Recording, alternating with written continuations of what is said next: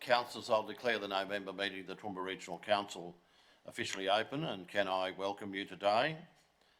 This meeting is open to the public and will also be live streamed. I'd like to thank those of you who are in the room, and that includes all of our staff who are here to support us, but I'd also acknowledge everyone watching on Council's social media channels. In opening today, I wish to acknowledge the Aboriginal parties whose songlines traverse the lands we meet on today, the Western Waka Waka, the Guybil, the Jarrawa and the Bigambul peoples, and pay my respects to their elders past, present and emerging, for they hold the knowledge, the rich traditions and the bold ambitions of Australia's first people. Are there any, naturally there's no apologies for today. Is anyone wishing to seek leave of absence at this point in time? If not, are there any declarations that need to be made today in respect to any matters that will come before Council? If not, we'll move on to item 3. Sorry. Oh, Councillor McMahon, sorry. May I apply for a leave of absence? Sorry, I've overlooked that one. Just needing to apply for a leave of absence for the special meeting of Council that is scheduled at this stage for Wednesday the 30th of November, Wednesday week. Thanks, Councillor McMahon. Would someone like to move that we grant Councillor McMahon? Councillor Von Hoff has moved. Councillor O'Shea has seconded that we grant Councillor McMahon leave of absence for the 30th of November. Those in favour? Motion is carried. Thank you. Any other leaves of absence anyone wishes to consider? We move then to item 3, which is the confirmation of the minutes. Item 3.1, the ordinary meeting of Council held on the 25th of October in 2022, at which all councillors were present. Would someone like to move that is a true and proper record? Councillor McDonald has moved. Second, please, Councillor Carol Taylor. Those in favour? That's carried. Item 3.2, the special meeting of Council held on the 26th of October 2022, at which all councillors were present. Councillor Megan O'Hara-Sullivan has moved the acceptance of that. And do I have a seconder, please? Councillor Melissa Taylor. Any comments? Those in favour? Motion is carried without dissent. Item 3.3, which is a special meeting of Council held on the 31st of October 2022. Councillor Melissa Taylor and Councillor Carol Taylor were both absent on that day. Can I get a mover, please, from somebody who was at the meeting? Councillor McDonald. Councillor O'Hara-Sullivan has seconded that. Any questions, any comments? Those in favour? The motion is carried. We move to item 5, which is the presentation of petitions. Does anybody have any matters they wish to bring forward by way of a petition? Oh, my apologies. Anybody with any business arising out of the minutes that we've just clarified? My apologies for moving ahead. If not, we'll move to item 5, which is the presentation of petitions. Are there any petitions that anyone wishes to present today? There are no petitions, so we'll move to item 6, where I have no business that I'll be bringing forward by way of a mayoral minute. So we then move to item 7, which is the reception of deputations or delegations by appointment. And I haven't received any advice that there's anybody in that nature today. So we'll move on to then move towards the reception and consideration of our committee reports. And I once again bring forward our values of accountability, safety and well-being, of teamwork, of honesty and respect. We move to item 8.1, which is the Planning and Development Committee report. There are 2 confidential matters there. The rest are in open. Is anyone wishing to take anything out Councillor Item Shine. Yeah, thanks, Mayor. Item 6. Okay. Anything else that anybody wishes to take out at this point? If not, we'll deal with item 6 in a moment. A mover, please. Councillor O'Hara-Sullivan. A seconder, please. Councillor Carl. That's the receipt of the report, except for item 6. Those in favour? That's carried. Councillor Shine. Thank you, Mayor. Now, do you see a need that we move into confidential, or do you not? Yes, I do. Yes, I do. Perhaps not at this stage, but later in the day. Later in the day to deal with it, yes. So, given that this is before the courts, I think there'd have to be a degree of caution, which you would know all about, being a lawyer. Thank you, Mayor. Over to you.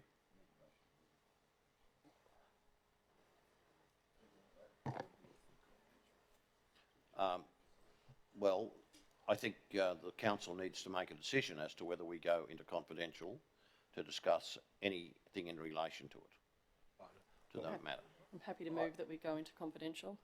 Or that we keep it over for confidential. Now, there's a choice here, Brian. Council can move into confidential now or make a motion to move it for consideration with the confidential items at the end of the meeting, if you wish to do so. The latter, if I So, council, it's in your hands. I so move. You so move that we go into confidential At to deal with item 6 from item 8.1 at the conclusion of the meeting. at the conclusion of the meeting. Okay. Do I have a seconder for that, please? Councillor Von Hoff. The resolution is that this matter be dealt with in confidential, not now, but at the end of the meeting. I'll put that to the vote. Those in favour? That's carried. Thank you very much. We move then to item 8.2, which is the Water and Waste Committee. The report there was in relation to Optus Networks Proprietary Limited. I think, is there anybody wishing to debate that particular matter, or I think it's a great step forward, the report we have. Anyone wishing to move the receipt of that? Councillor Von Hoff has moved. Councillor Summerfield has seconded. Any comments? Those in favour? That motion is carried. We do move then to item 8.3. Anybody wishing to take anything out and to deal with separately? Councillor McDonald. Mayor, if I could take out item 8.34, item number 4. Okay. So at this point we're dealing with simply with item 3, which is a review of Regional Active Public Transport Advisory Committee terms of reference. Someone wishing to move that we receive that, please? Councillor Melissa Taylor and Councillor Carol Taylor. Those in favour? That's carried. Councillor McDonald, you. Thanks, Mayor. Look, this is following on from committee meeting last week, and councillors will recall Danielle Fitzpatrick was in the room, and we were trying to come to a way in which we'd have confidence to councillors, the organisation and the community in the interim period between now and when a new planning scheme was adopted in perhaps 2025. And very grateful that Danielle and her team have considered that and put forward another element to the motion that I think clearly spells out the definitions that are somewhat ambiguous. And Danielle's arrival is just absolutely perfect. So we appreciate that. Councillors, I did circulate this very late last night. I apologise for that, but as one could imagine, having the operational team under a lot of pressure at the moment, we appreciate them doing what they've done. So thank you, Danielle, for that. And this has been circulated. So there is, have you got that, Kirsten?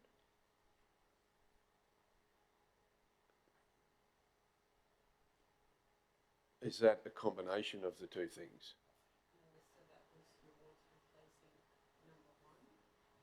No, that's not quite right. So I've sent you another email last night, which has one the same, and then an additional item, number 2, and then 3, 4 and 5, which were 2, 3, 4, as now 3, 4 and 5. So you might have combined both. Danielle, is that correct? No, I only gave you the... Yeah.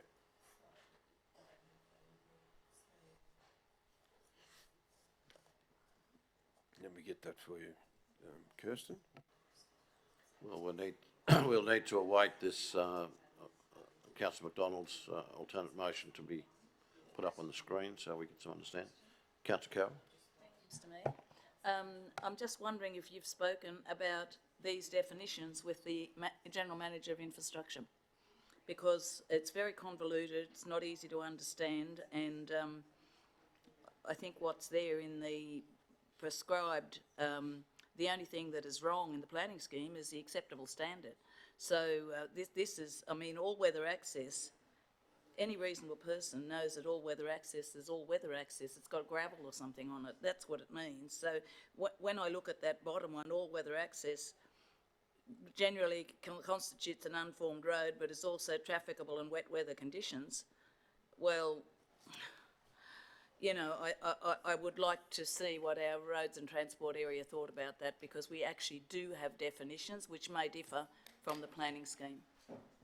And here's Mr Brady, so I'd really like for him to make a comment on that, on the definitions of the roads that are there, because I think it might have been good had they been consulted last night.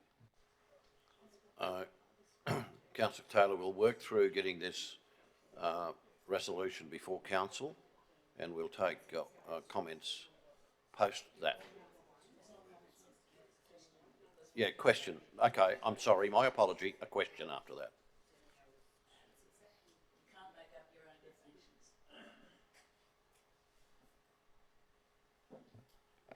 Councillor McDonald. Yeah, Mayor, look, I'm more than happy for Danielle to make comment around consultation. This was clearly as a discussion last week around concerns from councillors in regard to that interim period, and obviously as a planning matter for those that are assessing this was to hopefully give some confidence to the community and to councillors and to the organisation in regard to that. Now, Kirsten, that is 1, 2 and 3, that's correct. That's where it is. I'm more than happy for Danielle to make comment in regard to this, if she'd like to, or for Mike, whomever. Alternatively, we go back to what it was at the committee, but as those will recall that in the committee we asked for Danielle from a planning perspective if she could come up with some wording, and she certainly did that. So more than happy for GM Mike to make comment if he hasn't had the opportunity to.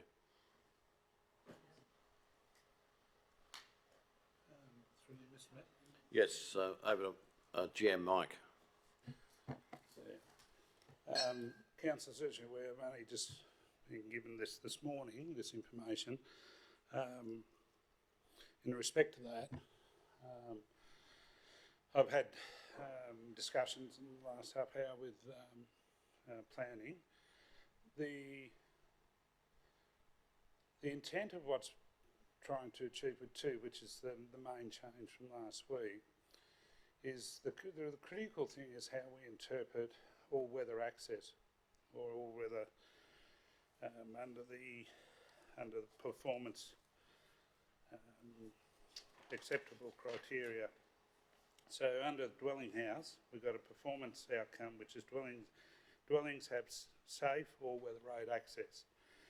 And then we've got an acceptable outcome currently of a form road access is provided to the dwelling. And that's where the two become in confusion. That's in the planning scheme as it sits today. Very much the intent of 1 going forward, as we've all agreed, is that we want that gravel road or sealed road access maintained section of road if somebody's going to build a dwelling.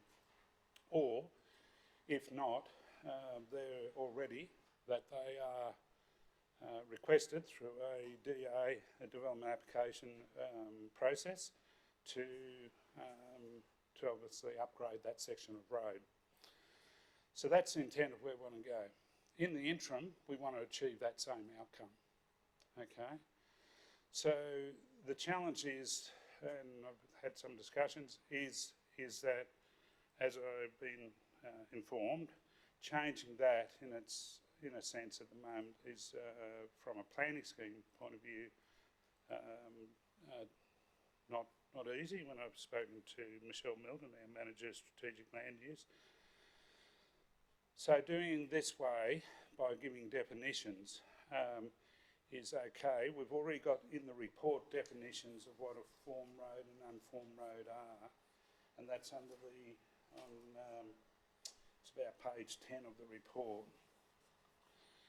And it would be better, those are under the Local Government Regulations 2012. So if we were going to use definitions, I'd be suggesting to utilise those definitions. The all-weather access is the critical one. I think it's how council views what all-weather. There's no, inverted commas, definition in an act or a scheme of anything that actually says what all-weather access is, other than Danielle's going to give me some further advice.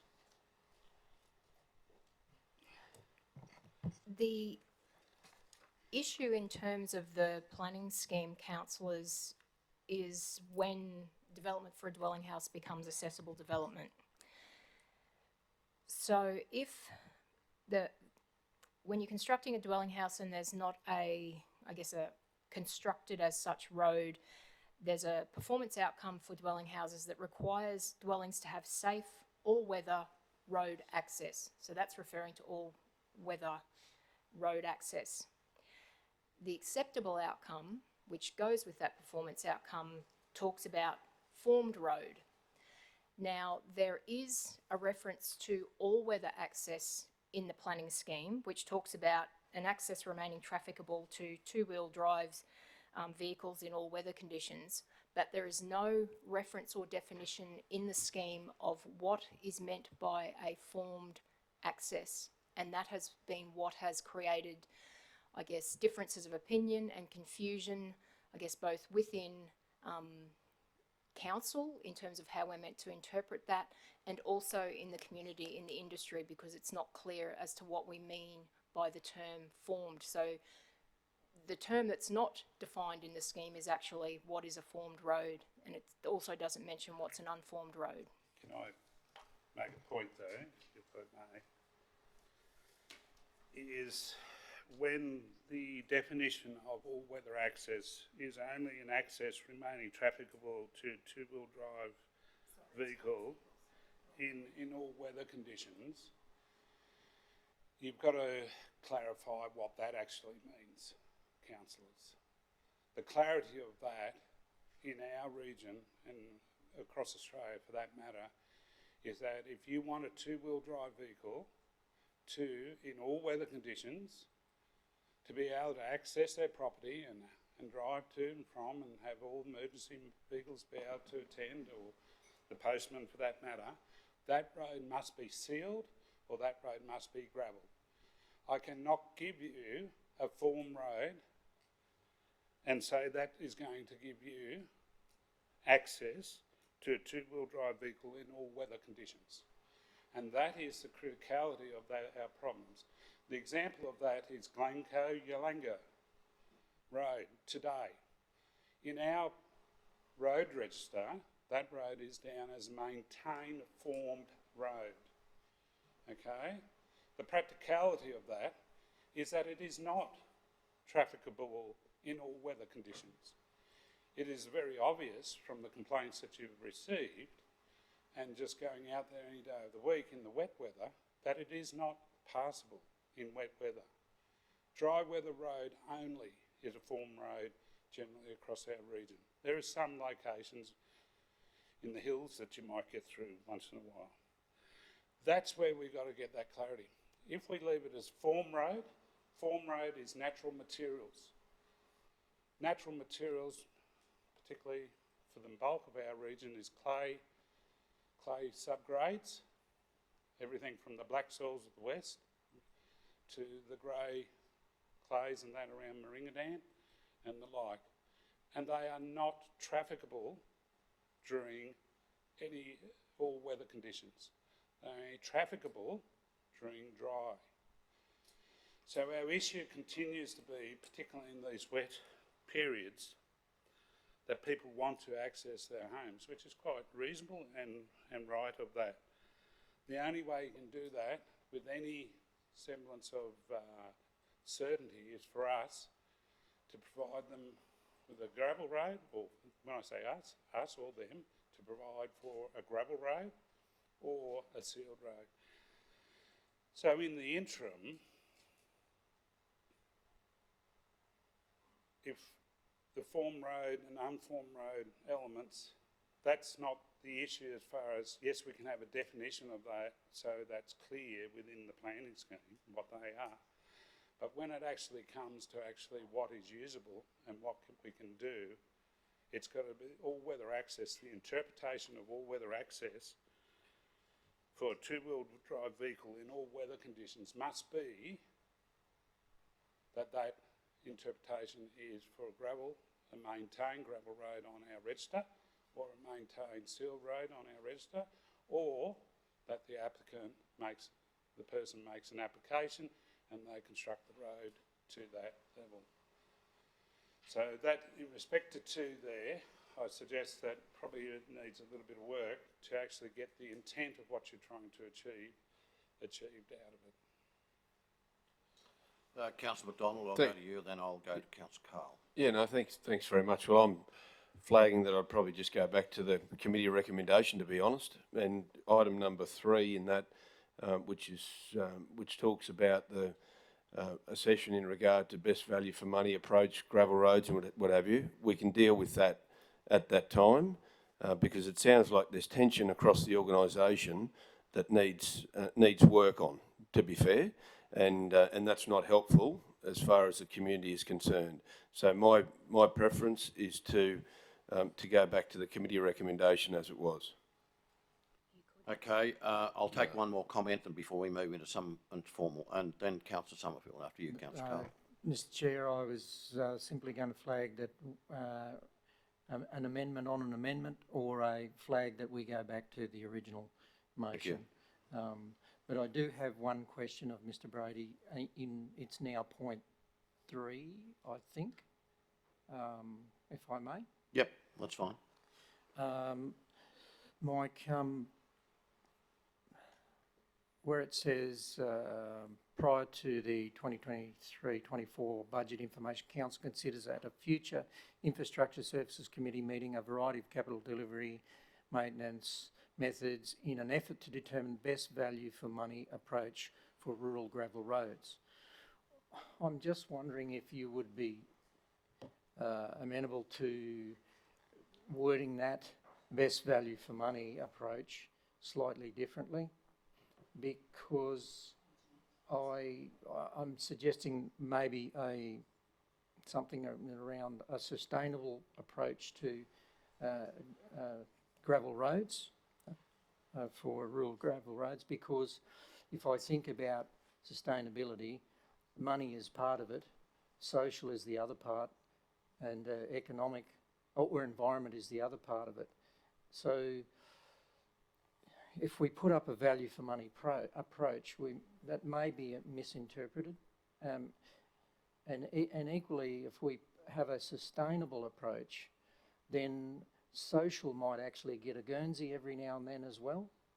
It might be seen as a more equitable wording. I'm only suggesting that as a way of better describing how we prioritise this, because you know, if we haven't got the money, we haven't got the money. I realise that, but I think it's probably a more balanced way of putting it as far as a policy position interim. Thanks, Councillor Carl. Councillor Summerfield, you wish to make a comment before?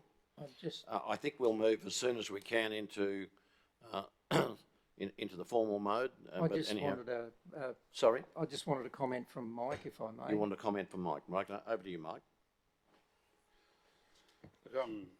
Personally, that's fine if that's that, but that's the words of the movers of the motion from the committee. So the question really should be probably to them if they're happy with that proposed changes. What I'd be suggesting at this point through you, Mayor. Councillor Summerfield. Thank you, Mayor. Look, I think, you know, what we're here discussing today highlights again that we do need to sit down and have a strategic discussion on what we do with roads moving forward. I keep asking for it, and I think now it's time it really happened so that we can get this clarity. When I was in the bush, when it rained, you jolly well stayed home. You didn't wreck your road. And that doesn't seem to equate down here, because people are living on rural roads, on rural properties, but having a town business and therefore have to go in and out of town every day. So maybe some of them need to consider moving their business or their home to town on a sealed road. We have to be reasonable in this. I'm all for fixing the issues that we've got, very strongly for it, and I've been pushing for it, but we also have to do it within reason. And to me, all-weather access is a really bad statement. It won't necessarily be all-weather access on a sealed road if you've got a flooded creek or something. So I think all-weather access is a bad terminology, and that needs to be reviewed as well. So I think we have to have common sense in this. We have to consider our budget, but we also have to be reasonable to some of our residents who at the moment are being severely impacted. So I'd like to see us have that strategic workshop so that we can nut out some of these issues and get some sort of future direction moving forward so that we're all in agreement. And I'd support Councillor Jeff going back to the original, but making sure that we have that strategic workshop so that we can nut out some of these issues that we've got. I'll take a comment from Councillor Carol Taylor, and then we move back to formalise things with Mr. Mayor. Councillor Thank you McDonald. for that. I just wanted to bring to Council's attention that it's fine to have a workshop, but the standard of road is set out in the IPWAQ. There's engineering practices and standards, and there's reasons for that. So there's so much we can change and so much we can't. So there are standards there that we need to respect for roads. Thank you. Councillor McDonald. Yeah, Mayor, we really need to go back to now the original motion, the recommendation from committee, and I'm comfortable to move it. In regard to Councillor Carl's thoughts with regard to sustainable approach, I don't have an issue with that, providing it does do what it set out to do. Best value for money as well is included in that, because that's one of our principles of local government. So determine a sustainable best value for money approach might be cover off on all, because it covers off on the social element as well.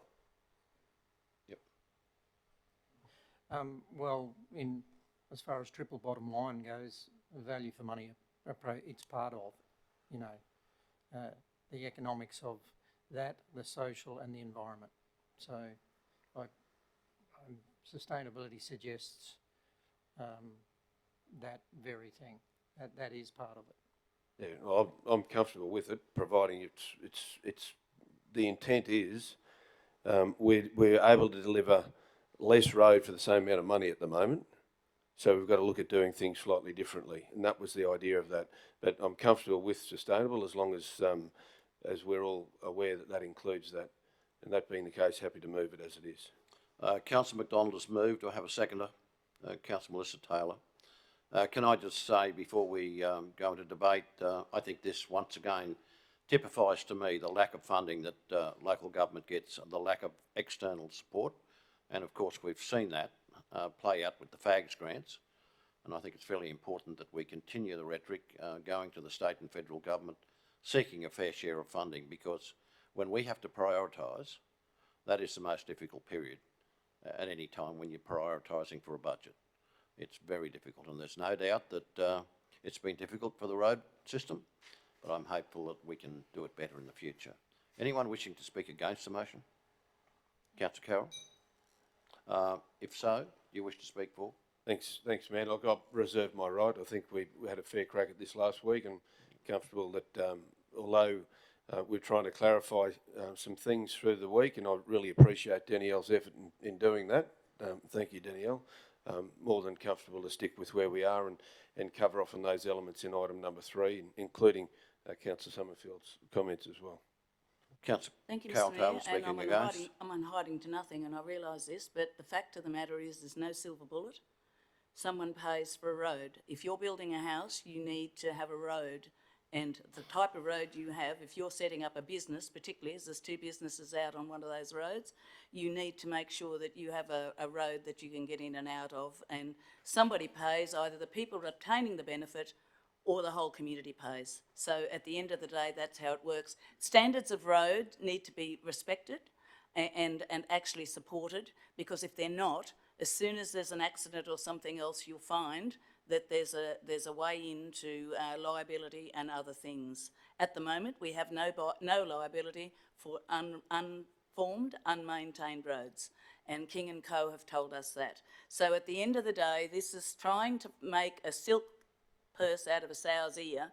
There is no magic bushel of money anywhere, and you can do it to death, but there's no way to do a road cheaper than we're doing it now, particularly after we've had 5 intense weather events. And we met yesterday with all the road groups around here, and everybody is experiencing the same thing, and they have community expectation that is through the roof, and ours is no different.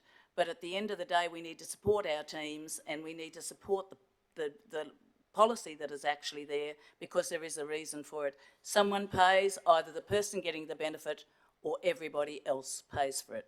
Thank you. Is there anyone who wishes to speak for the motion? Councillor Melissa Taylor. Thank you, Chair. It's probably more of a statement than anything. Last week I did ask this council what levers we had to fix this problem that we have. And throwing money at it is not just the only solution. And I applaud the part of the recommendation of looking at, I think it's number 3. Yes, point number 3. I commend that. But I just want the community and council to understand that this $10 million has to come from somewhere. We can't just pull $10 million out of the air and magically it's there to fix this road issue. So whether that $10 million comes out of parks, or it comes out of water, or it comes out of grants that go to other community events or happenings within our smaller community townships, that $10 million has to come from somewhere. So the community have to understand that this $10 million that we're asking to vote on today will come out of other services, because our budget is so constrained at the moment that 10 mil will come out of somewhere else. And we can't pull it out of roads because, as per this motion, we are already stretched on our roads budget. So we're asking council to put another $10 million out of somewhere else into this. So I just want the community to understand that to fix these roads for residents who have built on these roads, that 10 mil is coming out of somewhere else. So I just want to make that point very clear. Thanks very much, Councillor Taylor. Is there anyone wishing to speak against the motion? If not, back to you, Councillor McDonald, to sum up, please, before the vote. Thanks very much, Mayor. Comments by Councillor Melissa are very valid and correct, and that's why this council has made a firm commitment today to prioritise this area, and that will come down to that very important conversation that we have, and that'll commence in earnest next Monday, I'd suggest, with in regard to priorities for this council. There's been no greater advocate, Mayor and councillors, for local roads and rural roads than Councillor Carol Taylor. Absolutely no greater advocate for all the time she's been here. And I'm very pleased that councillors last week at committee, supported by way of majority, to actually prioritise exactly what Councillor Carroll has been talking about for some time. This will actually give Councillor Carroll an opportunity to continue to advocate with some funding that will support that advocacy. And that's one of our greatest challenges as councillors, as individuals. We all have great ideas, we all want to do things, but we don't have dollars. What this does, this motion, councillors, and does give Councillor Carroll, all councillors, and this organisation a clear focus that there's an issue that we've got and we're actually not afraid to do something about it. It means we prioritise what we're doing, and we'll do that in a fashion that is equitable across all of council, by way of making sure that those areas that need it most actually receive the funding. And that's been a changing landscape over the last 3 or 4 years, and particularly through the 4 weather events. It's been exasperated. So for Councillor Carroll, I'd encourage you to reconsider how you vote today, because this is actually going to the core of what you've been championing for some years. So, Mayor, I'm happy to leave it at that, and more than happy to obviously seek the support of councillors with the motion. I'll close the debate there. It's moved by Councillor McDonald, seconded by Councillor Melissa Taylor. The motion is before you. Those in favour? Those against? Wish to have your vote recorded? Thanks very much. That's carried. Thanks, Mike. That's Danielle for your input. We move then to the Environment Community Committee report, and there's nothing coming forward there, but we need to receive that report. Councillor O'Shea and Councillor McMahon, those in favour? That's carried. We move then to item 8.5, which is Finance and Business Strategy Committee. There are 4 matters here: media policy, operational plan quarterly progress, controlled entities, and annual financial statements. Any comments? Any around the room? You wish to make a comment, Councillor Summerfield? Could we pull out item 4, please? Item 4, the operational plan for separate consideration. Thank you. Okay, thank you. Anybody wishing to take anything else out? Would someone like to move that item 3, item 5 and item 6 be received, please? Councillor McDonald has moved that. A seconder. Councillor Shine. Any discussion? Those in favour? Okay. Carried. We'll move then to item 4. Councillor Summerfield, you wish to make a comment? Yes, if I could, Chair, thank you. So at last week's meeting, we discussed a number of variations to the op plan, and one of them was the adding the PCE actions as a result of the PKF report. And I just wondered if I couldn't see it in this set of documents we're endorsing today, so I just wondered if it has been put in.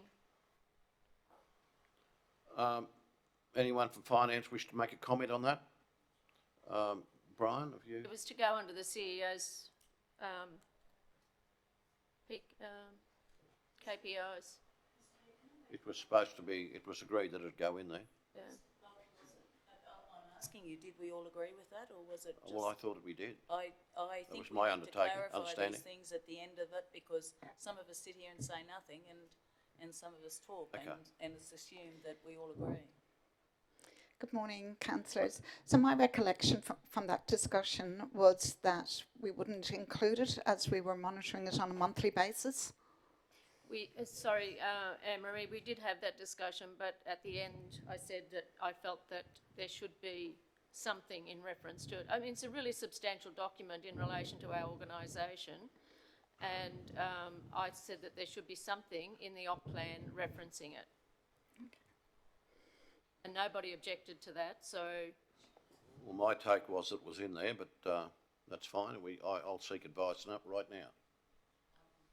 Councillor McDonald, yeah, Mr. Mayor, my recollection was similar to the general managers, and I think it was you, CEO, that actually mentioned that, and I didn't feel there was anything extra to go in there. That said, if there is a will by council to put something in there, it may be something that the CEO needs to take back to actually work out what that is, which could come at the next quarter. But in the interim, the CEO will report as he does each month. So perhaps there's something in there that we can discuss to add into the KPI at the next quarter, perhaps. Well, we can leave it till the next quarter if it's the will of the councillors. But I do believe it is such an important document for our organisation that there should be some reference, some KPI in the op plan in relation to that, even though we do see it monthly, but there should be a KPI in there, in my view, in relation to delivery. Thank you. I think that's probably, Mr Chair, if I could. That's Yeah, obviously where I we think are. that's where we landed, to be honest. So perhaps over the next couple of months before the next quarter, then the CEO, maybe there's something that crops up in there that we say that's the one, perhaps. So Okay. that being the case, I'm happy to move the recommendation. You move the recommendation in respect to item 4 of the Finance and Business Strategy. Do I have a seconder? Councillor Shine. Anyone wishing to speak against? I think, yes. Sorry, fine. Mayor. Just a question. If Councillor Summerfield had specific wording that you were proposing for the inclusion? No. Okay. Sorry, I thought the CEO was going to work that up. I thought that was what I actually said at the meeting, but we can go back and look at the live streaming if need be. But Well- that's what I thought. I suggested that something be worded up to be included, but I'm comfortable to leave it till the next quarter so that it's actually developed properly and that we have correct wording. My interpretation was similar to yours, Councillor Summerfield, but I think we can see the way forward, and I think there's a sufficient direction being given in respect to it. Anyone wishing to speak against the motion? Or comment, No, Councillor not Carroll? on the motion, against the motion, Mr Mayor, but I do find it a little bit unusual that because you sit and say nothing, that you accept it as being in the affirmative. And I think that's not the case. I think if we're doing any of these things, we need to make sure that the majority of council, which is how it works, agrees with what you're doing. And I think that needs to be determined every time before you move on to these things. Well, Councillor Carroll, I think I indicated very clearly I thought that matter had been discussed and it was included. And that was my take, and that's what I thought I heard. But anyhow, obviously that was wrong, and I apologise for that. If I could, Mayor, everyone has the right to object to suggestions around this table. And if someone puts something forward that I don't agree with, I will put my hand up and object to it. And if I don't put my hand up and object to it, then I accept that I'm seen as accepting of it. And that's how meetings work. Thank you. Well, the reality of it is, of course, it's now been brought to the attention of the CEO, and we have a mover and a seconder for item 4. Anyone wishing to speak against it? Item 4 of the Finance and Business Strategy Committee. If not, I'll put that to the vote. Those in favour? That's carried. Right, we move then to economic development, where the matter was temporary economic development incentives for medium density residential development policy. Would somebody like to move the receipt of that report? Councillor O'Hara-Sullivan and Councillor Carol Taylor. Anybody wishing to speak against or make any comments at this stage? If not, I'll put the motion. Those in favour? The motion is carried.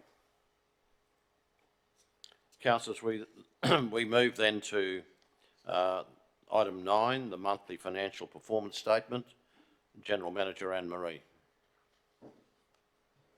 Morning again, councillors. I sent through an email last week just going through the variances. As we would anticipate, just after a budget review, there shouldn't be too many variances. So I'm happy to take that report as read and take any questions. Are there any questions for the General Manager? Councillor McDonald. Thanks, Mayor. Thank you very much, General Manager Anne-Marie. On page 20, which we report each month, is the unrestricted cash expense ratio at 4.88 months, which is in the target of 3 to 6 months, noting that it's reduced obviously from the month before, and this is about timing. And I guess the question is about timing as we start to develop our capital works program in earnest, in fact, over the next few weeks or so.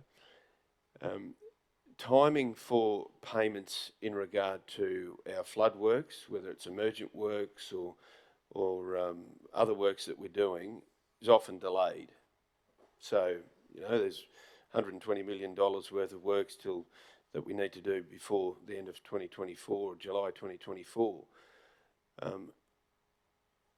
Yeah, this is probably a question on notice. When we start our capital works formation, it would be really useful for the organisation to understand for how long we can maintain our target of 3 to 6 months with the hold of funds that we need until we get some funding in for the disaster relief. Is there any chance you could do some modelling in regard to that, noting that we've got a capital works session tomorrow?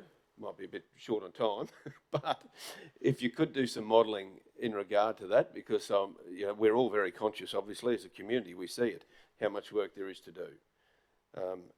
Maintaining our financial sustainability parameters while understanding what's ahead of us over the next 12 to 24 months. Probably a long-winded question, but is there a chance you could do some modelling in regard to that? We do the modelling continuously throughout the budget development process, looking at the impacts of including the various components of the budget. So certainly looking at the flood recovery work within the capital works programme, the majority of that being upgrade projects. So we know, although that will be fully funded, there is that trigger amount that we pay ourselves. We know that there will be an impact on our depreciation going forward because we are upgrading assets. We know that with our betterment works and complementary works, they will also impact on the depreciation.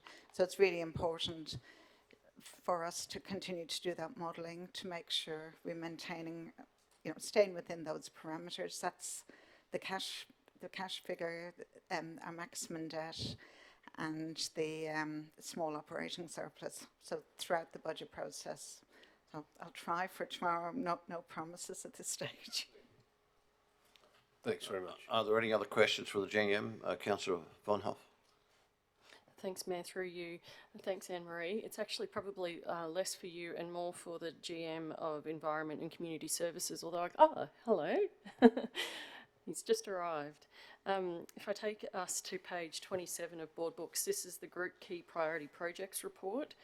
And the numbers are ticking along as the financial year moves, but there was one that I wanted to pull our attention to, and it was the civic building. Practical completion sitting at 1%. And my question through you, Chair, to GM Nick is where you expected, hoped, planned for that civic building practical completion to be sitting as of November. Good morning, councillors. In relation to the civic building project, that's a multi-year project, so it's probably exactly where we expect it to be. So completion of that project won't be until 25, 26 at the earliest. I think it might even spill into 26, 27. So it's probably exactly where we expect it to be. We're in the very early pre-design stages. Thank you for that. Are there any further questions for the GM in respect to the performance report?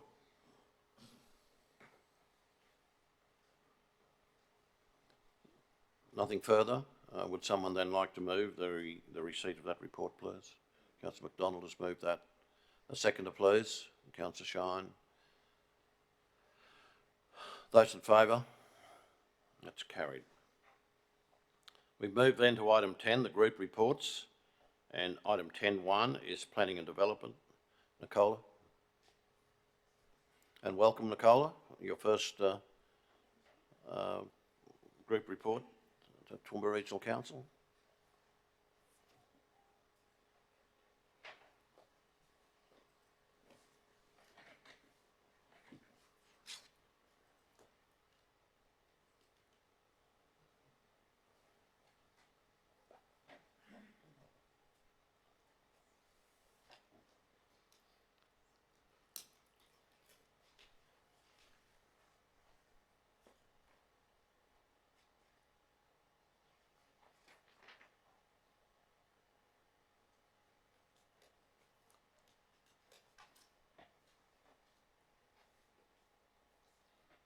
Are there any questions for the GM?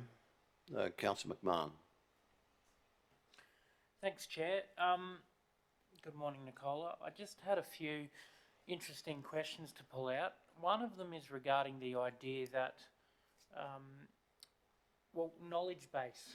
What is knowledge base? So I'm on page 30 of the board books, the last dot point, second last dot point under development services. 19 knowledge base articles were reviewed and 4 amended. Can you just tell me what that means? Good morning, and thank you very much for the question. I can't speak specifically about how the definition is used there, but generally I would say it would be an academic article, possibly from a peer-reviewed literature. I would suggest. I can find out more information. If you like. That I would assume it's something very similar to that. I suppose commending the idea that we are thinking larger than the Toowoomba region and we're contributing in the intellectual space on a larger planning scheme. I think that's really good. And our officers obviously have full-time jobs to do here, but the fact that we're contributing to this broader scale of knowledge concerning planning, I think, is really commendable. So I'd love to see some work done on how we can have our officers continue to contribute on the broader scale. I have another question, if I might, and I'm sure it will be brought up by others, but the bottom of page 29 concerning a petition was brought last month to council regarding the mature growth trees. It was tabled and then we're told it did not meet the criteria for a valid petition. And I commend the step that you've met with them or you've contacted them and told them how to fix it and what they've got to do. But I suppose I want to just make a comment more broadly, perhaps involving the CEO. Of when we bring petitions, this is the community, this is what they're passionate about, they're wanting to get some way into council. And if it's got names and what they're asking for, and we're going to try and say, oh, it's invalid or it's not the valid way to do this. And I've seen, certainly before in even my portfolio, petitions coming and then we say then they're invalid. So could you just talk to me about, I don't want to make sure that, I want to make sure the community has that option. And then concerning an invalid versus a valid petition, and maybe we need to educate the community, the average person's not going to know our secret rules of petitions. Just comment on that. Yeah, happy to comment. Whether a petition is valid or not is outlined within our standing orders. So there's criteria in there to ensure that they're an authentic submission that council should give it credence and value to. So I think the process, and when this issue arose, I think there's a hole in our process. We probably need to make sure when a council does receive one, they can do one of two things. They can actually have a look at the standing orders themselves and just see if it is valid or not, and hand it back to them if that's not the case, or they could submit it to our officers who do control council business, who can give them advice on whether it or not it complies. The difficulty is when they're actually presented to us here and they're on the basis of them being received, and we haven't had the opportunity to test those. So in future events, if we actually have a, excuse me, if we have a petition tabled here, the process, if we haven't had a chance to actually look at that, we should actually go through that process as a council saying, is it valid or not? If it's not valid, we should actually reject it at that point in time. It's just this one's kind of an unusual case. Usually they do comply, and I think it's a good option for the community to raise issues with the council, and we should do everything we can to support that. And we need to keep that avenue open. Perhaps there could be some education to the public about what they need to do in order to submit a valid petition. Thanks. I think it's a great point. The average person that I deal with who wants to park in, their suburb is going to put a petition together. Is not going to look at our standing orders on how to write a valid petition. They're just going to get names and numbers and go, here's a petition. So I agree maybe doing it earlier, and then we can work with our team to make sure it's done in preparation for a general meeting on preparation. But yeah, I wouldn't mind seeing some education around that. Thanks for the answer. I have a question from Councillor O'Hara-Sullivan. Thank you, Mr Mayor. I think just to that comment about the petition, whether it's rightly made or wrongly made, I don't think its content has gone unnoticed, though, in terms of the weight of its seriousness. I think we should acknowledge that. Thanks, General Manager. I just wanted to ask you about and give you opportunity to comment about the item there, the information sessions about what we're doing on matters of environmental significance, because there seems to be a general, the community is really upset about what's happening with clearing and things in our community, and I would like you to comment about what we can do, what council's capable of doing, whether the organisation has direction from council about what we want you to do, and we talked about it before about our strategic planning session that we're having on Monday. So I would imagine the significance of this and the weight of this and what you're hearing from council, are we reflecting that in what you're working up for the planning scheme and what can be done? Thank you very much for the question, Councillor, and through the Chair. If I might just address the petition issue, I think it's really important that Council hears from our community by way of petitions. There's actually a website, a web page on Council's website, and it provides some simple instructions, and there's also a guide and some case examples.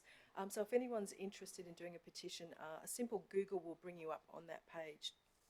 Now, with respect to things like environmental, the vision of council, the vision of community. So certainly in recent years, the environment has become more predominant in terms of communities' concerns and interests. I think it's really, and we're seeing community sentiment. So it's definitely one of the key issues that community is looking at. In terms of the program of works that we have currently ongoing, we do have a climate risk management strategy. We've got our planning scheme, environmental policy integration. We've got the implementation of the Green Infrastructure Strategy Action Plan.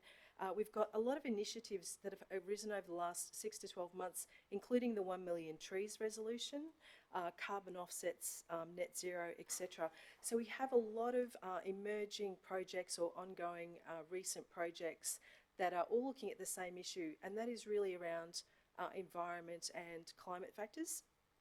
I think it's really important from our perspective as a portfolio and with our other portfolio colleagues to seek to gain an understanding of Council's direction and Council's interests and the key themes that are emerging for all councillors. For example, whether that's in relation to climate policies, it could be clearing and those types of things.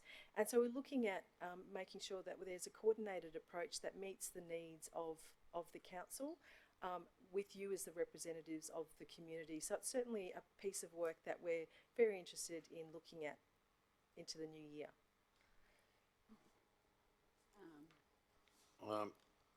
Councillor O'Hara-Sullivan. Well, thank you, Mr Mayor. I can wait, but I did want to, for either you or Michelle to make comment. There was a story in the media on Friday about our TLPI with the emerging communities, that was sort of that somehow or other we've done that in collaboration with the state to enable rampant clearing. I'd just like you to clear that up and comment on that, please. I have Councillor Summerfield next, then Councillor Von Hoff. Thank you for the question. So the intent was not to allow rampant clearing. I think in terms of the perspectives that an individual might form about why council might do things, including those temporary instruments, there would be a range of views that people would have, including the media. I would say that it was certainly not council's intention to do that. And in terms of clearing into the future. So there is the option of introducing things like another temporary local planning instrument. However, there are a number of criteria that we would need to establish, and we would need to look at council's views on such matters. I do have Michelle here today, who's an expert on the matter. Michelle, did you have anything further you'd like to add in response to the councillor's question?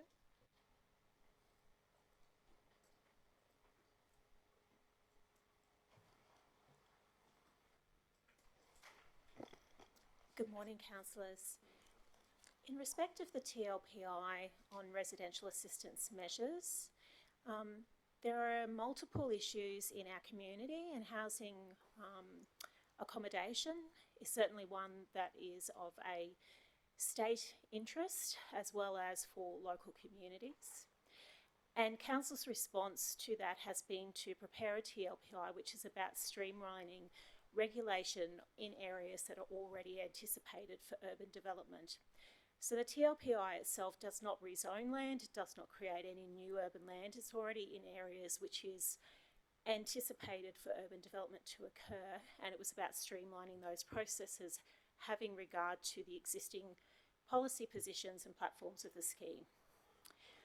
In terms of the role of the state in that process, there are some criteria, as the General Manager indicated, around what a TLPI needs to do. And it is not a tool in order to effect an amendment, because that is a position that Council wants to change. A TLPI needs to address emerging urgent circumstances, and in this case, housing crisis and housing accommodation has been identified as one of those circumstances. And it needs to address a range of state interests. So there is a role for the state not only to review, but it does require the Minister's approval through that process to proceed and to adopt a TLPI. So there are some boundaries around what the role and purpose of a TLPI is, and one of those is particularly around state interests and emerging urgent circumstances. It's not council using an alternative process to the amendment process that is established in the Act. Councillor Harris-Sullivan, yeah. Thank you, Mr. Mayor. As I said before, Councillor Summerfield, you've got the next question, followed by Councillor Von Hoff. Oh, thank you, Chair, and that was a good discussion. Thank you for all concerned. Brian, thank you for your advice before in relation to the petitions. I think it's important that our community is educated on it, and yes, you can easily Google it. But I did note we do have information on our website about preparing a petition. The only thing on there I wondered is, do they have to put an address? Because you'll recall when we did the flood works, the flood mitigation works along East Creek, and we got a massive number of signatures, and we found out that many of them didn't even live in the region, and so didn't necessarily fully understand the situation. So I just wonder, should they have to have an address on there, because it doesn't actually stipulate that on our website? Just in the standing orders, I'll just quickly run through those conditions for you. It'd be legible writing or typewritten and contain a minimum of 10 signatures. Include the name and contact details of the principal petitioner, Yeah. i.e. the key contact. Yeah.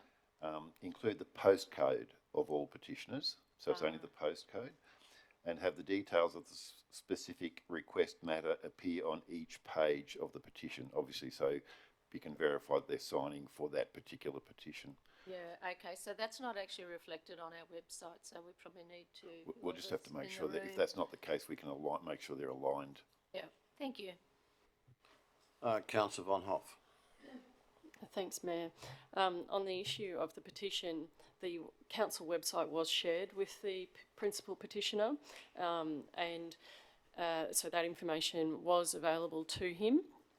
And I think that, to Councillor Summerfield's point, and also to the point you raised, CEO, about the wording appearing on each page, I know that our systems have been updated to reflect electronic petitions. The culmination, though, of when names are put into a spreadsheet, does the wording have to appear on every single page of that spreadsheet? It's these sort of technicalities, I guess, that we really need to work through. But I was dismayed when the principal petitioner, before any of this, he said to me, I don't expect it to be received by council. So that was disappointing to hear, but I do agree with Councillor O'Hara-Sullivan that the sentiment, regardless of the technical specifications being met, I do think that the sentiment has been received loud and clear by council. On the issue of the environment and Councillor O'Hara-Sullivan's questions to the General Manager, as I've said in this room multiple times before, it's timing that is the real sensitivity when we're talking about the environment and we're talking about conservation. And GM, you mentioned the possibility of a TLPI. Actually, that was something that was brought to council last month, but voted down. And I think that, Michelle, when you make comments about it has to be an emerging issue, I would argue the case pretty strongly that the community sentiment on the environment is an emerging issue for ministerial consideration. And when we don't have protections that are afforded, such as the koala mapping that's afforded to the southeast Queensland, when we don't have those sort of protections, then it is on us. We don't have that same ability to use what the state has done, so we have to do it ourselves. And I always say, one way or the other, the community has their say. And I think it's a very, I'll be charitable and say that it's a very, somebody who really likes to gamble, who doesn't listen to what the community is saying on this one. The community will have their say one way or the other. Anyone wishing to answer that? Jan? Thank you very much, Mayor, and thank you for the question. I might just discuss the petition issue first. One of the issues with the petition is it needs to contain the signatures of those whose names are there. Consent is obviously a very significant issue, and that includes the use of our personal information, so our names, if our names are being shown to support a particular view. So one of the reasons the petition was not valid is that it did not have any signatures which would have indicated that people agreed to be on the petition. In respect to the second matter, when council officers use terms like emerging, etc., we're taking those terms from regulation or legislation, etc. We're not expressing a personal view. We're not making a personal judgment. It's not our place to do that. So the use of the term emerging is something that is within the criteria that needs to be met for doing one of those temporary planning instruments. So just so there's no confusion, so we're not bringing our own opinions as to whether the matter is worthy or not. That's not our place. Councillor Von Hoff, I have a question from Councillor Shine. I think Michelle might have wanted to add. Oh, Michelle, sorry. Thank you. I also just wanted to touch on the issue of state interests, because there are some areas of the state legislation that controls certain aspects of environment, and koala mapping is one of those activities. And so the issue there around the TLPI, well, there's several issues, but in terms of that, we also must be aware of what is in our realm to actually regulate and have jurisdiction over versus what is a state interest and exists in other legislation. And we can't be regulating beyond what is our jurisdiction to do so through a TLPI process. So that is the same for an amendment as well, or a new planning scheme.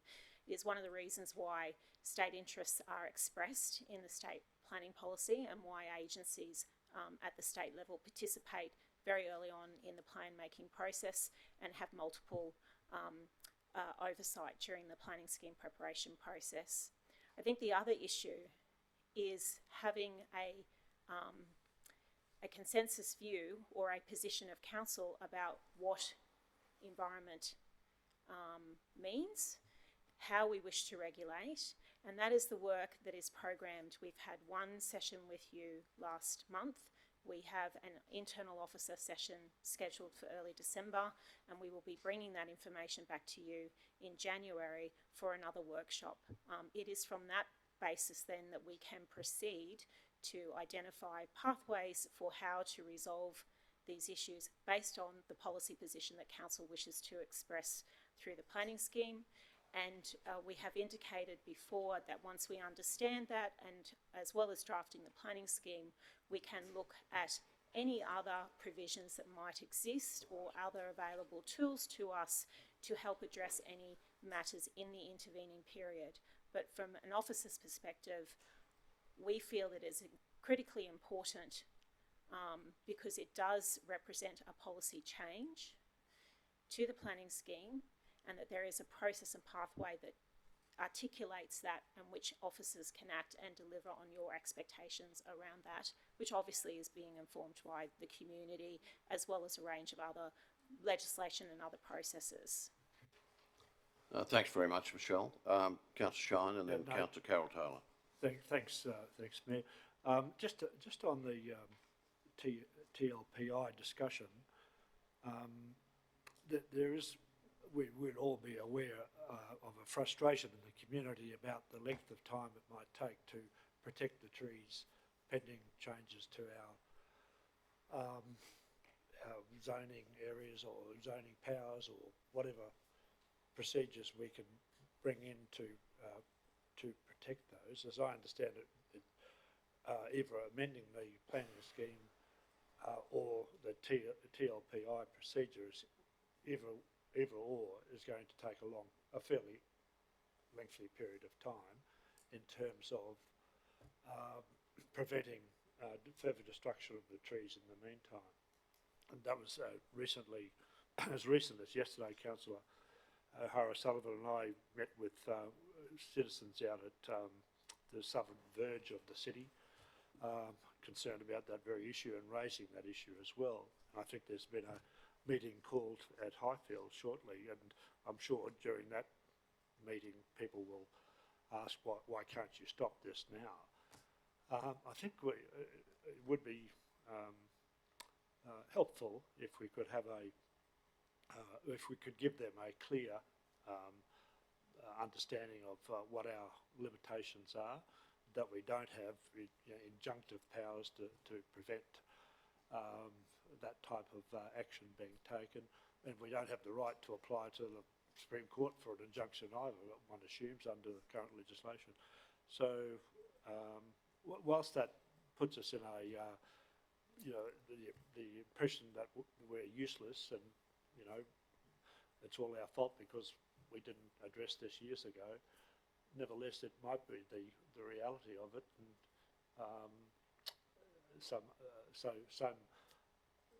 some easy to understand explanation of what the current position is and perhaps what we might be able to do about it in the future. The planning scheme is a policy and regulatory tool that is prepared by local governments, but it is under the state planning legislation, and therefore it is bound by that process, and it is one that requires ministerial approval. There are expectations through that process that are enshrined in legislation about community involvement in plan making, and that is whether it's an amendment, whether it's a shortened process for particular circumstances like a TLPI, or whether it's preparing a new planning scheme. And Council has resolved to prepare a new planning scheme, and that is the pathway that we are utilising at this point in time. It has been through the Minister's office and been approved with that process in place to include community engagement as part of that development. I think the issue here is one of also having a planning scheme that is in effect and provides use rights and regulatory controls over land. And what we would be talking about here is a policy change that would affect that. And so therefore there must equally be a part of community engagement to enable a full and wholesome discussion about what those implications may be, because it may be that we are also through that process affecting individual landowner rights that exist in current legislation. So the document is a current legislative document. And what we're seeing now is, or hearing and receiving feedback about, is that there would be a desire to review that policy and the regulatory controls within the scheme that implement that policy to change that. That could arise a whole range of other issues that may sit under the Act, particularly in regard to matters of compensation where there may be diminished use rights on the land, and it is one of an issue of balance for council to consider. So the process enshrined in legislation is somewhat lengthy, and I understand that people and the community, many stakeholders, feel it's a lengthy process. But it has that process because it requires thoughtful policy development, it requires community and stakeholder engagement in that process, it requires us to put that through the administrative processes of the state, who ultimately will approve council to make that change to policy. Move now, as a move to Councillor Carol Taylor. Thank you, Mr Mayor, and thank you, Michelle, for that. At the end of the day, it'd be just so much easier if the state stepped up to their responsibilities and did. Look, I'm not just falling into the koala thing. I like gliders and all sorts of things, but they just happen to be that the koala habitat covers all of them. And for the state government to just do South East Queensland, they're not the state, they're the state government, they're not the government for South East Queensland. So at the end of the day, you've got people at Pittsworth and other places, Gumbunji, where they know there are koalas, where at the end of the day, council has very little control over this, and it'd be so much easier if the state stood up and took on the responsibilities for this, because that would be an overlay and people could have faith in that. I worry about our local government and our council in particular encouraging people to think that we do have control over that and that we can do something about it. At the end of the day, there's actually, they pull down the trees first and then it's too late, you can't put anything back. And that hasn't just happened, that's been happening for the whole time I've been sitting around this table. So state governments, and I again say, you must be sick of me saying it, South Australia actually does this, and they need to step up and value, not all the vegetation, but the significant vegetation. So that way then, developments are built around these significant trees and things, and it's a much more amenable environment and much better development, and everybody wins out of that. And the way that should happen, in my view, is the state government should take a lead on that and extend that mapping over significant vegetation right over the state. Councillor McDonald, did you have your hand up before? Well, I took you as having your hand up, but I'll go to Councillor Carl. Thanks, Chair. Yeah, I too don't wish to get bogged in the specifics of a topic, namely koalas and state interest, where we do have limited ability to add additional measures. But I am, as a councillor who represents community, and there is I would call it an emerging crisis around environment when you listen to the community on broader issues. The simple facts are no trees, no koalas. So let's look beyond koalas and let's look at environment as a holistic part of triple bottom line, and if not quadruple bottom line, with governance thrown in there, and we're stewards of that as part of governance.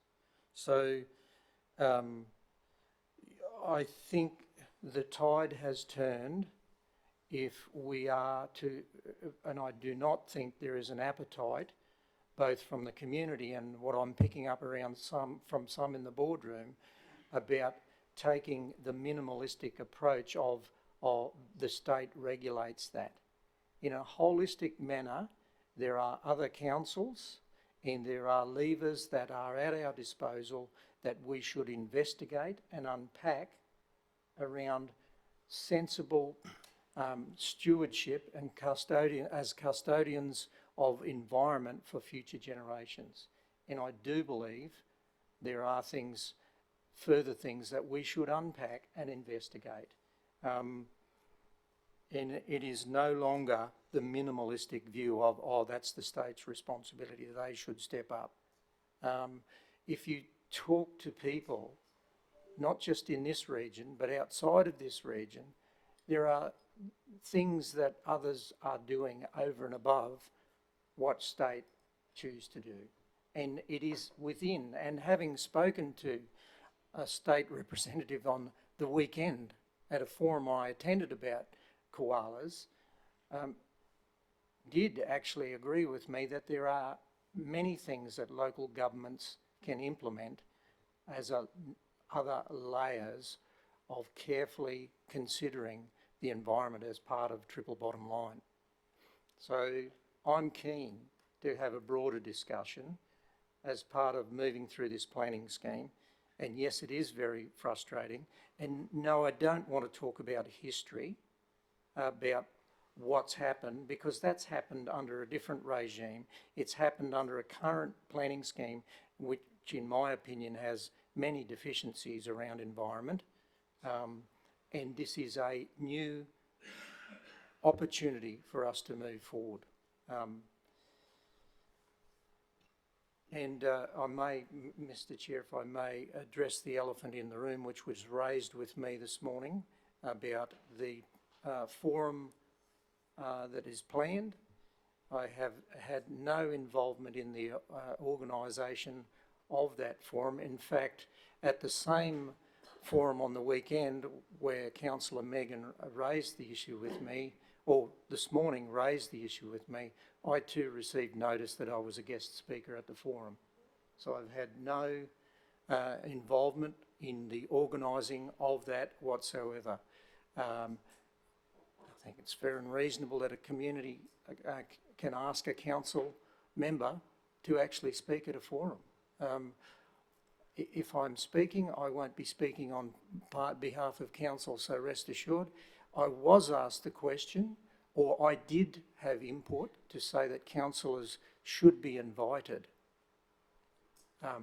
So that's about the long and short of it. So I just want to dispel any fears, and I expressly said it can't be to the organiser. I don't want to see it as a council bashing session.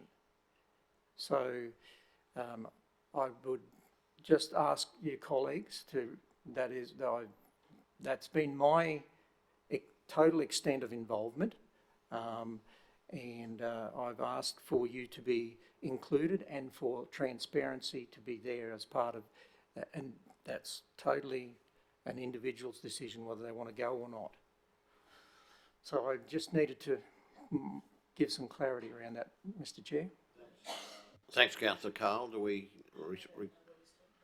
I think it's principally whether Councillor Carl is representing himself or representing council at that particular forum.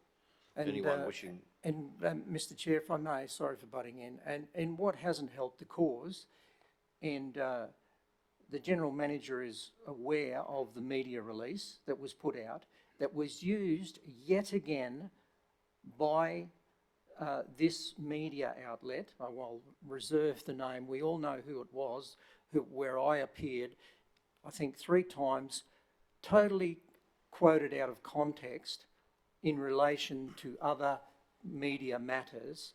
They used grabs out of my stand in front of the camera and pitched it in a way that was very unpalatable in my view. So it didn't help this council or me as an individual, in my view.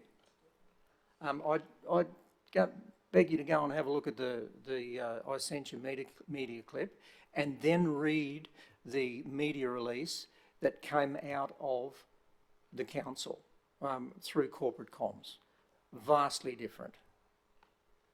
Nicole, you wish to make a comment? Thank you very much, and through the chair, Councillor, I just want to, sorry, not only, for many of the councillors, you've raised the issue of things like clearing and environmental factors. With respect to the temporary local planning instruments, and here it's to Councillor Shine's point, we're aware how frustrating it is for you as councillors to hear from your community because things cannot happen quickly enough. And we're also aware of the very different views. And I think our approach is to provide options, but also to be realistic about things like timeframes and the amount of consultation. And we recognise that that can be extremely frustrating, not only for councillors and the community. One of our problems with whether it's local laws, state laws, or regulation, etc., is that it's often imperfect and it follows behind public sentiment. So when you have the public coming forward with really strong views, it often takes a while to then put those views in place in terms of regulation and legislation. This is an issue that keeps coming up, and we do want to say that we completely understand the frustration in terms of the time that it would take for any changes to occur. Thanks very much. Any further comments in respect to that directly? Councillor O'Sullivan, I had you next. Oh, thank you, Mr. Mayor. I just wanted to, for those vast amount of people that are watching online or anyone in the room who doesn't quite understand, just the two different things. We're talking about two different TLPIs. So one of them was with the emerging communities to hopefully create more housing more quickly. But the other was a suggestion at the last council meeting that came that we should be doing something in the interim before the planning scheme comes in. And perhaps a TLPI was one of the measures that we could introduce. And at that time, the advice from the officers were that A, the minister wouldn't look at it because we're at the same time developing our planning scheme, and B, of the time frame. So that was the understanding. So despite sort of the sentiment out in the community, there's some councillors who voted against it, therefore they don't care about the environment and don't want to do anything in the environment, has kind of been used as a bit of a wedge issue, I think is disingenuous and sort of painted people and in a poor light, because it wasn't something that was going to be A, practicable, and B, that we weren't working on at the same time. The very next day we had a session book that was going to look at our matters of local environmental significance, and Michelle has said to us a number of times she needs to know what councils, or that the officers need to know what our overall position is to develop that policy in a well-rounded, thoughtful way before we jump around and sort of try and make policy on the run. So it's just that there was two TLPIs being discussed in a sort of a similar type of vein.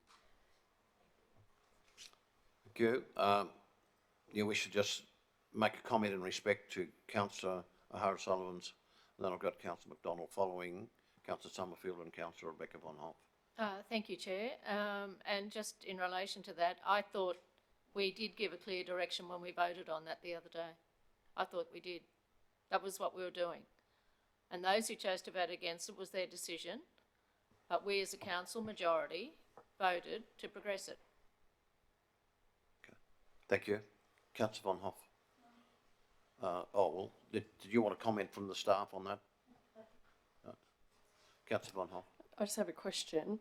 The TLPI that deals with the emerging communities, remind me how long that time frame was. It came to us, from my memory, it came to us less than a year ago. Could I just get some ideas of how long? Because I think it is helpful to understand when there is a political will and there's a direction, and it goes through all of the proper processes. It's gone through the community stakeholder engagement process, gone to the minister, come back to us for some changes, gone back to the minister. you know, it is a long process, absolutely, but how long's that process taken, please? If I might answer your question and then also add some additional context. In terms of the question, I think that we originally started working on the TLPI. It was conceived as an idea in approximately March, April this year. I think it formally came to council in approximately August, and I'm happy to confirm these dates. So please give me some latitude if I don't have these quite correctly. It's been through the first, we've had some initial state review comments come back to council. It was reconsidered in October. It's now back with the state. We are dependent on the timeframe of the state here. We would be hoping that we may get it in time for December or perhaps January. So yes, you are correct in saying it is a streamlined process, and it is, in this case, likely under 12 months. The additional context I would like to add, though, is it is quite a contained matter. It was only a relatively minor adjustment to the levels of assessment. It did not introduce new policy, did not introduce new mapping, did not change the zones or anything of that nature. The policy context that you're perhaps thinking through at the moment about how to regulate clearing on land is a much broader topic of conversation. It requires on us to introduce new mapping to support that information, and it needs us to understand and work with your expectations about how much you would like to regulate in that space and in which locations. So for example, there may be regulation in certain areas of vegetation type versus certain areas of zone. So there are different ways in which we can tackle this, but it is a much broader topic. The TLPI that came through for residential assistant measures had a limited, what I would say, footprint on the planning scheme. It only required changes to tables of assessment, some parts of the code. The way environment policy would interrelate with the planning scheme is much broader. It requires a change to the policy intent of the scheme through from the strategic level right through to regulation and controls. And that also has subsequent impact on operational outcomes, particularly from a application processing point of view, compliance that the residential assistance measures does not have. So whilst the mechanism to deliver may be a tool, and in some ways the process may seem quite streamlined and simple, I do feel that the policy setting that sits behind the conversation, particularly around vegetation clearing or other environmental matters more generally, is a little bit broader. Councillor McDonald, I've overlooked you for quite a while. You had your hand up previously. Thanks, Mayor. Appreciate that. Thank you. Thanks. Been some really good discussion today. Firstly, Councillor Carl, thanks for clarifying your involvement on the 1st of December. I find it interesting that you said you didn't know about it until you got the information.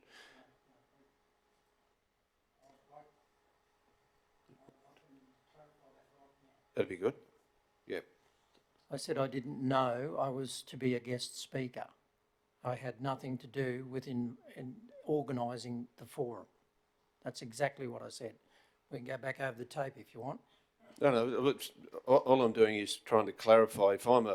If I'm someone going to the event, okay, and it has advertised Councillor Bill Carl, I would assume that you're Councillor Bill Carl, not Bill Carl Citizen. So surely there would have been a conversation with the organisers before your name's put on a brochure.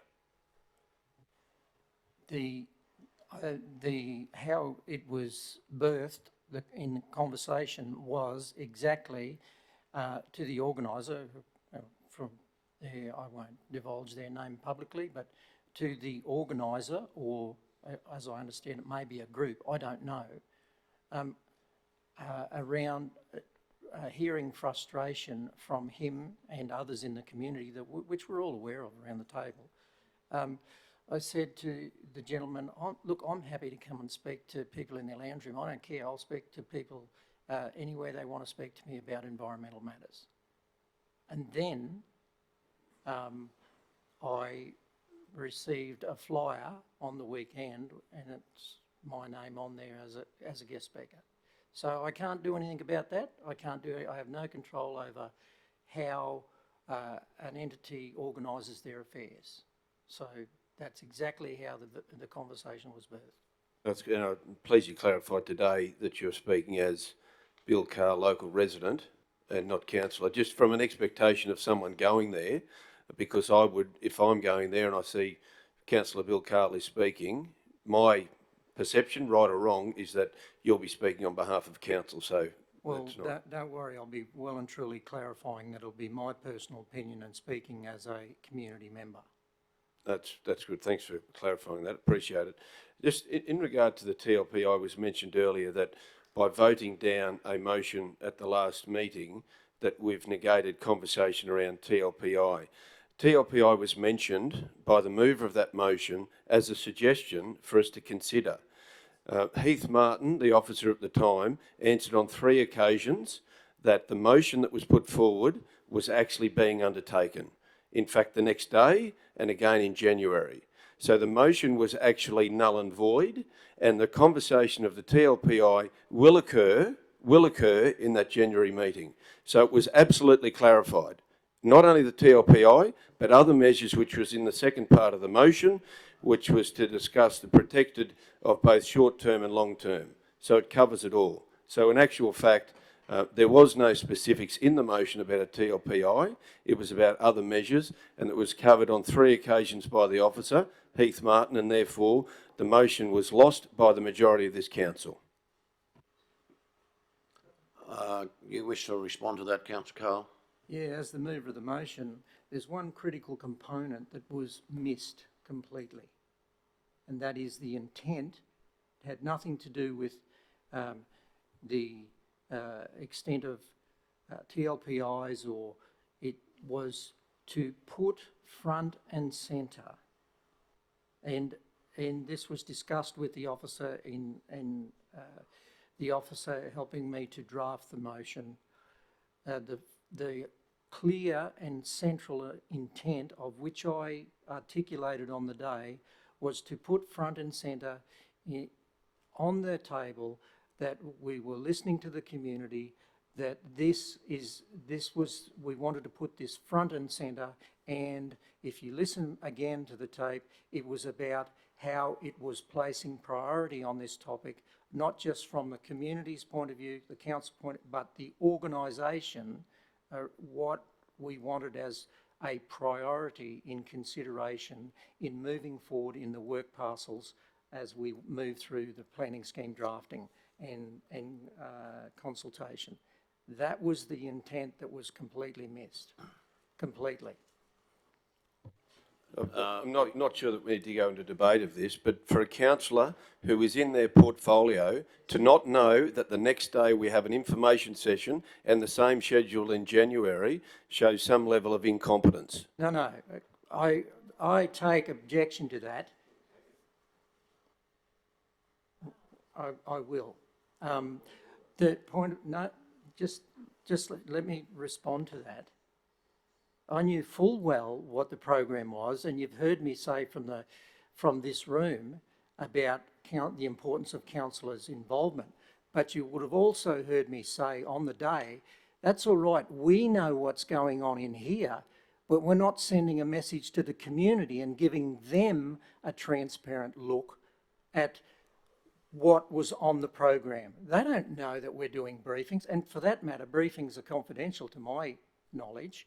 So that was the intent. So I do draw objection to your comments, Councillor Jeff. I'm happy to retract my comment of incompetency. That was uncalled for, and I apologise for that, Councillor Carl. Thank you. But I do make the point that that motion was not specific around TLPIs, which was mentioned earlier, and I think we have that opportunity in January, which is when this can then come back to Council for further consideration.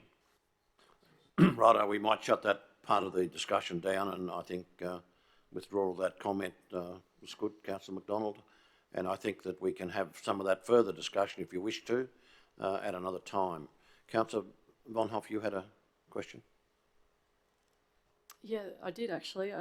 The January information session, through you, Chair, the January information session that is scheduled, Councillor McDonald said that that will be an opportunity and that we will be discussing the TLPI, a possible TLPI. That's new information to me. Can we get clarification that that is, or did I mishear that? I'm happy to answer that now. The information session on the 23rd of January is a follow-on about matters of local environmental significance, but it broadly deals with Council's policy options to maintain biodiversity, look at how you regulate clearing, look at amenity issues, all associated with those particular matters of environmental significance. The point of the session is, now that we have at the last information session given you some quite heavy technical information as background, for us to move into a discussion about policy and what that policy looks like. And from that, we can have an engaged conversation about, well, what's the pathway to deliver on your policy expectations? Now, fundamentally, that will have to be through the new scheme, because it is the primary place for developing and inputting that policy and making change. However, we can also look and speak with you about other ways to manage that in the interim, and that can be part of that discussion. It may not be fully addressed in the meeting on the 23rd, but we certainly can have that discussion about what those pathways look like, the timing around them, and how we can manage that and bring those options to you. Councillor O'Shea. Yeah, thanks, Mayor. Sorry, not to harp on this point. I just want to make a quick comment. I think what this process or this conversation has highlighted here today, I think, is if we wanted to show intent to the community around what council's desired outcome is, regardless of how people voted on that last motion, I think this conversation has certainly shown that. And I think it's probably important to highlight that as I said, everyone, whichever way they voted that last time, actually wants the same outcome, or is trying to get to the same outcome. So whether it's because we thought it was already scheduled or it wasn't, or trying to show intent to the community. So I think that's a strong step forward. So now it's more about the outcome and how we achieve it. Okay, with that, councillors, do you wish to finalise the discussion on the planning and development report, and we may then adjourn the meeting for 10 minutes or so? Someone like to move the receipt of that report, please? Councillor Megan O'Hara-Sullivan, Councillor Shine. Those in favour? It's carried. Someone like to move we adjourn the meeting for 10 minutes, please? Councillors McMahon and Councillor Shine. Those in favour? Carried.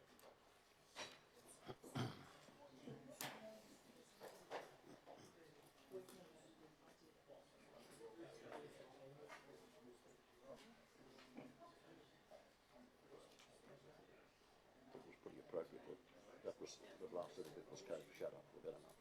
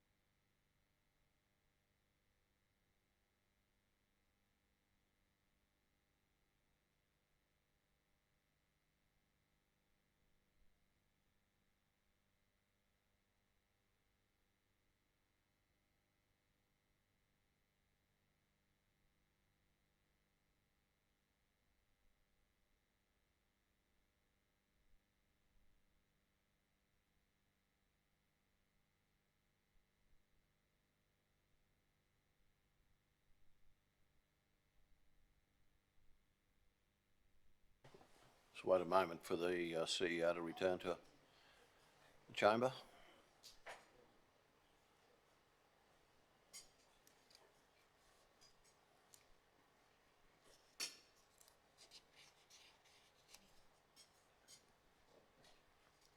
Councillors, I'll reopen the meeting and we'll move to item 10.2, which is the water and waste services, and I'll call on General Manager Damien. Come forward, please.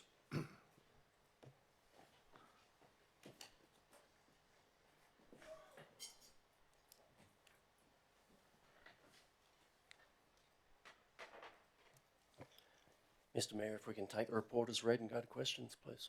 Are there any questions for the General Manager in respect to the water and waste services? Councillor Summerfield. Thank you, Chair. So, Damien, I just note on the final page of the report, waste collections, recent rain events have not impacted waste collection services. Do you know if we've found a resolution to the issues at the Millmerran waste facility, which tends to be get closed when there's been a bit of a rain event? Is there an opportunity to fix that? There's two elements to that. One is that one of the operators that maintains that facility, their residence gets cut off. So it's a location of staff to facility, and there's also some facility access issues, but I can take that as a matter.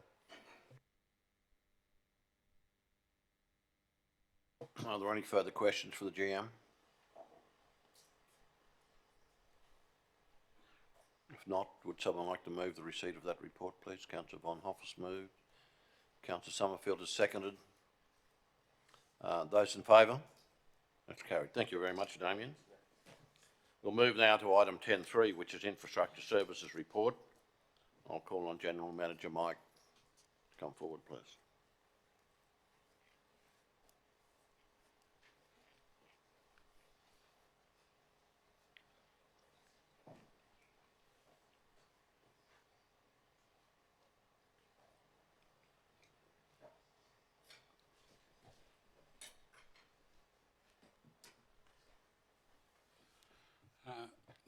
Thank you, Mayor. Through you,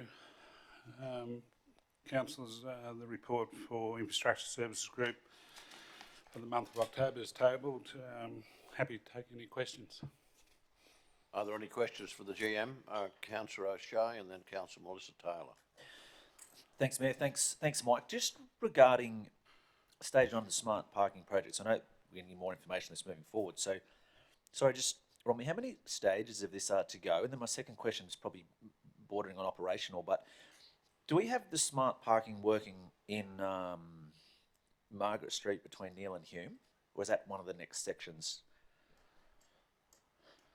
Just interestingly, in the last week, I've had two people inquire to me, like saying they couldn't find the number and things to pay and stuff like that. And from memory, though, it's the next stage. Is that correct? No, it should be fully operational. I do note myself, I have made only last week a mention of Margaret Street, Neil Hume, to the team. There is some, what I've noticed is some of the plaque numbers have fallen off the parking spaces. So I've got that being chased up and a few things like that, but I will take that on note and come back with confirmation on, on just the operation. I don't need but that would be it, because it's interesting. Just a couple of people mentioned the same thing, try to pay and actually couldn't find. So that would describe exactly what you've said, to be honest. So, but how many stages have it in rollout? So if this is stage one, sorry. There's two major stages to the rollout. The first stage, what we're doing now, and the next stage goes to another broader space around the outer CBD, you might call it. So that I can forward through the plans to councillors again, just to refresh everyone's mind where that's at. Thank you. Councillor Melissa Taylor. Thank you, Chair. Thanks for the report, Mike. I have a couple, if you would indulge me, please. One is, and you may need to take this on notice, is there an update on the work emanating from the Curzon Street petition, please? Yes, a road safety audit's being completed and currently being reviewed. So we'll work from there, what actions that we take forward from there. Thank you. Do we have a time frame on that at all, please? As soon as reasonably possible is what I can say at this point, just with staff Thanks, Mike. availability. On page 38, just at the North Precinct, the work at the Hayden Culvert Renewal Project. So Councillor Carroll, myself and the team went out and saw that on our recent North tour. There was a really great story there about the tree and the saving of that tree. Would you expand on that? Because I think it was a really great story for the culmination of projects that need to be done, but considering environmental impacts. Thanks. Thank you, Councillor. The tree that Councillor Taylor's referring to is actually on the opposite side of the road to the photo here, but it was a very large dead tree, and obviously it was, as part of the works, it was considered to knock it down, but instead of doing that, the limbs were trimmed back to make it safe, and subsequently within literally weeks, because of all the hollows within the dead branches and the tree itself, the wildlife was quite incredible. The number of birds nesting and that in that tree is quite significant. So we are looking at trying to do a little bit of a story on that. But you know, those are one of those little things. You know, in past times it would have been very easy to just knock down the dead tree and see it go. But the team is very considerate what it can do to enhance the environment as much as preserve it. Thanks, Mike. I thought it was just a really great story, and one of the team members actually took their whiz-bang camera and has taken some really great photos of the wildlife. So it was just nice to hear that story. I love our tours that we do of the North, South and Central Precinct. I think it's very beneficial for our portfolio, and it's something I would commend to all councillors because it is a very big region. So to get around to all the assets can be very difficult. So I find our tours extremely beneficial, and I know the teams that we visit love to see us come out and visit, and they can tell us, well, talk to us about the great things that are happening on the project, but also things that you know we may need to look at further. So I think it's really beneficial. So I actually like to thank Mike and the team for facilitating those tours that we have. But one final question, please, Mike, if I may. On page 40, I just would like, if you can, an update on the finalisation of the Russell Street Streetscape Refresh Stage 2, Ruthven to Neil, yes,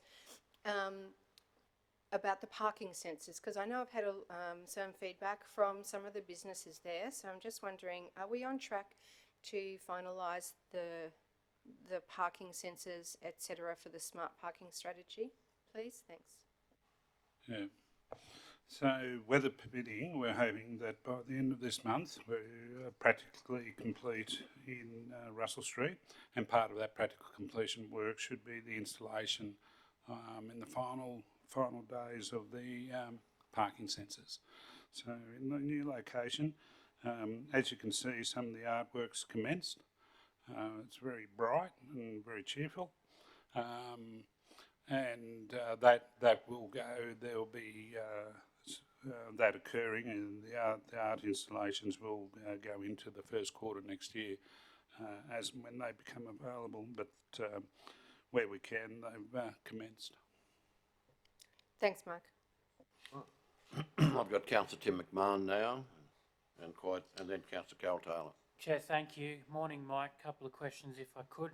Page 1 of your report, there's some road closures, permanent ones. Now, my rudimentary Apple Maps view shows that there are houses on both Wendy Court and Otto Court in Highfield. So, and I note the status says objection finalised. I'm just wondering if you could talk me through what's happening there and how we've made scope for those residents to access their home. Yeah. Councillor, I'm happy to send that out as a taker's question without notice. You'll find that it's only small sections of those actual roads. So I'll come back and send you out the plans, and you'll get the background information on that. Thanks, Mike. I look forward to that one. Second question, if I may. I'm aware that the range crossing is closed. I think it's only one direction, and I'm very aware that TMR is handling it. I'm just wondering, I'm getting a few complaints saying, it's putting the trucks back into James Street, all the rest of it. Are we involved in any way in working with TMR on that? Are we using any of our local experience, knowledge, or is it them by themselves? Yeah, thank you, Councillor. In respect to the Toowoomba bypass, that's 100% TMR and Nexus working through their issues and getting to a resolution there. It will at least be this next fortnight, and with a possibility that may, pending how things proceed, may have to be extended, but that will be informed in due course of their progress there, and how they're going to manage their issues. In respect to the city, the James Street, or the old Warrego Highway, is still a state road. So, and the aim of James Street forevermore is a backup crossing, as much as anything for heavies and that, as and when required in situations exactly like this. And for that matter, the reverse may occasionally happen, as it did in, with the floods back in 2011 when the range itself got closed. So the situation is, for eastbound traffic, heavies eastbound, or for all traffic eastbound at the moment, they've got to come through the city. And we work with them as we need to, but TMR generally manages all the issues. Thanks. If I can just butt in there while you're on that, is there any, in broader terms, what happened? Is it obviously it's a fairly solid failure,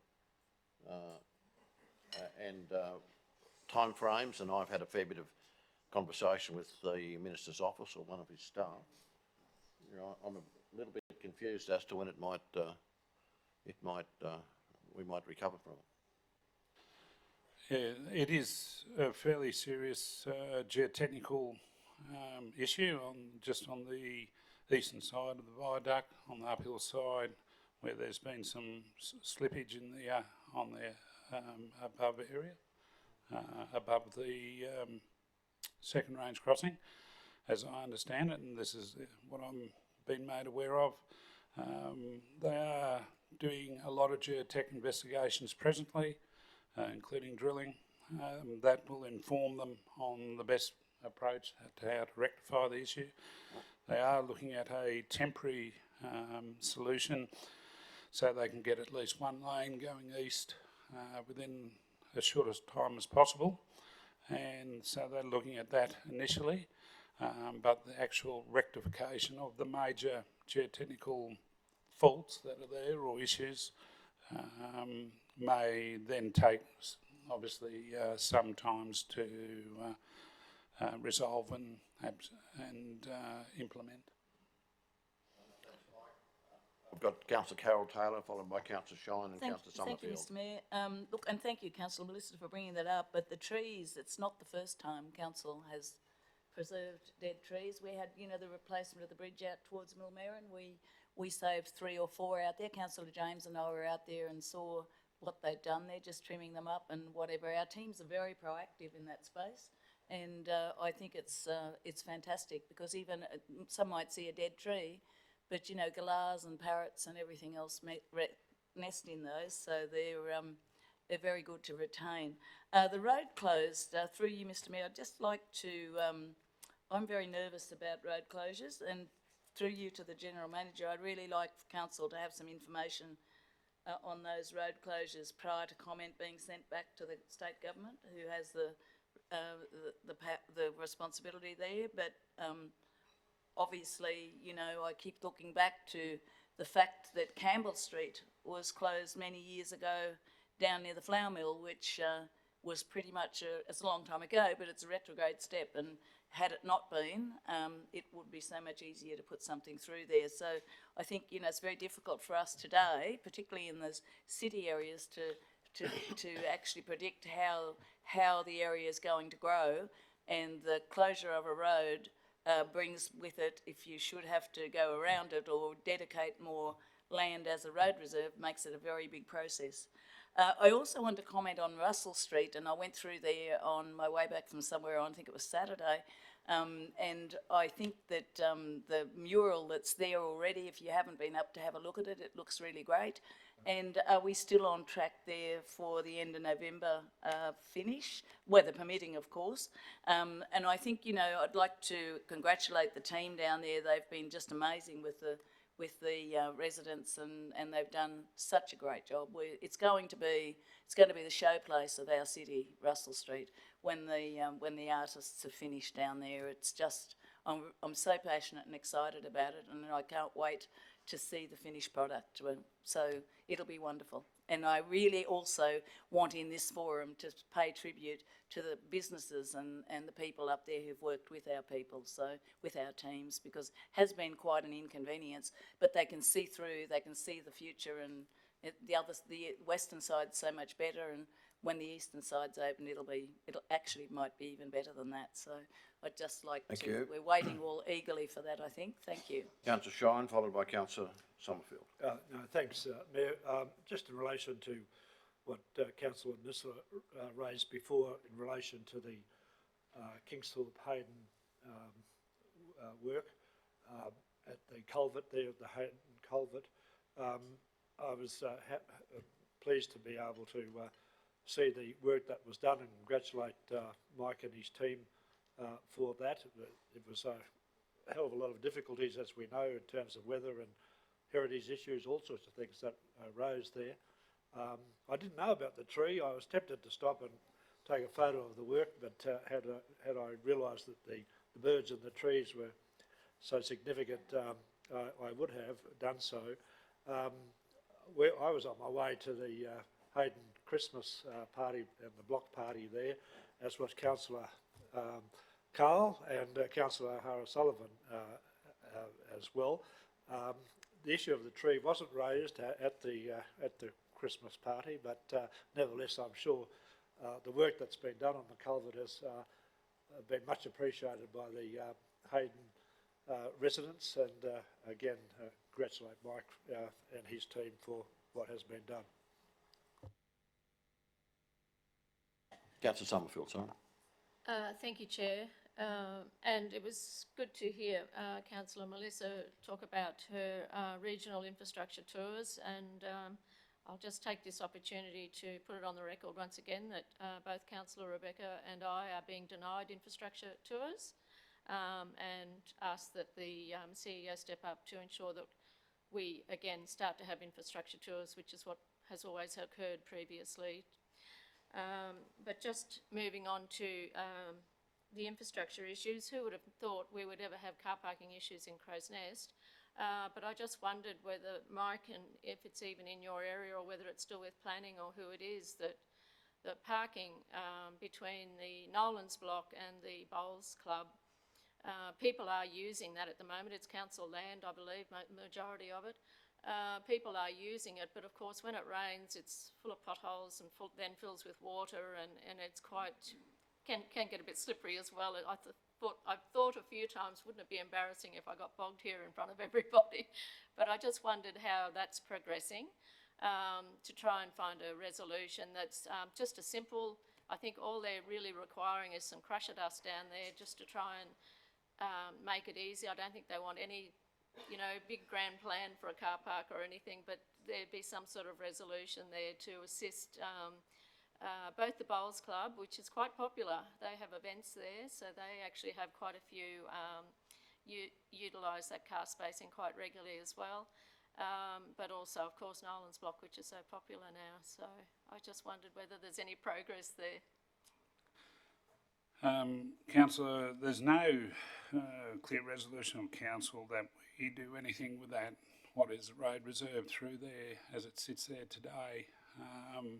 It has been used, as you said, as a quasi car park for probably forever and a day in one shape or form, nor did the Crow's Nest prior council, or this council, has taken any inverted commas car parking ownership to it. We've just allowed the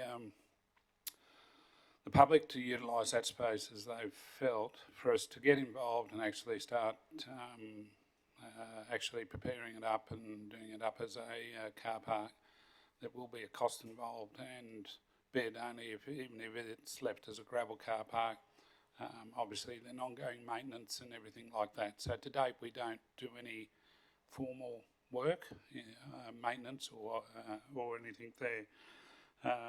So if that becomes a motion of council in due course or something for us to consider, happy to take that forward. That said, the issues of car parking have been raised a few times in regards to that section through there, and there is a level of review in play, but that's mainly to do with the on-street parking that's there and around some of the time limits on signs and the like. So that development, obviously, that refurb, and that's an excellent economic outcome, obviously, for Crow's Nest, which is great to see. I suppose it's, yeah, this is sort of trying to retrofit something later is always a little bit more difficult and a little bit more cost. Okay, so given what you've just said there, Mike, would you be interested in helping to me prepare a motion or whatever to bring forward to council? Or is there someone I could ask that could prepare a motion or assist me with my wording, or to bring a motion forward so that we can progress it? Because that appears to be the issue, that you don't have a motion on the books, which of course includes budgetary consideration as well. Yeah, happy to assist with a draft of something for future meeting. Awesome, thank you. Okay, so I've got Councillor McDonald followed by Councillor Carl. Pardon me, thanks Mayor. Through you to Mike. Mike, thanks for the update on Bunkers Hill Primary School following last month's meeting, converting angle parking to parallel parking, which is in line with the community expectation or the engagement. Second part of that is the future project for development of provision of off-street car park, and noting what we had to work through with Glenvale. Is there, and it says budget considerations, naturally, this seems to be a challenge for us, an ongoing challenge for the Education Department and ourselves. So is it our commitment on the road converting the angled parking, or do we get some level of support from the Education Department or the state government? With Bunkers Hill School, we've liaised with them, as you're probably aware, for quite a number of years and trying to rectify that. And we have done, I think, a previous information session to council, maybe some years ago now, on what could be done there. Again, it comes down to funding. In regards to the work that's being done at the moment, we're just doing that as council alone to take that angle parking just to parallel. That's just line marking, basically scrubbing out hot lines, and that's just within our budgets that we have to improve or work with them and improve that situation. In regards to, you might call it the off-road parking, there's an old, there's a road reserve there, not dissimilar to what we're just talking about. And we've got a concept, we've done a concept design for that. We've had discussions with TMR around trying to get some what they call STIP funding, School Transport Infrastructure Program funding. So we're trying to get a little bit of external funding, maybe to support a capital project there. There's I'm not quite sure of the dollars, but there's at least a few $100,000 involved. And it's not high on the priorities. If we can get funding towards it, we can possibly do something. Obviously, if council so wishes to do in due course through capital works, through capital budget. So all these matters, the previous one that we just discussed, and obviously this one, are subject to capital budget consideration by council.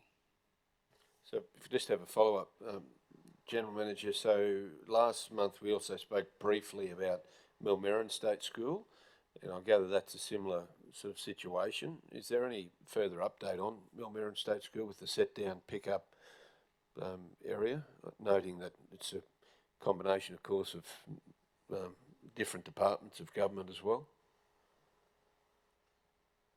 Can I take that one on notice? Off the top of my head, I can't recall where that may be at.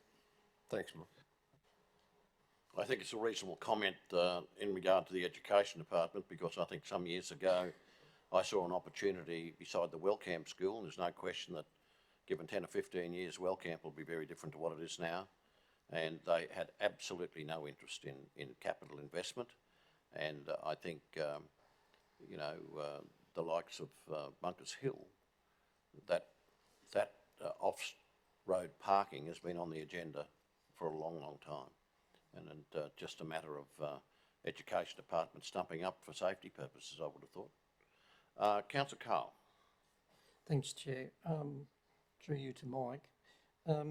Mike, back to the bypass, just a question around geotech issues. Do we know what sorts of issues are presenting themselves, or is that a...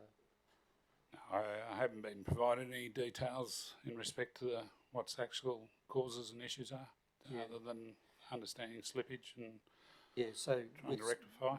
Yeah, with slippage, is it in relation to the previous problems that arose during construction, or is it the same sort of stuff? No. What happened during construction was actually an embankment failure, slippage work that they had to reconstruct. In respect to, and that was I think a little bit further east, not far further east, but a little bit further east. In respect to this is above, this is work or movement, earth movement above the Toowoomba Range crossing, so on the hill above, those eastern lanes as you come off the viaduct, where they went through, they did a fair bit of cut on that side, so there's some unsettlement happening there, as I understand it. Yeah, I'm just concerned at how long it'll be closed for, because it was a pretty serious lot of issues, and there was another set of issues that they were dealing with, and I'm pretty sure that was in the news, wasn't it? Look, it's extremely challenging topography, our range is. No matter where you try, whatever you try to construct on it, there's a lot of scree slopes and lots of, the earth is over the surface of the bedrock there has moved for thousands of years. So some of it's volcanic ash. We have it in our development planning scheme as we've got areas where we don't want people to be constructing houses, and as council knows, on the eastern fringe we've had issues in the past where houses have slipped. So that just gives you an example of the challenges that building anything on the range Yeah, and presents. I am concerned, Mike, because back in the days of Crow's Nest Council, there was very stringent restrictions around the development on those particular slopes right adjacent to that range for the reasons you've mentioned, slippage. It was a no-go zone. So I am concerned that, you know, how long it'll be closed for and to what extent. I mean, they're just, I probably would be echoing community members' sentiments by asking those questions as well, no doubt, and those in the area as well. So, Through you, Mayor, I'd be happy to make contact with TMR and ask them for something more that I can share with council, something a little bit more detailed, and hopefully by the end of this week they've got a plan going forward, and what their plan is to undertake the rectification works or timelines and that they think may be involved. So I'll go back to them and ask for an update and plan from of what they're proposing to do, and forward that to councillors. thanks, Mike. I just think if we could get a little bit more information for the sake of, you know, residents knowing that there's potential, a finite amount of time that we actually have to put up with those, the inconveniences of that. And look, can't avoid it. If it needs to be done, it needs to be done. That's a safety issue. But just a little bit more information to give some a clear update to the community would be really great. And that's probably TMR's responsibility, to be, truth be known. Some media around and an update on that would be really handy from them. Anyway, thanks. I think, Councillor Carl, from my perspective and the communications I've had with some of the minister's staff, it started off, it would have been closed for a week, and then it's gradually moved from there. And obviously the issue is a bit more complex than it was initially, but those who live close to the down section of the old range crossing, we're certainly recognising that there's a bit more noise around, I can assure you. Councillor Carroll. Thank you, Mr Mayor, and that's right. And I mean, at the end of the day, TMR have put out press releases, and you know, I remember when the trial tunnel was there, and the geologists told us that we're actually very young geology here in Toowoomba. We're less than 50 million years old, so there's a lot of stuff that happens. And one of the things that happened with those things is the lava floated on a bed of steam, and that's where it has never actually set as hard as rock. That's the way someone put it to me. I wanted to talk back on the schools. The two schools that have worked with council and had money towards this Middle Ridge, as you know, and that was bubbling along for a long time, and then Glenvale. And I mean, it really is advantageous when Education Queensland puts some money into these things and really tries to find a solution rather than just kicking the tin down the road. With Bunkers Hill, it's going to continue to... Wellcamp, they expected to have a big influx of students when Charlton closed, but they didn't. So I actually don't think that Wellcamp is going to develop that much, but I think Bunkers Hill will continue to. And maybe I think that perhaps there's some needing a political, Mr Mayor, a political approach to Education Queensland with Mr Weir, I guess, would probably be a good way to start, to try to find some sort of a drive-through set-down thing over there at Bunkers Hill, because it has really grown far more in the last 10 years than I think anyone expected. It's for the safety of the kids and everything else. And I mean, a council, it's what happens with them.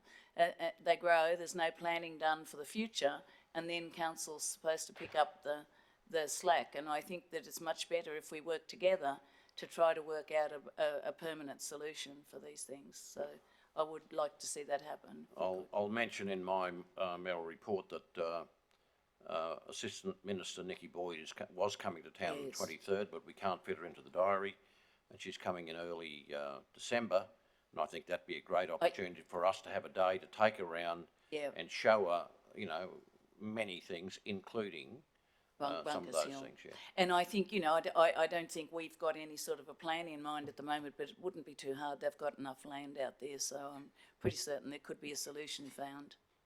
Well, I would see it as the Education Department's responsibility to make sure that parking was safe. And it actually is, and you know, when you put a school that's probably got less than 100 kids, Yep. and then it grows, you know, exponentially. And will grow. And will continue to grow, absolutely. So I think it's quite serious in that area, will grow a whole lot more, so there needs to be some sort of a plan made for that particular school. Thank you. Thanks very much. Any other comments in respect, Councillor Nancy? Thank you, Chair. And with all the development that continues to head west there towards Wellcamp School, we don't know what that may mean for the school moving forward.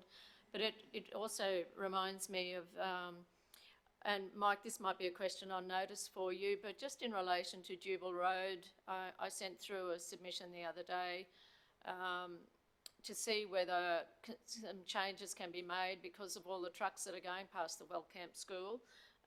Which is causing dust, but particularly noise issues. It means that the kids can't hear when the teachers are trying to talk to them because of the noise of the trucks, and of course there's also the added danger with the trucks at the school, but also that they have to, so they turn right at the school and then they turn left into Acton Vale Road, and then they merge then onto the Cecil Plains Road. If they were to utilise the Jubal Road, it would mean they wouldn't go past the school, which would alleviate that issue. They'd only stop twice instead of 3 times, and it would be a less dangerous route for the trucks particularly, but also other vehicles. But obviously there would have to be some upgrades, and Jubal particularly, being dirt, I think it's 1.6 kilometres, a lot of potholes in it at the moment because trucks are using it. And I just wonder whether there is opportunity to advance that, or as I said, it could be a question on notice. Yeah, thank you, Councillor Summerfield. Look, there's a fair bit of work that's actually been done from a conceptual planning perspective in respect to Jubal Road and its future.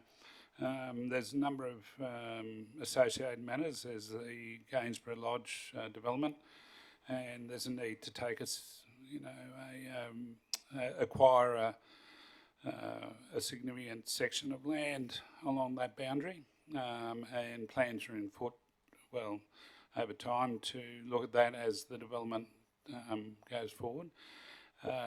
We are looking at it very seriously as becoming the main route for Drayton Wellcamp Road from a transport planning perspective, and obviously then it comes on to Toowoomba Cecil Plains Road and need for intersection upgrades and everything with TMR there. So we've had discussions with TMR on that as well. So there's many millions of dollars involved with that whole upgrade and requirement for that to happen. Similarly, the future of the Toowoomba Cecil Plains O'Mara Road intersection is one that's in TMR have taken forward. So Council may remember back when we did O'Mara Road that we had some concept plans for that intersection then. So that's sort of been developed further. I think we do have Jubal Road listed in our 10-year capital works program. Off the top of my head, I can't say when. But we do have the next section of about an 800 metre section of Drayton Wellcamp. It is a very heavily used road, 4,000 or 5,000 vehicles a day out on Drayton Wellcamp, a lot of heavy vehicle usage. It is a section through that, navigating through that Wellcamp space, which is a little bit difficult to try to get an optimum outcome with all the different stakeholders and that involved, and obviously the dollars at the end of the day as well. Thanks for that update, Mike. I really appreciate it. And as always, it's a funding issue as well, but that is a really growing, busy area, and it's certainly something we'll have to keep monitoring, I guess, to see how that's prioritised in our budget spend. Thanks. Thanks, Councillor Summerfield. Are there any more questions for the GM? If not, would someone like to move the receipt of that report, please? Councillor Melissa Taylor, and second by Councillor Carol Taylor. Those in favour? Thanks. It's carried. Thanks very much, Mike.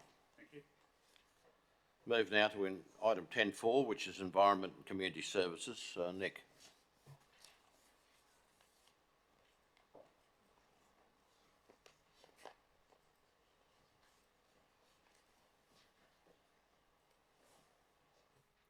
Good morning, councillors. I hope you've had an opportunity to consume the contents of the Group Monthly Report for Environment and Community Services, which features highlights for the month, and I'm happy to take any questions. Councillor Rebecca Von Hoff and then Councillor Melissa Taylor. Thanks, Mayor, through you. Thank you for this, Nick. Page 44 of Board Books, which, sorry, my screen's just frozen. Under Parks and Rec Services, you talk about a successful prescribed burn being undertaken near Cresbrook on the 12th and 13th of October, and the report's commentary was that this burn was an unusually late season burn enabled by the high level of soil moisture and grassland country. So the first comment is that I really hope that we can move away from this rigid thinking about the burn season, because as we learn more about particular vegetation that can be burnt later or earlier than we've been doing for a really long time, it gives us more opportunity, and that's what we're hearing from the Indigenous people who have been brought in to help us with those burns. So that's the first comment, and the second is a question. So these were in October. Do you see more opportunities even as we enter into late November, December for some more prescribed burns? Through you, Mayor, I agree with the sentiment, Councillor Von Hoff, in relation to not viewing the opportunity with prescribed windows, and that's exactly what that statement was intended to demonstrate, that it's unusually late. Conditions suit, so we were able to take advantage through our flexible approach to that, able to take advantage of the suitable conditions. So that's exactly what the statement was intended to relay. I'm sorry if it didn't do that, but thanks for raising it. It gives me an opportunity to confirm. And again, if those opportunities and favourable conditions present to us, yes, I do see us being able to take advantage of that. I'm not in a position to comment whether that's likely to occur or not. I'm not an expert when it comes to the suitable conditions. I know that until this point they haven't prevailed for us, generally speaking, but we are trying to be able to respond nimbly and flexibly if the conditions present. Yes. Great, thanks, Jam. It gives me confidence to hear that and comfort to hear that, because it means if the conditions are right, whether the calendar says November, December, January, whatever it is, if the conditions are right, there's the desire and the willingness and the ability to be nimble. Thank you. Absolutely, thanks. Councillor Melissa Taylor. Thank you, Chair. Thanks for the report, Nick. Two things, if I may. One is I just want to say thank you to the Friends of the Library for all of their years of service. I think they were nicknamed the Culture Ninjas, and it was their lobby and their driving force that, culminated in the library we have today.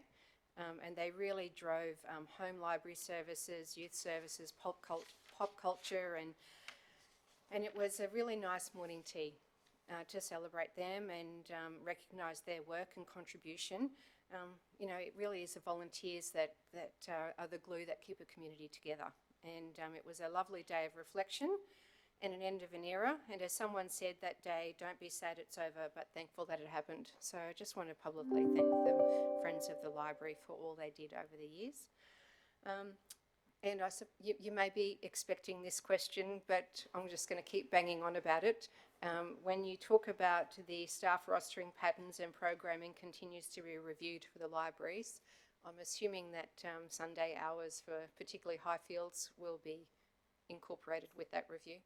Yes, we are looking into that. We took that question last week at the committee meeting in relation to the operational plan, and I've got some feedback around that just late yesterday, so I'll circulate that around to councillors as soon as I get to it. Thanks.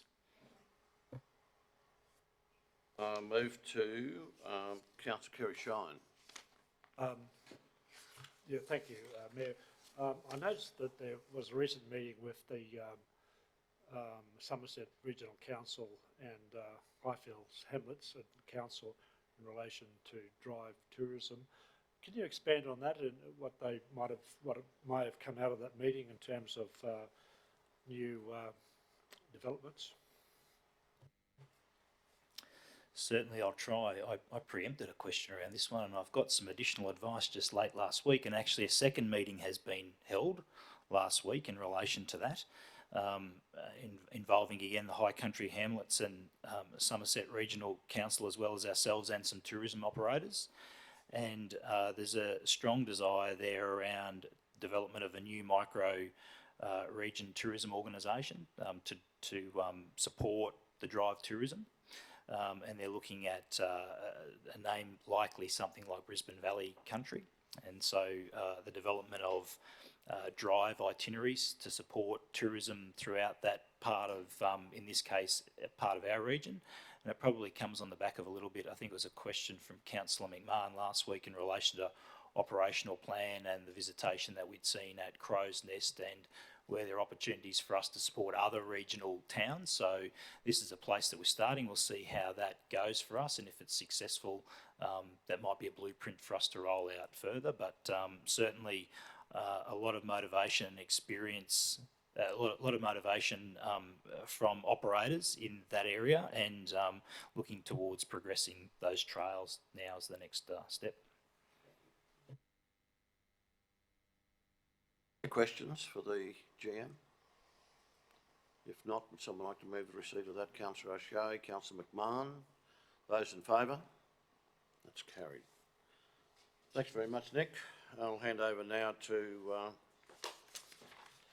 Anne-Marie.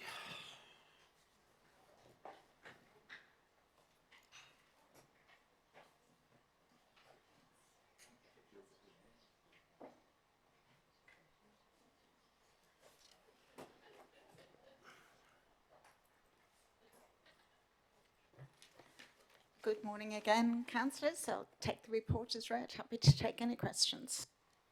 Are there questions for the GM? Councillor O'Hara-Sullivan, followed by Councillor O'Shea and Councillor Melissa Taylor. Thanks, And Mr. Mayor. Councillor Bonhoff. Thank you. Anne-Marie, I was wanting to ask you about the tempo numbers, because I know that part of might be a question to Rosita. Part of that initiative was that there's indoor and outdoor staff. Is that right? Yeah. Yeah. And I just see in the placements there that there was 9 people able to be placed in finance and business strategy, and I wondered what type of why that was a sort of more than just about anywhere else, and what type of work you had for this. The team were placed within the PCE branch and within financial services branch where we had vacancies, basically. So there's not sort of specific, it was all different types of work and... Absolutely, Yeah. yes, across the group. It's almost 300 positions within the group, so quite a number of vacancies, and we were able to place tempo staff within those vacancies. They're not skilled workers, are they? Or some of them are, or? Well, there'll be administration staff, and as we've done quite a lot of recruitment from within the organisation, and this is where tempo really assists the organisation, where we can recruit at those lower levels through the temp pool and provide opportunities for existing officers within the organisation. Okay, thanks, Anne-Marie. Councillor O'Shea. Yeah, thanks, Mayor. Thanks, Anne-Marie. Probably a similar question, I suppose. I just think it's a great outcome. Obviously, 88% of those that have been placed. So that's obviously a great outcome and advertisement for the program. So I suppose my question was, I know the last time we spoke about tempo was obviously there wasn't a set date or time of when we would look at or roll out the next phase of that. So these sort of numbers that we've seen from this, do we have a date, or are we looking at advancing when we go back out to market again to continue Yes, this we program? are planning on going out to the market very soon. Yeah. If not already, but I'm happy to take that one on notice and send through an email. Yeah. You all right? Yeah, most of my question was probably answered through it. Councillor Melissa Taylor. Thank you, Chair. Thank you, Anne-Marie, for the report. Just a question, page 47 of Board Books, under PC&E. It says in the second last line of the paragraph, top 2 reasons for exit The top one is further career progression, and number 2 is retirement. So just noting how many vacancies we have, and the ever-increasing number of vacancies we have. Do we know the age of our workforce, and do we know what the further impact of retirement itself will have on our workforce, and what strategies do we have to combat that, and are there ways, quite convoluted, sorry, are there ways that we can bring those that are due for retirement maybe back into the business, and what, so that we don't lose that experience and knowledge? You know, so like take for example in ISG, we've got so much talent in our outdoor teams that being very physical work, time for them to retire, but then is there a way that we can incorporate them into a training role for our outdoor teams, for example?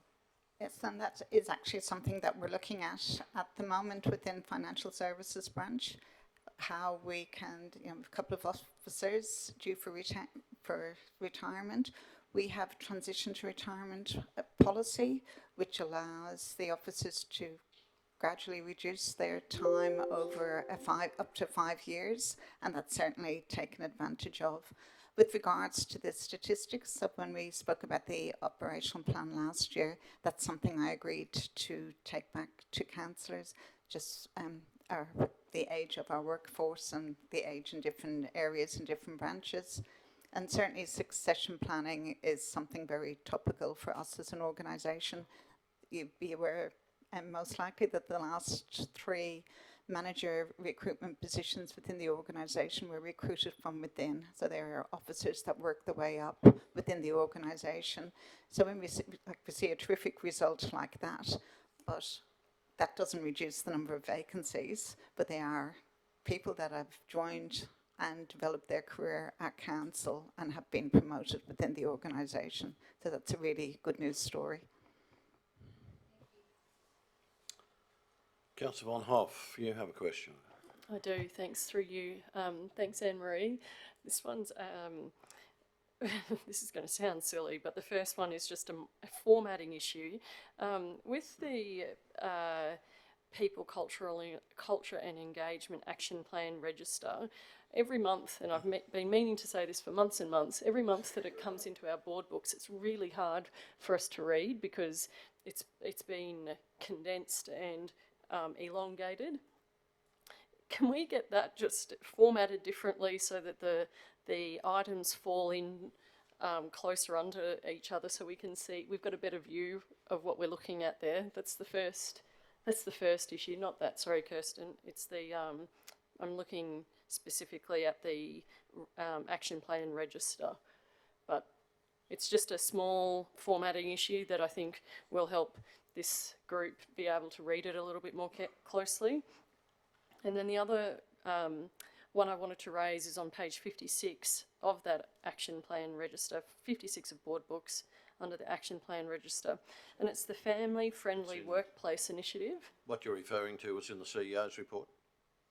Yes. Oh, sorry. Gosh, I've jumped ahead. Well, he's got a question Well, on you've notice, got to, anyhow. get ready. He's got a question on notice. We'll Sorry. Thank you. Any further questions for Anne-Marie? Councillor Shine. Yeah, no, thank you. I haven't given notice to General Manager about this, but I noticed that under the workplace health, safety and well-being, the first item being the incidents that have been recorded, based on what happened last year, there has been a marked, would appear to be a marked improvement. Can you comment somewhat on that? Yes, I'm actually happy to share an email with the councillors that we put together recently around the terrific work being carried out by our workplace health and safety team. So not only are we seeing a reduction in the number of incidents, we've seen a reduction in our premium, we've seen less lost days, we've seen our staff return to work quicker. So we have a terrific team in workplace health and safety, and we do recognise the wonderful work they're doing in this area.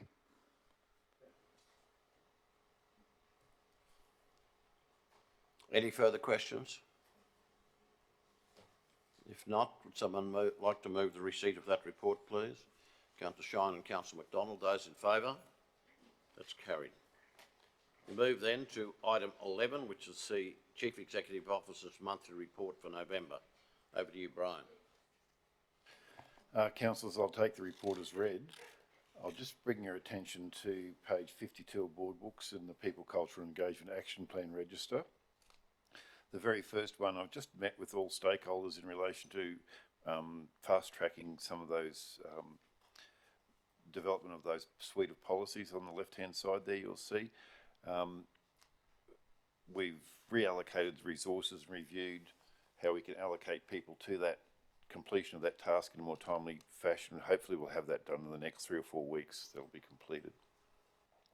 From that process, then the re-education process will start. And the rest I'll take any questions on. Are there questions, Councillor Von Hoff? We'll let you. Now I can, sorry about that. So, yeah, the formatting, I know it's just a little thing, but it would make easier for us to absorb the information. The other one, page 56, please, of Board Books, under the Family Friendly Workplace Initiative, and I didn't pick this up in the last month's report, but it is the same commentary that that the Staff Survey and Management Capability Program has taken precedence in terms of priority. With current staff shortages, this project has had to be reprioritised. And it's a comment, I don't have the wording in front of me, but that issue was related to a council motion on the civic building. So you might just have to check the wording, because I thought that it was a council motion that be advanced specifically in relation to that civic building. So just check, because it might not be possible to reprioritise. It would be at odds with a council motion. But just check. Yeah, I'm not sure how broad the council decision in relation to that is, and what the nexus is between those two, but I'll check that out. In relation to a relatively recent decision over there. I think it wasn't actually even that recent. It was several months. Okay. Time flies in this place. Right, we'll check it out. Are there any further questions for the CEO? Councillor Melissa, then Councillor Nancy. Thank you, Chair, through you. Thanks for the report, Brian. I've got a couple, if I may, please. Page 53. It says it's a short-term action, and it's about, sorry, it's so little, it's hard to read, and I've even got my glasses on. The review and update on the performance management process. And the last line actually says that the Staff Survey and Management Capability Program has taken precedence in terms of priority. With current staff shortages, this project has been reprioritised. So this action plan was put into place from January 2022, and this was a 3 to 6 month action, and now it's being reprioritised. In my thinking, the training of the performance management is critical to the retention of staff, because that assists with the management of any potential issues that may be ironed out or fixed with management performance processes. So I'm just wondering, how long is this going to be reprioritised for? Because to me it's quite a critical step in the retention of staff, which is such a critical issue for us at the moment. I'll comment, and Rosita may wish to add in relation to that. We do have a functional performance management process in place and performance management policies, and have had those for some point in time. The position we're in at this point in time is due to the shortage of staff we had in that PCE area, and council's wish to ensure that we had a comprehensive staff survey conducted this year. We've had to resource that to make sure that that was appropriate and happened, which means we haven't had people available to actually sit down and review the process. It is a functional process that works at this point in time. There's no doubt we can get a better process in place, but I think based on the balance of all of those priorities and councils, and certainly our wish as well to have an appropriate staff survey, the resources have gone to that at this point in time. I notice over there on the estimated delivery time, which I think council's asked last time for us to put in an additional column there, which is now included. It says December 23. That would be the completion of the whole lot by that particular time, which would include the training. But I might see if we can break down that timeline to give a little bit more detail about some of those steps that we need to put in place to get to that final timeline, so you've got a better idea of that. But I can't answer that at this point in time. I don't know if Rosita can give you any more granularity in relation to that response. She's shaking her head at this point in time. Okay, thank you. If I may have a follow-up, please, Chair. On page 54, we have another action which was a 6 to 12 month action regarding, again, just review and redesign of recruitment, retention and promotion processes at TRC. And this one, again, was a 6 to 12 month and is now out to March 2023. Again, being such a critical component, do we have a little bit more clarification, or can we reprioritise to this? Because to me, the redesign of a recruitment process is critical for where we're at the moment. And then taking into consideration your answer of my previous question, now my question on this, is there a shortage of resources within PC&E? Have we lost some people in there that we actually don't have a full component to we have expedite these critical actions?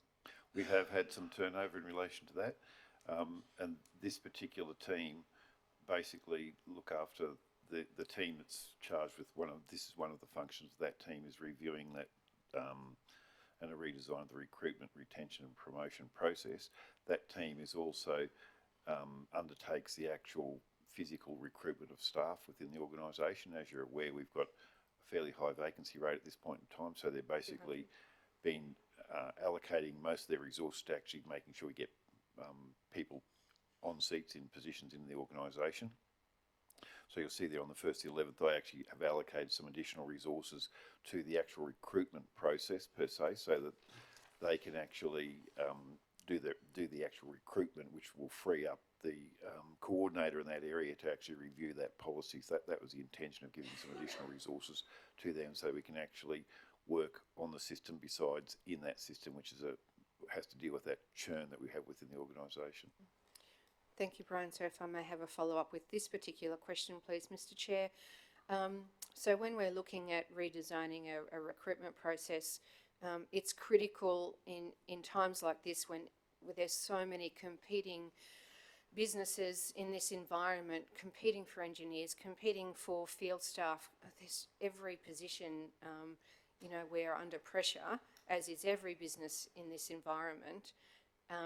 What are we doing when we're looking at our retention policy and our retention processes, and is there a light being shone on retention, because it is easier to retain really good employees than to have really good employees leave for whatever reason?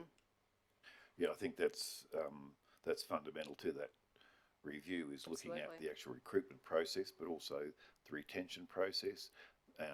Part of that is, the suite of what are our competitive advantages or disadvantages in relation to the industry that we're in, and also the greater employment environment within our regional area and obviously state and national. Are we competitive with our particular remuneration offerings?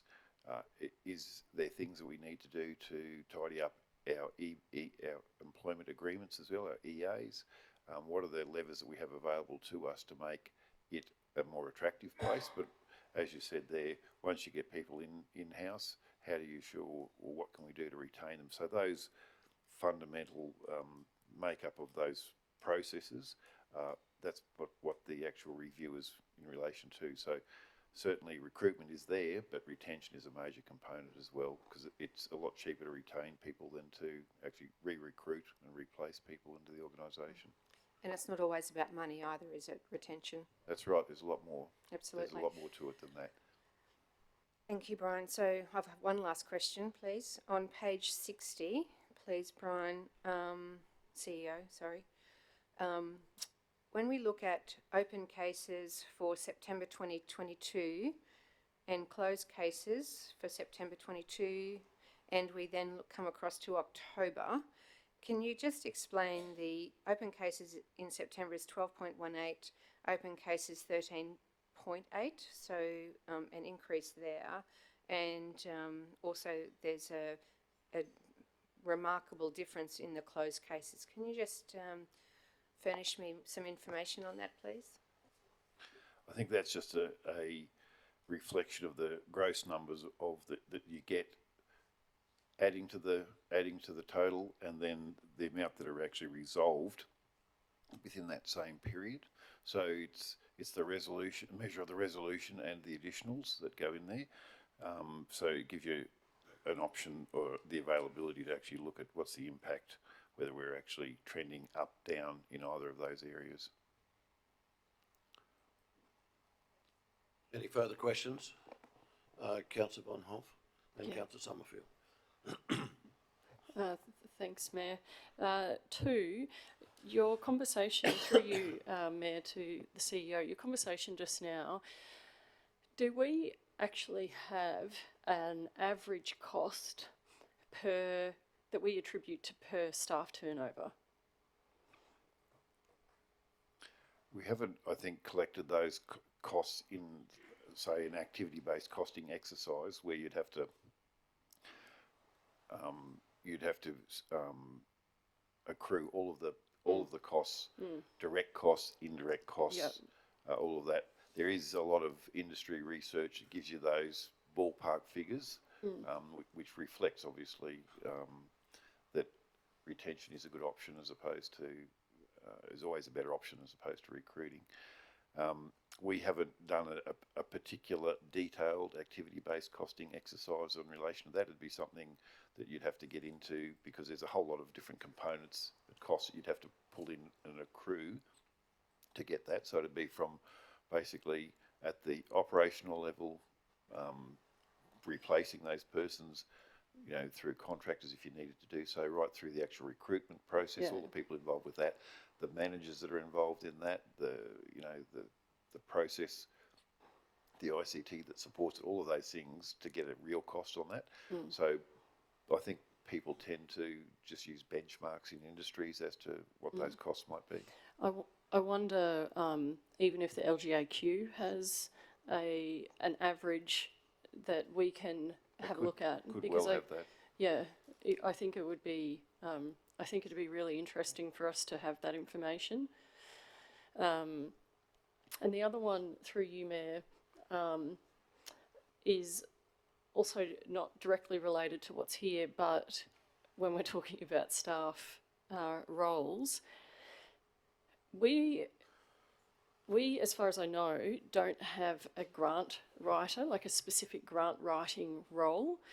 And it occurs to me, or it strikes me, that that would be something that we should give really serious consideration to, because the return on investment, it's such a specific skill set. Any organisation who's going after these grants, and grants are so competitive, it's a really specific skill set, and to be honest, very few people outside of grant writers want to write grants. It's a terrible. If you're trying to do other work, it's a doozy.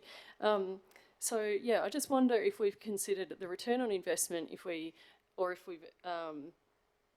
Have we ever considered a grant writer? Over the years, that has waxed and waned, to be honest. There is certainly some advantages in people who can write and structure and have an understanding of that. they also need to have an understanding of the particular assessment criteria for each one of those grants and understand that. There's also a high degree of professional expertise that's input into some of those, particularly in our roads, and other applications where you need that specific information to put it together. A lot of the grant programs are becoming more sophisticated from the persons who are offering the grants, where they offer frameworks that you actually just fill in the details in relation to that, so that they can actually compare all of the applicants on a reasonable basis. So there could be some advantages in that. There still has to be substantial input from the operational areas into informing what needs to go into those programs. But there could be an option for us to have a look at that. I think that they would also just have much more visibility of grants that are available, federal, state, and then outside of those spheres as well. And I just don't want us to be missing out on potential funding. Yeah, I think our internal resources within each of the branches and groups do a great job writing those. We are quite successful in relation to that. Whether we will get an additional return in relation to investing in that is something we probably would need to have a look at. Thanks very much. Councillor Summerfield. Thank you, Chair, and I do have a couple of questions, if I might. Just, excuse me, in relation to the staff survey, did I read that it went live on the 31st of October? Would that be right? Sorry, I just missed that. Sorry. Sorry. Did the staff survey go live on the 31st of October? Yeah, it's finished I did read that. last Friday. Yeah. Okay, thank you. So we normally outsource that? Did we Yes, do we that outsourced this time? that. Yeah. Yes. Okay. The same company we used last time. Yeah, and it's the same question, so we're comparing apples Yep. with apples? Yeah, Yep. yeah, thank you. I just wanted to clarify that. Thank you for your update before in relation to that first section in the PCE action plan. That's really great to hear. Thanks, Brian. So just in relation to the second one on the 1 to 3 months one, in relation to leadership mentoring and coaching program, I note the comment at the bottom here, and excuse me, in the comments folder talks about where does it say? Based on a needs analysis. So it sort of came to my thinking that, so who decides what the needs are? Do you go back to the PKF report, which is what this is all based on, or do you go to, I just wondered who and how you diagnose who needs it the most? That comment is in relation to the DISC workshop program. So that's an elective component. Some of them are mandatory. Some of those offerings within that suite, and I think Rosita talked about that with councillors in a briefing session a couple of weeks back. Yeah. So this one is in relation to DISC workshops, which is an elective program. So that one in itself is like it profiles people's preferences, personality types, leadership styles, and coaching styles. So what we would offer that to certainly people who are in a managerial positions or people management positions. There'd be people that have already done that program, so we wouldn't cover those people, but we'd also work with the managers in those particular areas to see who are the key people in those each branch who may benefit from having that knowledge. It's a great self-awareness program, that particular one itself, so they understand what their strengths are, what their weaknesses and what their preferences are, and it's a good opportunity for people throughout our organisation to have a better understanding of those issues in relation to themselves and their management styles and opportunities to improve. So there would be feedback coming from different sources on who would be appropriate to do that program. Some people may self-nominate, other people, managers may think that they're an appropriate person to do so, may come back through PCE, but there'd be various ways that people may be identified as appropriate to do that course. And if that's the case, we'd encourage them to do that course. Thank you. So just one completely left field now, and that is the pathway system. So the pathway system, to me, is a really good way of inputting information in when we get all these inquiries from all different avenues. But I find that we've got issues then with follow-up, and I note some of the questions and things that we talk about in today's meeting. If the pathway system allowed us to know results or outcomes or responses to issues prior to the meeting, we wouldn't be having the conversation. So one of the problems we've got is that we get a report once a month. Sometimes, So you sometimes we get it once a month. I was just going to ask that question. You're still getting the reports? Sometimes. We Okay. used to get them really regularly, Yeah. but because of staffing issues downstairs, it's less often that we're getting them. Okay. I think we went 3 months the last time before we got it, which means that it's very delayed and Yeah, stale it's too late. Yeah. reporting.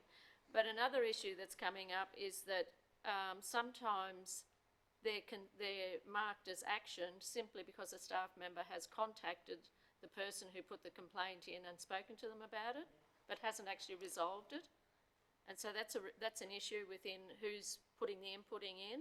Yep. And for us to have to look at something that could be up to 3 months old and find out it's been considered action when it hasn't Okay. is a problem. I can just comment on that one if you Yeah, like. sure. The process and it may have fallen down, I'll just make sure that it's reinvigorated if that's the case. The process was that the monthly report was to go back to the councillors on a monthly basis, but prior to that it was to go through the office of each GM, where the GMs or through the GM's executive assistants could actually review the responses to make sure those kind of, what you say, a response that hasn't actually identified the issue or resolved the issue or is still in process, that the actual advice that goes back to the council is an appropriate response, basically. So if that's not happening, if that's the process is falling down there, I'll just make sure we chase it up for you. Yeah, no, that is actually happening because I actually asked for where the latest is and they said, oh, look, it's coming. It's just with the general managers at the moment and then it'll be coming to you in the next few days. So, and that's what did happen. So they are actually seeing them. And it's still not getting resolved? No. Sorry, the response from your perception is still not an appropriate response, is that what you're saying? Yeah, okay. Yeah. So then the other one was that when someone does a follow-up on it, you know, like they might have made a complaint 12 months ago about an issue, whatever it may be, and then they still haven't had resolution, and so 6 months later they then follow up and a new pathway is created instead of going to the old original pathway, and then another one, you know, 6 months later, and we get a third pathway reference number instead of having that consistent one, which shows quite clearly that an issue hasn't been resolved for 12 months or 2 years or whatever it may be. Instead we get these new pathways which obscures the actual. Yeah, that may be dependent on the pathway that it gets into our system. So if people have been given a pathway number and they haven't requoted that and it comes in through another operator, they may start it as a fresh one, or they may not have mentioned that it was a previous issue. There might be different ways on how that's actually coming through. The intention of the pathways is you get a pathway number and that's for that issue and you should be able to follow it all the way through. But I'll just talk with Kylie to see if there's anything we can do to try to resolve that. I don't know if there is, but we'll see what we can do to help that. So maybe it could be staff training even, could be part of that Well, as there's an extensive staff training, but it may be put in by, I'm sure if it goes through our customer service area, they've got very good scripts and guidelines to take them through that process, but it may be coming through another source where someone's putting it in just as a new entry rather than going in and looking to see what's there previous to their entry. Yeah, if it could be looked into, that'd be good just to see how improvements can be made. Thank you. Yeah. So then the other thing that has been coming up really regularly in issues, certainly that I've seen, and I don't know about others, but there's no response provided to, you know, someone might email a staff member and it's really regular that they say we've never received a response.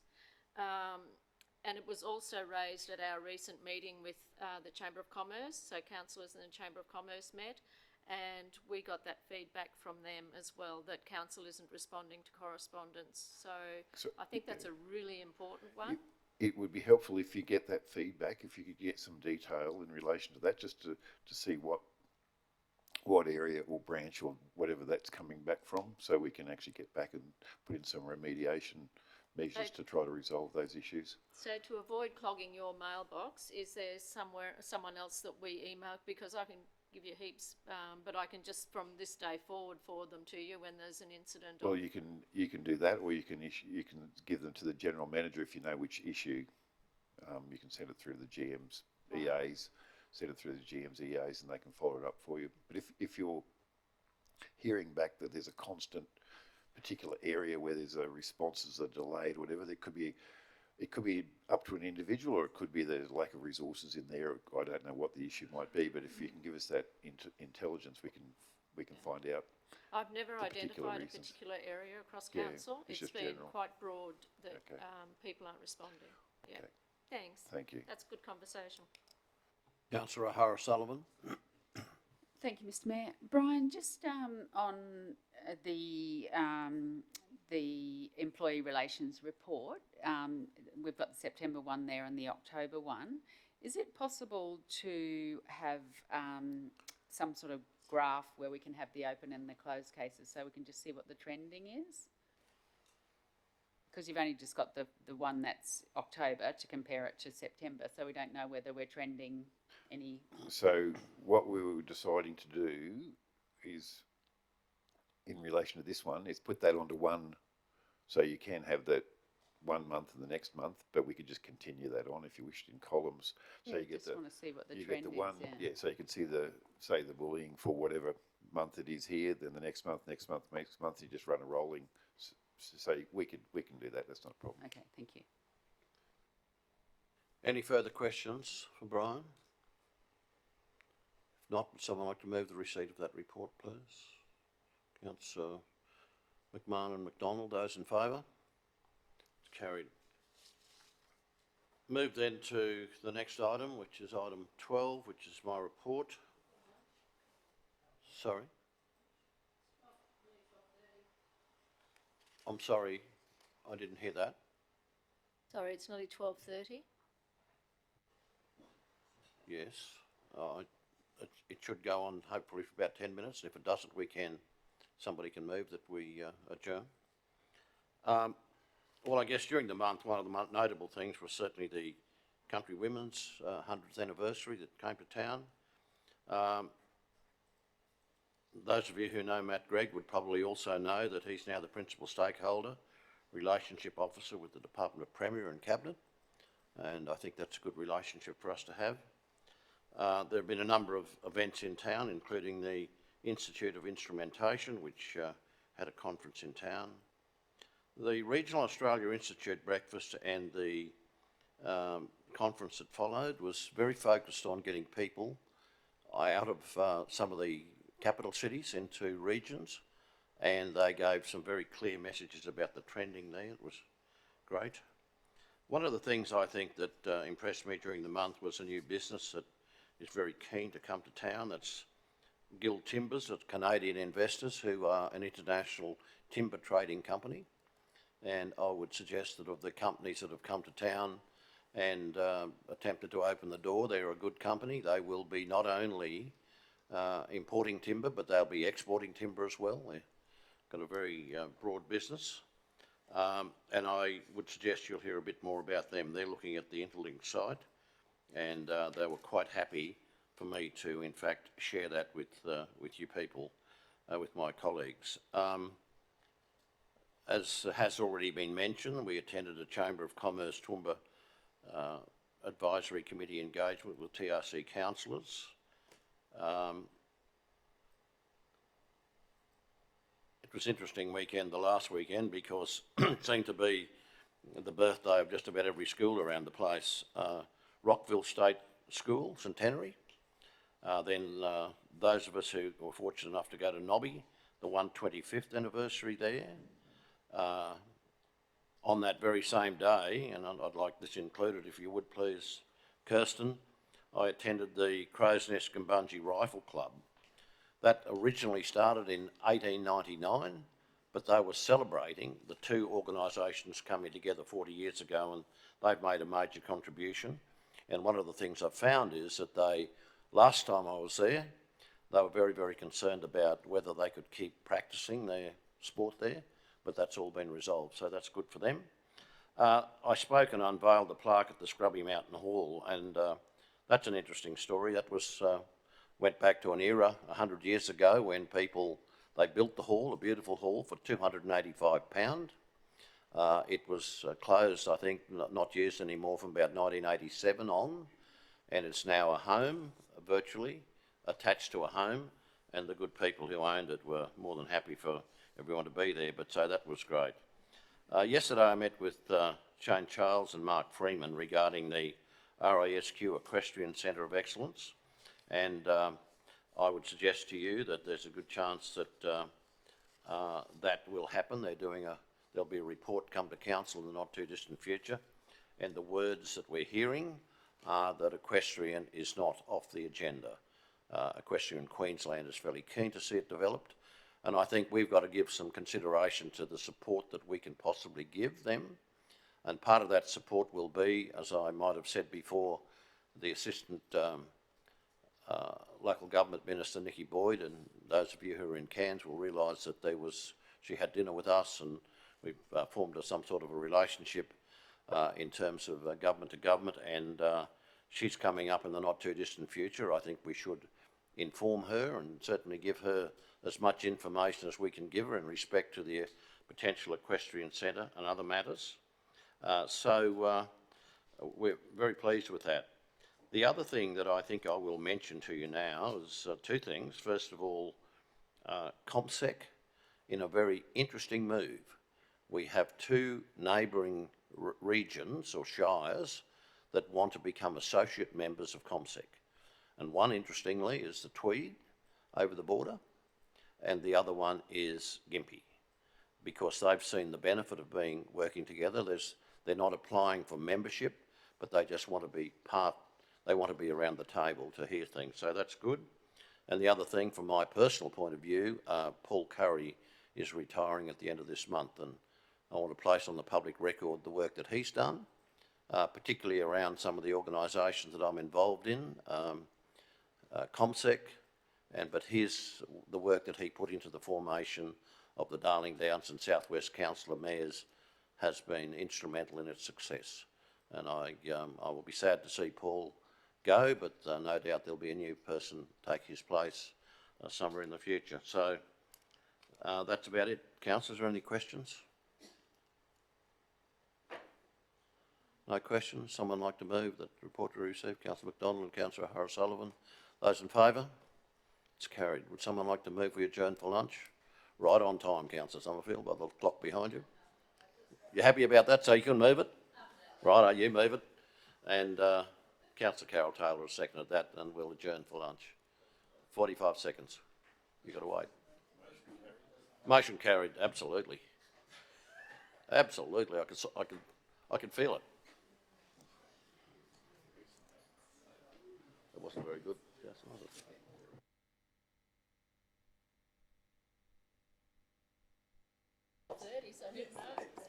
Excuse me, Chair, are we reconvening at 1 or 1:15 or? I think 1:15, okay. 1:15? Beautiful, thank you.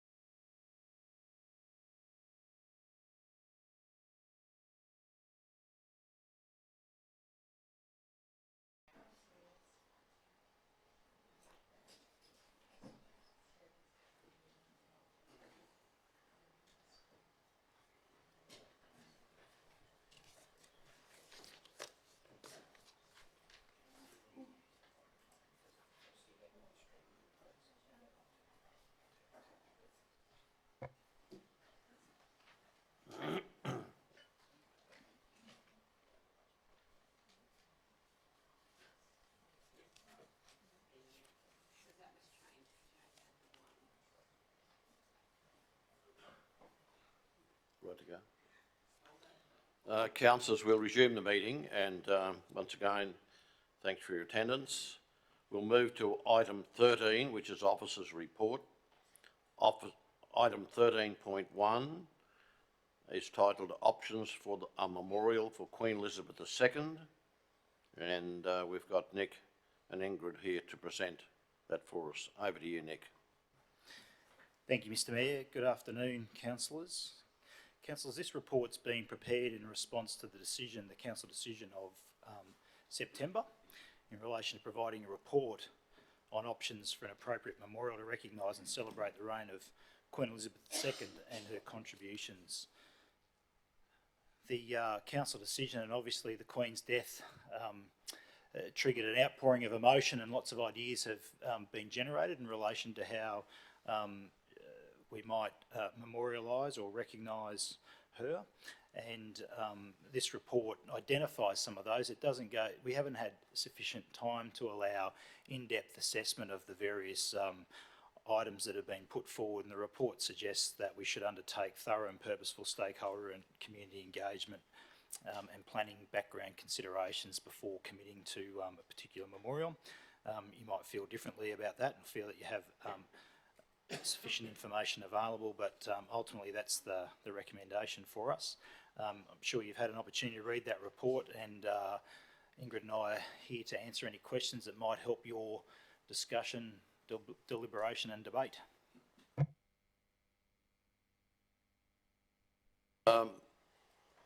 Any comments around the room? I think the report is fairly clear. Community consultation. Councillor Sommerfield. Thank you, Chair, and thank you, Nick, for your report, and Ingrid. I do support the recommendation that's before us. The only thing I'd like to have considered is that when we do the consultation, that potential costs involved in the various options be included in that consultation so that people understand, because there are a number of suggestions in there that are quite substantive but minimal cost. And I think that the community needs to understand that what the various things could, like a statue compared to just renaming the botanical gardens, for example. Big difference in costs, but at the same time very symbolic. So I think if we could include cost in that consultation, when I say cost, I don't mean exact cost, potential cost based on previous, statues that have been developed previously and that sort of thing. Thank you. Thanks, Councillor Sommerfield. Councillor Von Hoff. Thanks, Mayor. I too am in support of this, but I was interested to read the council policy on memorials and plaques. So thanks very much for including that information for us, GM Nick. And it made me think about earlier this year, I believe it was Brisbane, there was a school student who started petitioning for more females to be represented in statues, because she did a review of, I think it was Brisbane City Council, and found that there were more statues of dogs or animals than there were of women, and it started a movement, and the state government has put funding behind some of that as well to increase the representation of females in that public sphere. And when those of us who were fortunate to be at the Remembrance Day ceremony on Friday, we heard of a woman by the name of Agnes Patterson whose son was killed in World War I, and she was the person who met considerable resistance but got the Mother's Memorial built. And it just really struck me that we have fantastic examples in this community of women who should be noted and commended in our statues. I know that there's no mention of this in any of our policy, but I wanted to take this opportunity to raise it with council, that it is something that I'd love us to turn our minds to. Thank you. Any other comments around the room? Councillor O'Shea. Yeah, thanks, Mayor. Yeah, I endorse the previous comments. I also support the recommendation that's been put forward. The only comment I'd add to it as well is I found the idea, or there was something about a substantial tree sculpture with leaves can be added and attributed to equally generous persons in our community, and probably on the lines of what Councillor Vonhoff was speaking about, it's if it's not particularly for this idea of the Queen, it's actually quite a nice idea, whether it's whatever that is in terms of whether it's generous people or just people of significance in the community, to recognise them, and an idea that, as I said, I don't know if it's exactly what we want to do with the Queen, but I think it's a really interesting, being the Garden City and things like that, and an opportunity to recognise people, and yeah, it might be one that I'd like to see kept on the table of the radar sort of thing moving forward, because I think, what a great monument to people who've done great things in this region. Any further comments? Councillor Carroll. Thank you, Mr Mayor. I actually support the recommendation as well, but over in other parts of the Commonwealth, they're doing what's a green canopy in memory of the Queen. It was started off as her Platinum Jubilee, but it's now being turned into a memorial for her life and her long service. So, I guess I've been on this for a while. Nobody else has actually supported it, but it would be really nice if you go down to Launceston and places like that, they've got parks with these enormous, great, ash trees, claret ash and things like that have been there well nigh over 100 years, and they've been allowed to grow to their proper stature because they've had room to do that, and, not try to be shoehorned into a small park. If you look at Newtown Park, the trees at Newtown Park are planted or were planted in the shape of a Union Jack. If you saw them from the top, they're planted in the shape of a Union Jack. And some of them have died, but I mean, that's an amazing, tribute, I guess, to England, and some of those trees that are still healthy and they're really nice. So I think, I don't know, whilst I support that, I think, just a lovely area of big trees, which is what actually Queen Elizabeth II wanted. That's what she herself wanted for her Jubilee all over the Commonwealth. So I don't think that should be discounted either. Thank you. Thanks very much, Councillor Carroll. Anyone else wishing to make a comment? Councillor Tim. Chair, thanks. Support the officer's recommendation. I just think that if we're going to go back for purposeful and thorough stakeholder consideration, there's a fair few people wanting something done about this now, fair few people who are passionate about it, fair few people looking to put private funds into getting this happening, and this is what the community is talking about at present.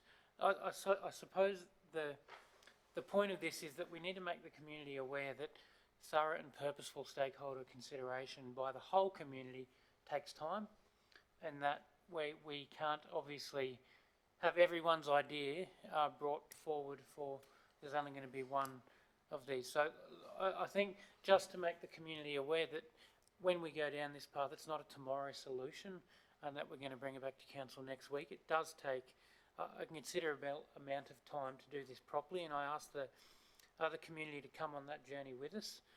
Let's get this done right, take the time to consider all options and then bring a report back. But certainly timing isn't our friend in that regard, but I think that's how we have to do it. Thanks. Yes, I think as I viewed what was happening across this part of Queensland, significant number of councils have actually acted very quickly and done something, but I think that the concept of consulting with the community is probably where we ought to be. Any other comments? Do I have a mover? Councillor O'Shea has moved, Councillor Carroll Taylor has seconded. Anyone wishing to speak against? Those in favour? That's carried. Right, we move then to item 13.2. Thanks very much, Ingrid. Thanks very much, Nick. And as Grant comes down, I hope you've all introduced yourselves to Bailey up the back, our new lawyer. Thanks very much, Bailey. A long-term Toowoomba resident who's finally seen the light. He's going to stay here and work for us. So thanks, Bailey, and we're delighted to have you, and we look forward to working with you. Thank you. Grant. Thank you, Mr Mayor. Good afternoon, councillors. Switch her on. Good man. Councillors, if I could just take the report as read, but take you to the last paragraph on page 93 of 178 is probably the most salient point I'd like to make in this discussion, and then leave it open for your questions. And that paragraph reads, commencing in seeking to ensure Council takes the appropriate approach to the motion, advice was sought from the Advisory Committee.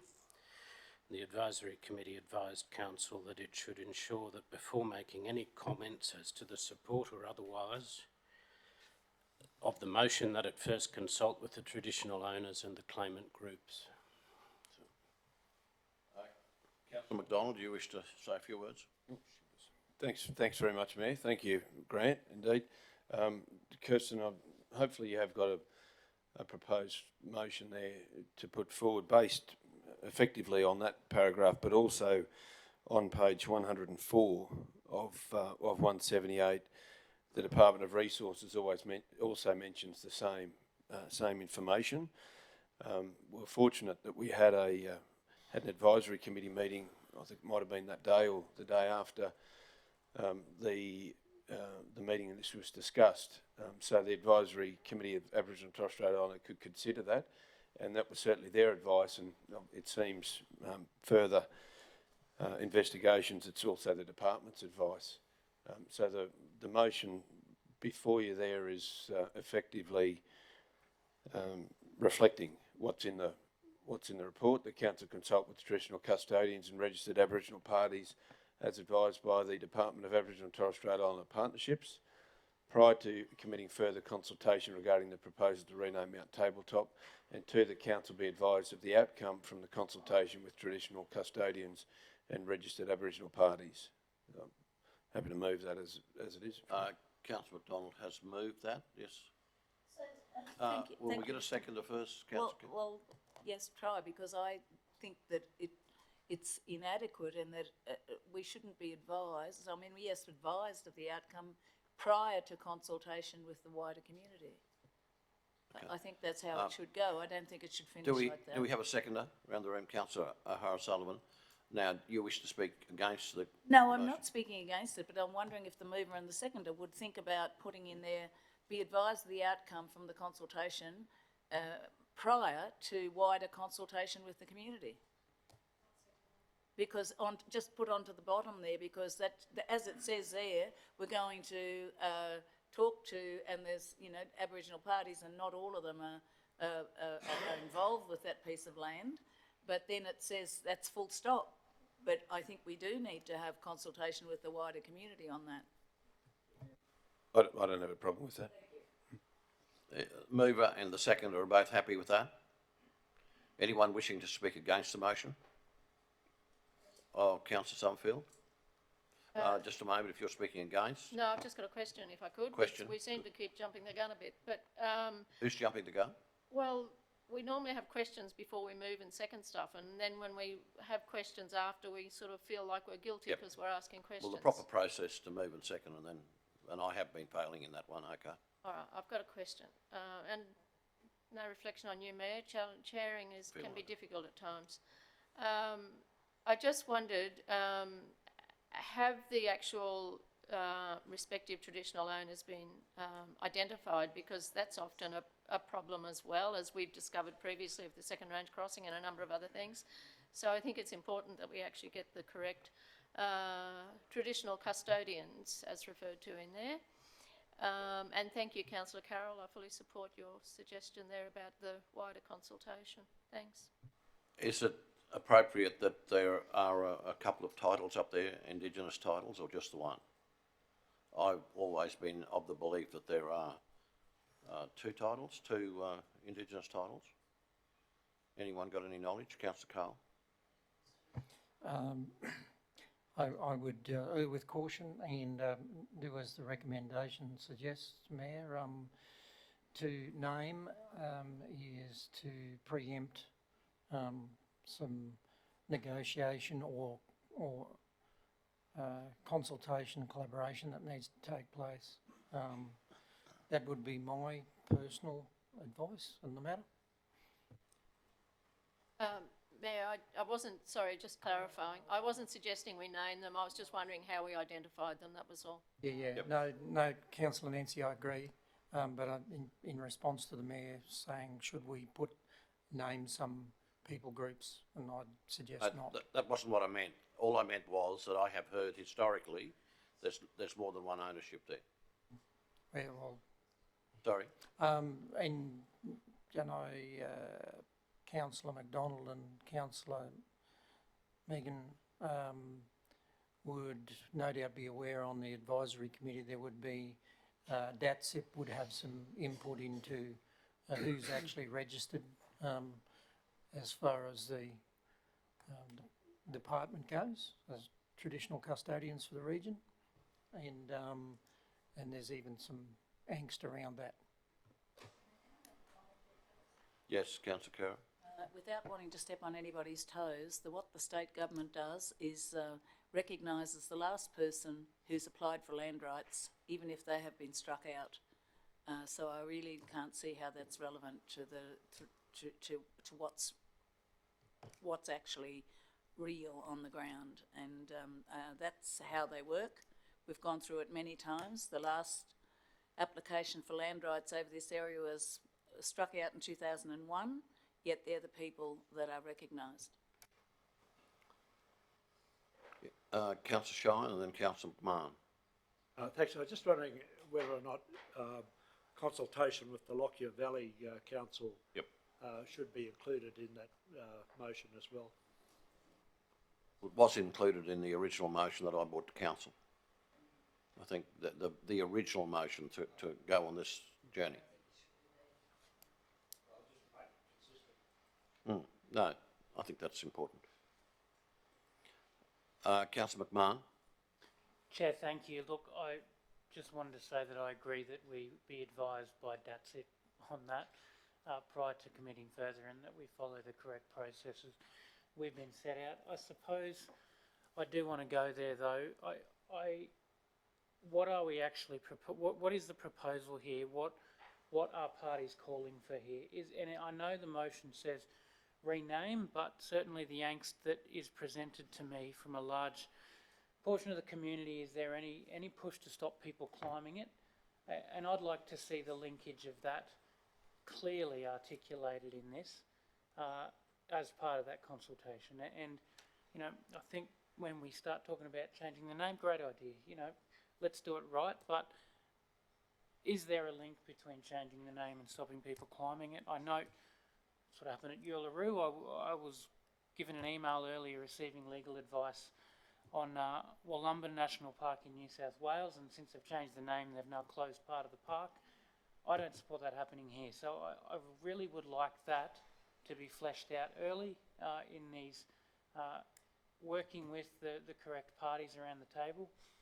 Is it rename, or is there a little bit more? And I'd like to see some of that in the consultation and in the stuff that comes back to council. Thank you. Thanks very much. Any other comments around the room? If Councillor Summerfield. So just following up on what Councillor Tim was saying, how do we see that actually made to be a part of the community consultation? Because it's certainly a concern of mine, as is obvious by the email that was circulated earlier about Mount Warning and Ayers Rock, Uluru, that once the name changes, people are restricted. We're all Australians, and we should all be entitled to have access to these areas, and I'd hate to see that happen here. If that's the trend, that we rename them and then we stop Australians from actually accessing them, then we have an issue. So I'd like to know how you're going to include that in the community consultation. Okay. Councillor O'Hara-Sullivan. Oh, thanks, Mr. Mayor. I don't know that you can really include those two things together, because times change, and once upon a time we probably never would have thought about changing the name, but this has come from sentiment in the community, and times change. So I just don't know that you can ever say we're not going to have that same conversation, because it's sort of projecting into the future. And you can't say, oh, well, we'll change the name so long as you don't demand it from us that we would, you know, we're not allowed to climb it. That might be something that people mature into. Councillor Tim. Thanks, Chair. Look, I agree, Megan. We're saying to go to DATSIP here, and then I wasn't suggesting that we tell the people what we want to hear by any means, but I would certainly support Councillor Nancy in having our councillors' views recommended in that motion regarding climbing it. Is there any way that we can add something to the motion around the idea that we don't agree, or I don't agree with the idea that we stop people climbing it? Is there any way, and I'll ask the mover to come in on this, that we could add something to that regard in the motion, or you think we do that at an appropriate time? I'd actually like some thought on this. Thanks, Councillor Tim. I'm pretty comfortable with the first motion, I have to say, based on conversations that have been had with the Aboriginal and Torres Strait Islander Committee. This was about renaming of the landmark more than anything else. That may be a conversation down the track, I'm not sure, but I was pretty comfortable just with how it is, with the additional information that Councillor Carroll put in there with the second part to that motion, to be honest. Thanks, Jeff. Happy to support. Yeah, Councillor O'Sullivan. Just with the suggestion about the Lockyer Valley, should prior to wider consultation with all stakeholders or something like that? Or do you want to name Lockyer Valley in there as well? I think that's important. Okay.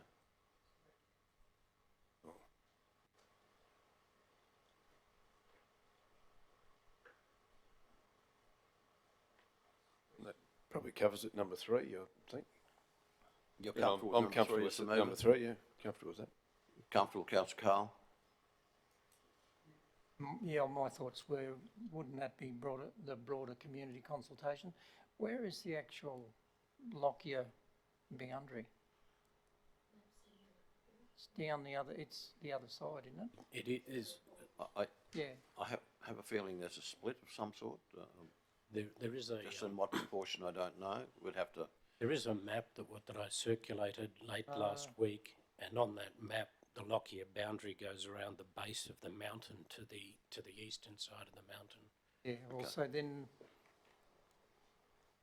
I would have considered that in the broader consultation with the broader community.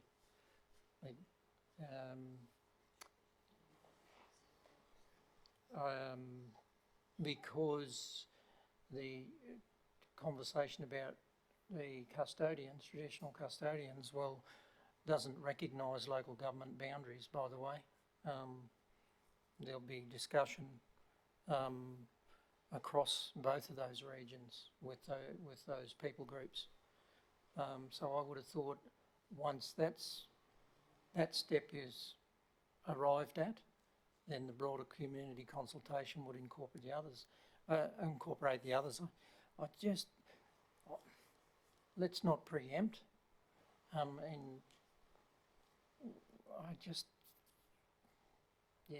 think we just need to be open to genuine consultation and collaboration without trying to preempt or pre-negotiate. Then it takes takes the essence away from what we're trying to do here around a significant landmark and significant Queensland history. And I'm talking about Western Queensland history as well, because it's in the history books. So I reckon we should keep it as, don't complicate it too much. We've got to get through the first part, and then we go and genuinely consult with the broader community as well. Exactly, and I think what you're saying is code for see how it develops, and we'll deal with the issues as they come forward. Yeah, look, I could wear it, but I'm not altogether comfortable with the Lockyer Valley being in there, given that the footprint of, and I will call it Miwa because I do now, and I ask permission if I want to climb it now, because I understand there's a respect there. I'm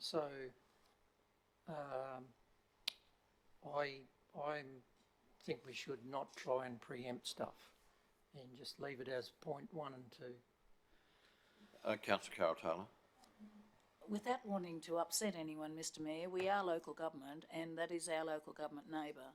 And I believe that if they did it without consulting with us at least, we wouldn't be very happy about it. And I don't see where, you know, I'm certain that when the article went into the paper that they'd had a quote from the mayor down there and there was no issue with it. But I just think it's a courtesy that they be brought into the Formally conversation. brought into the final Yes, I discussion. do. Chair. Yes. Look, I had that conversation with Tanya, Mayor of Lockyer, and she's very comfortable to work with us. And I think it's very much in keeping with what this resolution before us is saying. Any other comments around the room? If not, been moved by Councillor McDonald, seconded by Councillor O'Hara-Sullivan. I'll take those in favour. That's carried without dissent. Right, we move now to you again, Grant, a report on the Audit Committee meeting on the 7th of September. Thanks, Nick, and thanks those who have been involved. Over to you, Grant. Thank you, Mr Mayor. Again, I'll take the report as read. The only comment I wanted to add was that at the last Audit Committee meeting there was a particular request that came forward that asked that my role in council proactively distribute materials which are published by the Queensland Audit Office to relevant managers and areas throughout council, and just ask them to think critically about what's in those reports, about whether or not that prompts any need for improvement opportunities in council. Usually the QAO's materials are very helpful, and just as an example, I noted when sitting in the chamber this morning that there was a lot of discussion about the ability of council to attract and retain staff, and this morning the QAO just published a very comprehensive report on exactly that subject. So I'm happy to distribute that report to councillors if they don't already automatically receive the QAO's materials, because I've sent that report to managers this morning and just asked them to think about how that applies in their daily practice with their own staff, talking about things like recommending that people proactively look at remote working opportunities and things of that nature. So, so there'll be more discussion on that in future Audit Committee meetings, which I won't be at, but which Bailey will be at. So. Okay, any questions for Grant? Any comments at all from the members of the committee, Audit Committee? Through you, Mayor, not really. I think thank you to Grant for highlighting that one particular point to come out as a recommendation. There's other recommendations there, but I'm pretty sure we've covered off on those through the passage of time as well. And our next meeting's only a week and a half away, 30th of November. So I think I'm happy to move the recommendation there. Moved by Councillor McDonald, seconded by Councillor Shine. Are there any comments? Anybody wishing to speak against the motion, the recommendation? If not, I'll put the motion. Those in favour? It's carried without dissent. Thanks, Grant. We move to item 13.4, the 2022 Disaster Relief Funding Arrangement Program, Contracted Works, Procurement Process. Mike and Stephen.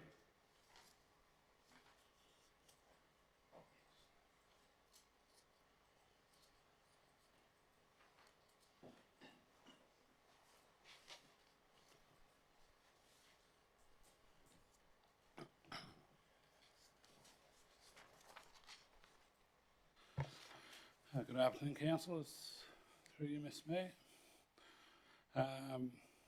So the report in front of you there, councillors, as it indicates, is just requesting council's support to go to an EOI process, or through an EOI process, so that we can engage probably at least 2 contractors, but we'll confirm that post the process, to assist with the delivery of the flood restoration program through the next 18 months. So It's a fairly straightforward report. Council's had a few of these before, these EOI ones. So I won't go into too much, but if there's any specific questions, I've got Steve Petrie here, who's our Principal Project Manager and Project Services looking after this program, and happy to take any questions through Ms. Mayor. Questions from GM, Councillor Shine. No, thanks, Mayor. Thank you, GM. There's the amount to be expended is quite considerable, 15 million per month for, not too sure for how long, but for a considerable period of time. I take it we don't have sufficient staff or qualified staff to carry out these works, and hence the need for contractors to be engaged. I heard comments only about last week about what had happened in Brisbane after the 2011 floods, and the then Lord Mayor was regretting the fact that they had not employed or continued to employ staff because it was impossible really to get the contractors available at the time. Bear in mind the shortage of labour and materials and all the rest of it we know so much about now. One assumes that that adverse condition may well still apply. And are there any lessons to be learnt from that experience of Brisbane and perhaps our own recent experience in terms of our attitude to employing permanent staff? Thanks, Councillor Shine. Any other comments? Sorry, question? Yeah. I think councillors getting the balance is what life's about when you work within any organisation, and council's no different. You can do what you do on a business as usual, and you can take some levels of increase and, you know, plan and resource yourself as an organisation to deal with that. But when you have significant peaks such as this, as we did back in 11 to 15, it's only probably proper, I think, in my mind, that you do outsource substantial amount of the work. I mean, we'll still have a significant amount of our teams working on flood restoration works over this next 18 months, 2 years. No doubt about that. So this is a significant peak that is running through our program, and resourcing up for the short term by the use of using contractors, I think, is the most sustainable from an organisational perspective, as well as a value for money outcome for council and ultimately for the state and federal government from the point of view of those are the ones funding this program. So I think it's getting that balance right. We're just trying to get this happening as quickly as we possibly can through this report today, and we're hoping by the end of first quarter next year that we've got contractors appointed, and around Easter next year they're on the ground. So that's what we're working towards. Are there any further questions? Councillor Summerfield. Thank you, Chair, and thank you, Mike. I think this will be good. We can expedite some of the works, but I just wondered, are we still going to be undertaking private works during this period? The only works that we do and have done really ultimately for council outside of our normal work is our transport and main roads work, where we've got our ongoing contracts and our relationships there. So we do that on an annual basis, and that'll continue, and we're only doing the road maintenance performance contract works. So that'll continue over this next 2 years. Thank you. So then the other thing was, this refers as far back as to the event in this time last year. Are there any other works from previous events that still need to be completed, or are they all done and dusted? They're all completed now. Okay, that's good. So then where these works from 12 months ago, the event 12 months ago, that will all be upgrade works, will it? There's been some maintenance done on those Yeah. roads. So we've gone through what we call emergent phases. So we've had, as Councillor Carroll pointed out before, we've had probably 5 major floods in this 12-month period, of which 3, they've culminated them into 3 declared disasters. Out of each disaster, as declared by the state government, there's what they call the emergent phase, which is for works that you do for 3 months, for a period of 3 months thereafter that event. And at that point, so you do, that is basically opening the road network. In some cases, you're back and forth to the same location a couple of times, and then, as you're well aware, in many cases, some of the areas were hit 5 times, so they've flooded. So we're back and forth. So from a community point of view, it looks as though we're there. This is moving into, this is basically the vast majority of this work is under renewals. So you're basically renewing back to like for like, and then there's, to the side of that, there's betterment and complementary works that will form part of the program of works. Okay, thank you. I understand it better now. Thank you. That's right. Any further questions for the GM? If not, someone like to move the recommendation? Councillor Carroll Taylor. Second, please. Councillor McDonald. Those in favour? It's carried. Thanks very much, Mike. Thank you, councillors. We'll move now.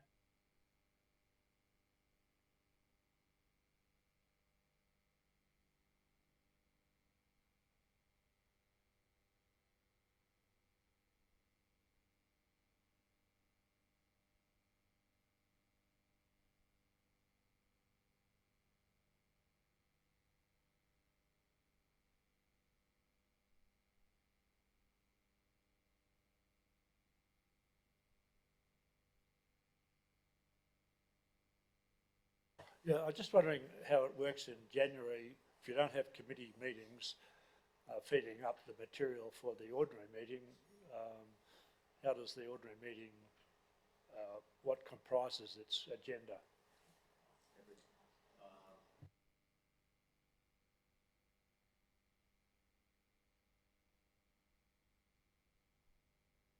I think the January meeting, by and large, it has some reports come to it, but they're prepared directly for the meeting. And it doesn't have the volume that I think traditionally doesn't have the volume, and this is just the way January is, and the last 2 Januaries would have been like that. It wasn't meant to be. No, that's not. But that's generally the December and January things are tipped around a bit.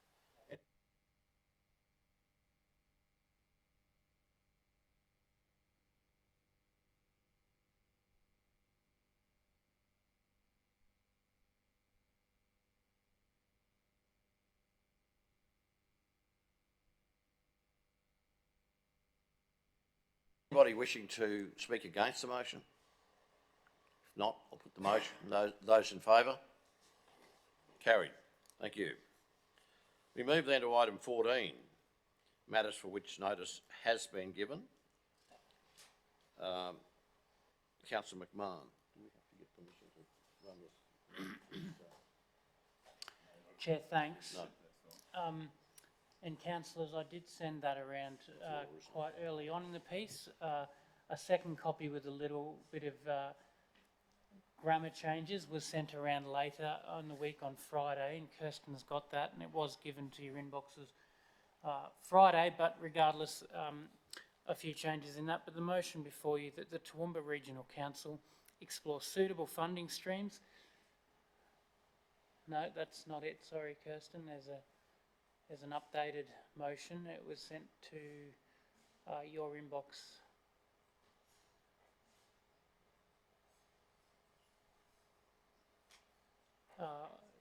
I just sent it not long ago again.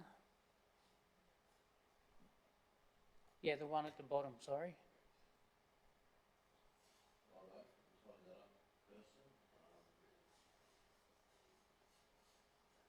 So it's just the second part of that, not the first one. Yeah, I don't know where the confusion's come in. Sorry, councillors. Tim, you're prepared to move that, do I have a seconder? Councillor Von Hoff second that. Chair, I think we should get it right before we go any further. Thanks, Councillor Von Hoff, but there's two paragraphs there.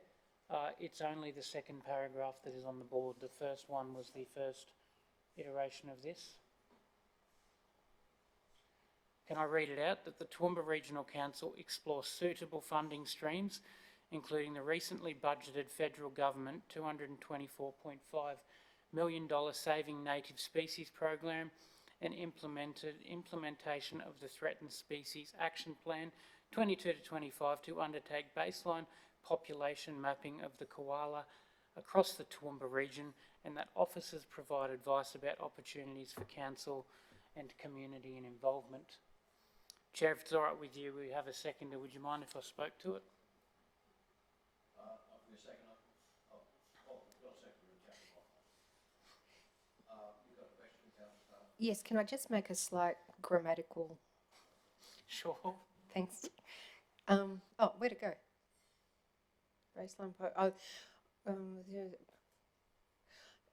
Baseline population mapping of the koala habitat across the Toowoomba region? Well, the No? koala is Or the koala. plural. Oh, of- okay, so Yeah.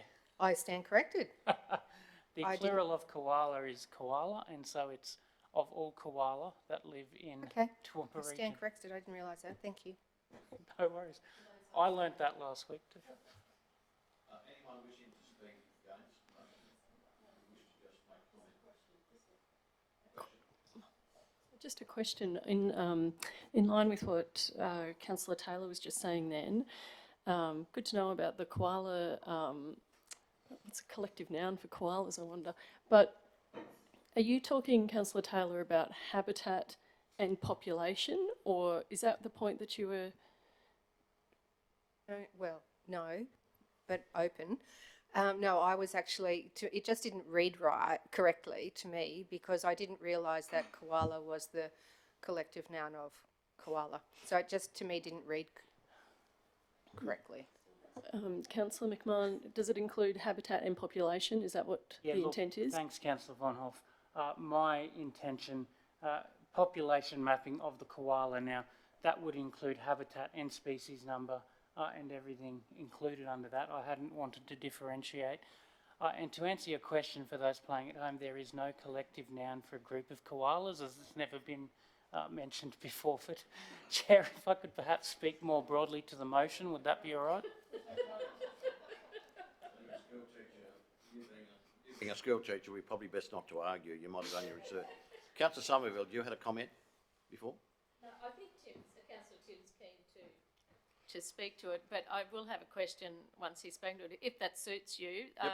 It was just in relation to the financial aspect, that was all. Okay. So I'm happy for, if that suits you, for Okay, Councillor Tim Tim, to talk. would you like to speak to the motion, please?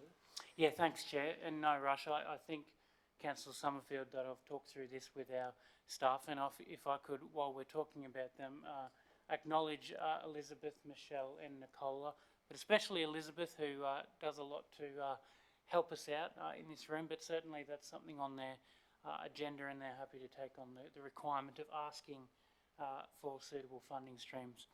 But to the point more broadly, Chair, we find ourselves, I think, in a bit of a crisis in Toowoomba region, where we are losing koala habitat at an alarming rate. A variety of, I think, reasons for that, and certainly no one's doing anything wrong here, but we are losing koala habitat at an alarming rate. And I think we had some conversation about, we have to do some levers. What levers have we got as a local government to pull other than the state government?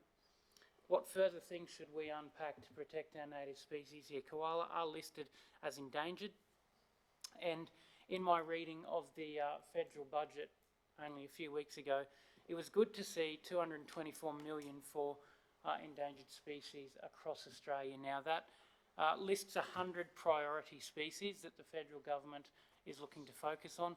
It was great to see koala listed as one of them. Further, a map was given in this federal government report of the areas of interest, the 14 priority mainland places that they want to target. And it's good to see B in the map that's distributed, the Brigalow country of Queensland to the west of the Dividing Range, of which we have a large amount, is listed as a priority place. So, look, I think we have the federal government really taking the lead on this, and I commend it.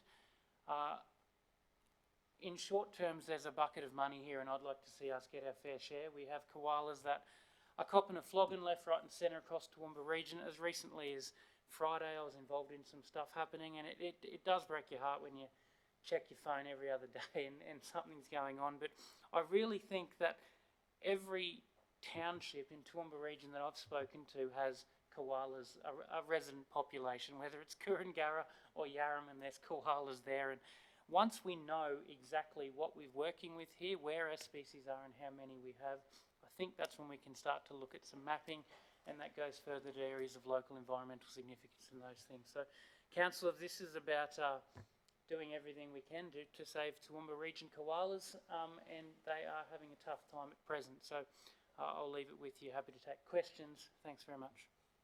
Anybody wishing to speak against the motion? A question from Councillor Summerfield and then Councillor Shine. Thank you, Chair. And it was interesting to note that there was a koala in Webb Park in the last few days, and there were concerns about dogs being off leash in parks like that, and I think that's something we need to address. Maybe one of us can bring something forward to the next council meeting about what can be done about off-leash dogs in the wrong place. No. But I would like to talk about, and Councillor Tim, thank you for bringing this. I fully support it. It's a great initiative. But we just need to understand the funding that you're talking about. It's rarely 100% funding that you get. It could be 50%, and if that's the case, I'm assuming we would outsource this work because our staff are, particularly in the planning area, are pretty full on at the moment. So if that's outsourced, well, even if it's not outsourced, it's a cost to council, and I have to raise it. This is a state government job that we're doing. Once again, encroachment into ratepayer funds to do the work of the state government, and tell you what, it pings me off that they continue to relinquish their duties to local government.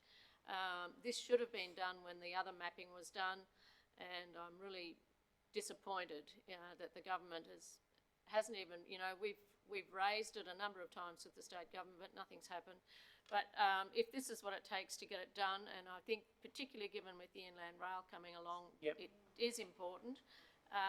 But I'd like to understand the implications for our budget. So we need to understand whether that $224.5 million is 100% funding, and if it's only 50%, then there should be, in that report, we should have financial implications for our council. Chair, may I Very answer? much. Councillor Shine, you were going to... did you want to respond to that? May I really quickly? It's Thanks, Councillor Summerfield. I really appreciate it. And I too have had reports of Duggan Park and Webb Park over the last weekend, koalas. There is an Environment and Community Services report concerning off-leash dogs in some of our bushland parks that I think is being worked on to come back to council a later day. It seems to be, from talking to the experts, about 10 p.m. they get down and they go to the next tree, and that's when all sorts of things go. Regarding this, the 224.5 million is a federal, the whole of Australia. I don't have any information over 100 or 50. I think we ask for as much as we can and we work on it when we get there. But I haven't thought that far down the tree, and I don't think that information exists. But thanks. Councillor Shine. No, thanks. Just a question, if I might ask a question. I'm unfamiliar really with what is involved in baseline population mapping. What resources are required there, both human and whatever, to do that mapping. Why I raise it, just travelling yesterday from Yarram and back to Toowoomba, and seeing the forest on the escarpment and inland from that, trillions and trillions of trees. One assumes there's probably many koalas there too. Why wouldn't there be? We only know the ones that occur at Webb Park or the ones that have been mentioned in council of recent times, which would, you'd think on the law of averages and logic, that would only be a small, very small, minute percentage of koalas that inhabit that area. So what would be involved in baseline population mapping? Are you aware of that? Yeah, thanks, Councillor Shine, and I don't know if our officers, Elizabeth's very qualified on that, if she'd like to make a comment. So if I could invite her up through the GM. Elizabeth, thank you.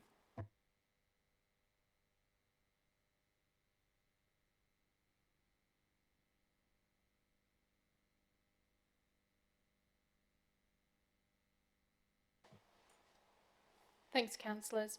So there is actually two different ways that we can do baseline population mapping for koalas.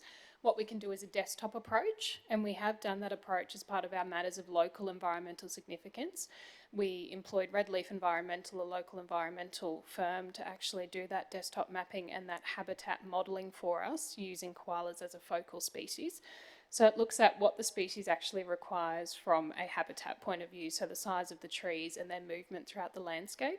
The other thing that we have begun to explore with Griffith University, who's also been doing some work in the region and with the Department of Environment and Science, is there's actually koala scat detection dogs now that are very clever at identifying koala populations and where they might occur through the region. So I think when we refer to baseline population mapping from an officer point of view, it would be a combination of that habitat modelling done via desktop and the ground truthing done via either scat detection dogs or actually fauna spotter and catchers actually walking the landscape as well. Yeah, I do. I support this, but what happens if we are unable to get any grant funding? It should have up there subject, because I do agree with it should be subject, because we're going to try. 224.5 million is not a lot of funding for the whole of Australia. And, depends, there's nothing that says we're going to be successful. I hope we are. And that we can go on and do something here. But, we have many, many other things as well that this is, and if there's no budgetary allowance for that, I mean, this is it needs to be done at some stage. I agree. It's state government's responsibility to do this, the federal and state government. Obviously, the federal government's thinking about it because they've put this money aside, but it's not a lot of money. And at the end of the day, we might end up with none of that. So what happens then? Because we've got this there, it doesn't say, it just says explore suitable funding streams. It doesn't say subject to being able to get grants or anything else. So well, Tim, are you that's my comfortable question. if subject to appropriate funding? Look, with respect to Councillor Carroll, I think we should talk it through. What is happening is at present, we don't have our koalas mapped. I'm proposing that we ask for some of the federal government to have our koala, I've said it again wrong, koala adequately mapped. If we don't get that funding, we either look to another option or our koala population remains unmapped. So the whole thing is subject to finance, subject to funding. I personally don't see the need to put a subject to finance clause. That's what this motion is asking for, that some of the federal government money is put towards the koala of Toowoomba region. So does that answer your question, Councillor Carroll? Well, that's out of our control. We can apply for it, but we have no control over whether we get it or not. Correct. Councillor Shine, you had a question, and then no, Councillor Summerfield. I've got Councillor Shine now. Oh, But, just to follow up from the previous one, that's all. Others might well understand this, but I don't. What's involved with that mapping? You said it'd be either a desktop or the alternative, but what puzzles me is that it's such a vast area, the region.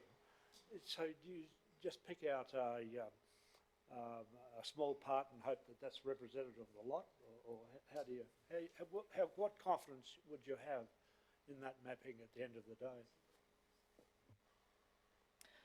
Thank you for the question, Councillor. I might address 2 points. So firstly, this is committing council to us just exploring funding options. It's not committing council to spending money on this particular program. So just so that's very clear, and Elizabeth will speak to your point now, councillor. Thanks, Councillor Shine. So in relation to that, could you just remind me again of what that question was then?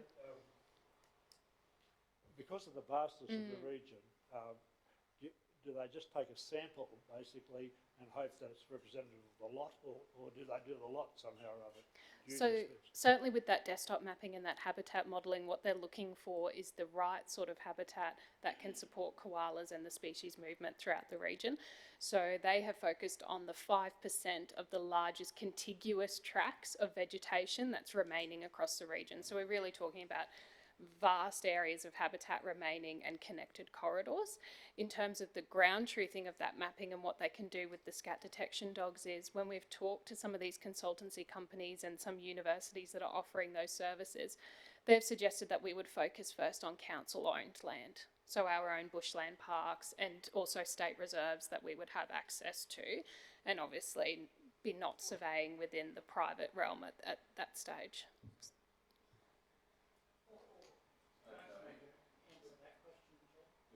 Series of questions lined up here. Councillor Nancy. Oh, look, just quickly what Nicola said, basically, we're only exploring, we're not committing to anything, we're just going to explore for funding, and if we get the funding, well, then a decision will be made about what we do. Thank you. Thank you, Chair. I concur. And, but I will ask though, I know we're only asking for funding, but if we do this, what makes it possible that the state will even listen to us and add our evidence to their state mapping? Is there a guarantee that that will happen? So what we can do there, Councillor, is we can actually ensure that our mapping and the work that we do to ground truth is in line with the state's methodology. So the Queensland Herbarium has set out their own parameters as to what they deem is core koala habitat, or what the koala requires as a species from that habitat. So we could ensure that we were using those same parameters or that same methodology. I've got Councillor Becker, then Councillor Tick. Thank you, Chair. Thanks, Elizabeth and Nicola. If this is supported today by Council, can I just really urge us to be first in, best dressed as much as we can, because Councillor Taylor's right, $224.5 million for the whole country is just a very, very small amount. So I don't know if it's going to be a situation, I'm assuming where there's a cut-off, there's a deadline for applications, and if we were high up in that list of applications received, that would be terrific. And I know that, yeah, I know that you guys are completely under the pump. Michelle has been very clear with some of that information to us, but if we're going to be competitive, it might just be something to keep in mind. Thanks, Chair. I'll be quick too. Look, I totally agree with Councillor Von Hoff's point. I think the reason for bringing this forward was because we have just had the budget announcement, and I read it in a few days. To our credit, we are listed as a priority area and a koala as a priority animal, but you know, nothing's guaranteed here. This is simply us doing our job as a council and saying, hey, federal government, love what you're doing, can we have it here? But I suppose furthermore to Councillor Shine's idea about the two types of mapping, the desktop view, while it has some merit and, you know, is implemented in to some extent in the planning scheme of areas of environmental significance of koala habitat, what we're finding is the koala may not live in the 5% biggest bushland areas. It might be a scrawny row of trees that look otherwise, you know, unlivable where they're choosing to live. So whilst the desktop mapping has a point, in reality, the habitat of the koala may be quite different. So, you know, the higher level of detail, the better. Thanks. Thank you, Mr. Chair. And we're talking about mapping and desktop mapping. When we had this discussion downstairs, when we were down in that room and it went public, and I had people calling me from Mount Rascal. I myself have driven out to Gumbunji several times and seen a koala crossing the road in the same spot 5 times over 10 years. So and that's not council land. So why would we not use the resources that our community has, the knowledge that they've had, and the people at Mount Ruskell have stood there, rung the government while they're crossing the road in front of them, and the government has said, no koalas there. So, you know, why would we make that same mistake? We don't have to, if we're going to do this, and maybe we won't get the money, but even if we do, wouldn't we want to map it properly rather than just have a desktop? And wouldn't we ask the community to help us? Because they know more than we do. And at the end of the day, why would we not garner that knowledge and value it and add it to the mapping? Because they know where they are. Thanks, Councillor Carroll. Councillor Bill? And would we do that? Oh, sorry. I could probably speak to that one. So ultimately will depend on whether we are successful, and then if we are successful, how much money is involved.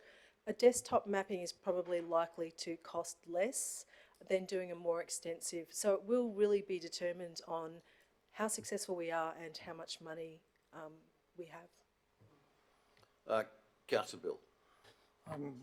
Look, I say we go for it, and in the context of if we string a few pieces together here, we've done a body of work with Griffith University, the surveying of the community around a range of topics on koalas, habitat, mapping, education. By the way, education come out as one of the top of the pops around how to report koala sightings and what to do if you find one that's injured, a whole range of things. So we might actually be somewhat shovel ready in a sense, albeit that's state government initiative, to actually put a good case for that funding, federal government funding, in behind the body of work that has already been taking place under Elizabeth's guidance there, working closely with Griffith. So I'm more interested in the end game.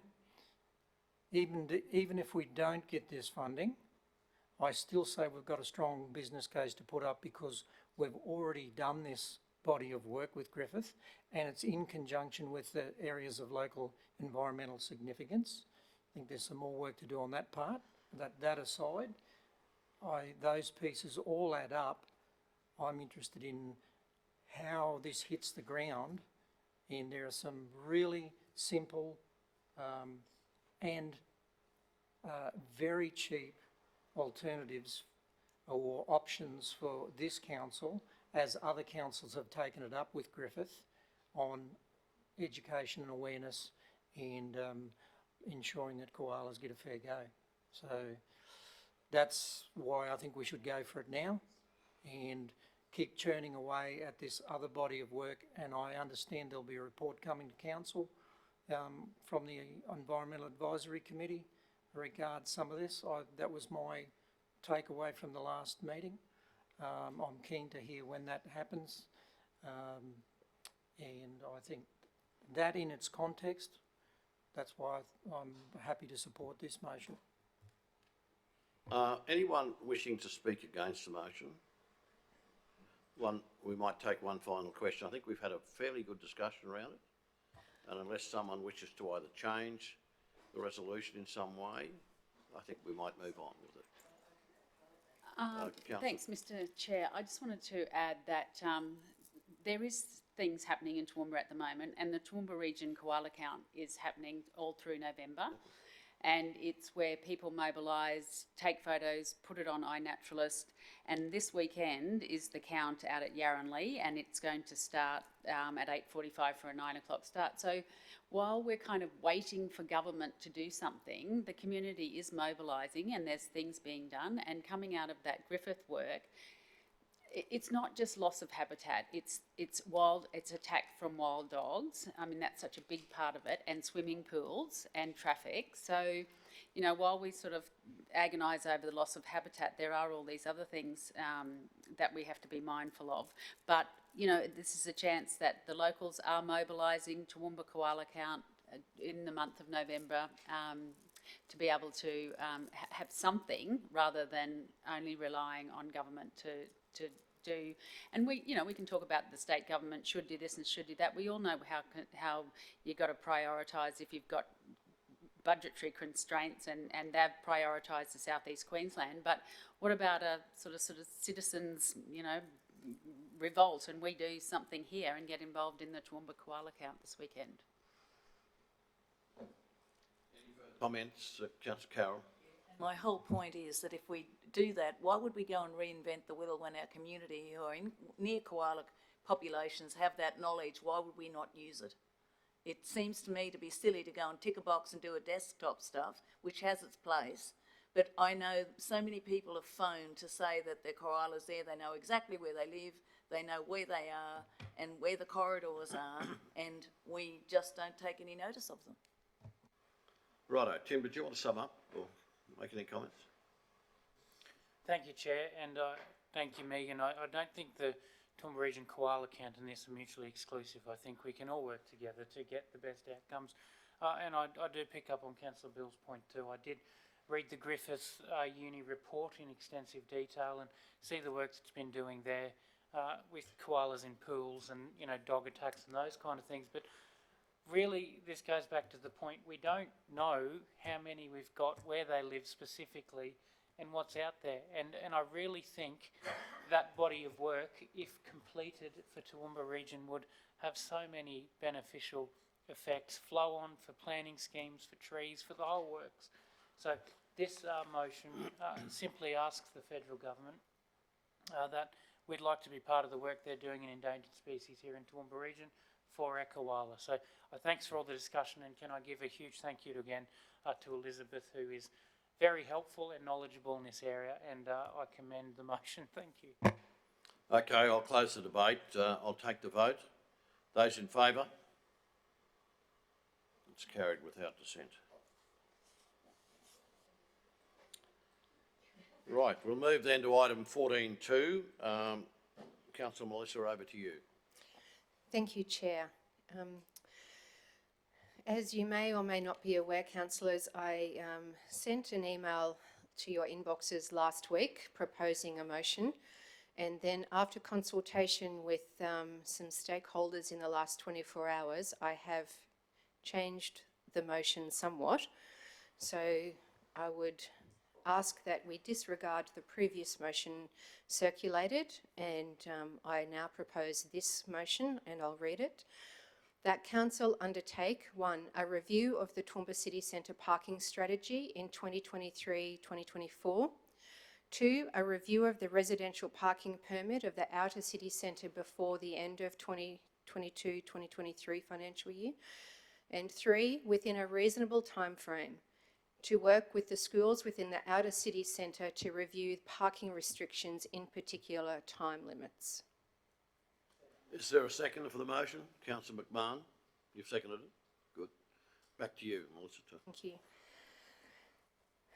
The purpose of this motion is to provide a framework in the management of the parking time limits provided by TRC in Toowoomba City Centre. After the recent implementation of the smart parking strategy, I believe we can take it further to support the parking needs of our city's community, businesses and visitors. While Council supports and encourages the desire of its residents to maintain its livability and offer transport choices, Council also acknowledges the current need of vehicles to park in the inner and outer city centre.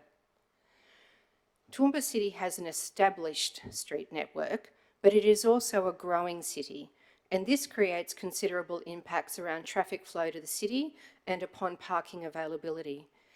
Combined with Toowoomba's growth and the development rate, and with an increase in visitors and commercial presence, parking pressures have increased in the city. But this is not exclusive to the heart of the city. It is also creating pressures on the outer circle of the city centre. Car parking presents complex and difficult management challenges for Council. On-street parking is a public asset and a limited resource, with demand at times outstripping the specific time, need and supply. Council takes its responsibility to manage this valuable resource very seriously, now and into the future. We as a council want a city centre where visitors, shoppers, workers and businesses have choices that support our community our livability, and the city's economic viability. The recent pandemic has highlighted the many options we have when it comes to our working environment and the choices that are now viable options that once weren't.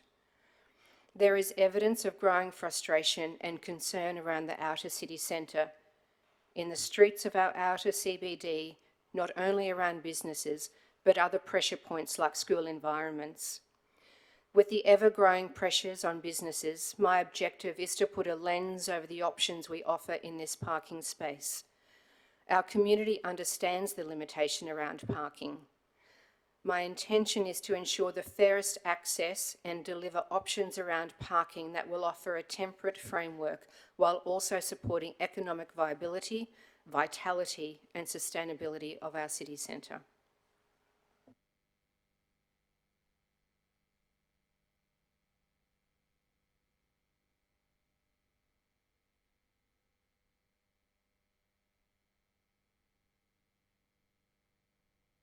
Question. I'm unfamiliar about when the last parking strategy may have been undertaken. Is that, would you know that, Councillor? I do know, but I'm just going to ask General Manager Brady just to confirm.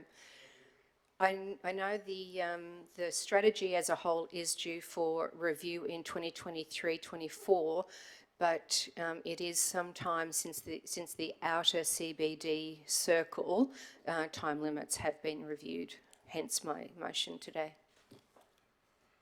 Yeah, good afternoon, councillors. Yes, 2019 is the date of our current Toowoomba City Centre parking strategy that it was endorsed by council, and obviously that's our guidance in regards to the program and actions that we've been implementing the last few years.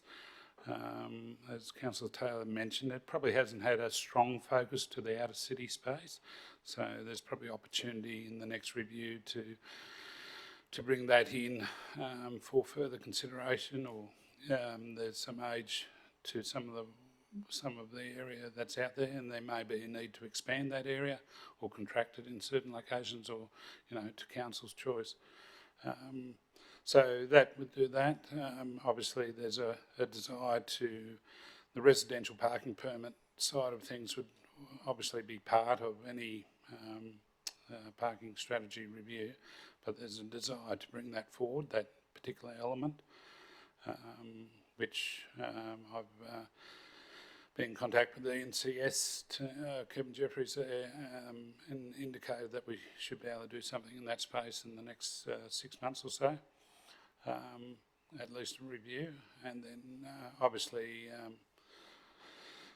the work with the schools, as Councillor Carol Taylor mentioned this morning, right around our region all have certain elements of parking issues, but the ones around the outer city centre, again, tend to be a little bit more heightened in causing issues, so with those that live there as well, live nearby. Hopefully that's helpful. Any further questions? Councillor O'Hara-Sullivan. Thanks, Mr. Mayor. Could I ask the mover what the intent is? Like, what do you sort of? There's particular pressure points, particularly around businesses and schools within the outer city circle, that are experiencing great pressures on particularly the time limits, because a lot of them are, well, I shouldn't say the majority, but a great deal of the car parks are 2p and 3p, that if we did a review and looked at that, possibly making them 8p will actually take the pressure off parkers within our schools or businesses having to come out every 2 or 3 hours to either move their car or without, because at the moment, by having to park in 2p or 3p and having to move their car, the other option is to park it in other residential streets. So it's actually putting pressure on residents in other streets outside the city circle. So. Could I just have a follow-up there, Mr. Mayor? Mr. GM, what's the reasoning behind having those as 2p in the outer suburbs? Councillors should be aware, as you drive into the city from the outer areas, we have the 3P zone. Okay, you see the big sign now. That was, I think, first, and Rob Betts is the key man to history here, but yeah, that was first put in by Toowoomba City Council, and as part of their original parking strategy, and that's just continued in place since then. So that outer area hasn't probably been reviewed in detail in a number in the last decade, I suppose. So that outer 3P space has stayed as is, generally speaking, for all my time that I've been here. So I think, the call to have that looked at, more broadly speaking, as part of the parking strategy is probably the key space. There may be, with number 3 here, the opportunity to maybe make some earlier amendments, depending on how council views the outcomes of investigations.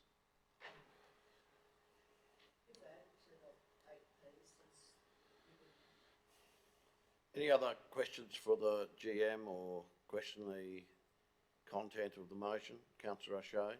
Oh, sorry, Mayor, probably not really a question, probably more a comment. I really support this, and I think the timing of it is really good, because obviously we've seen a lot of changes through the CBD. Obviously, you said smart parking that's come in and all those certain things that looks at that.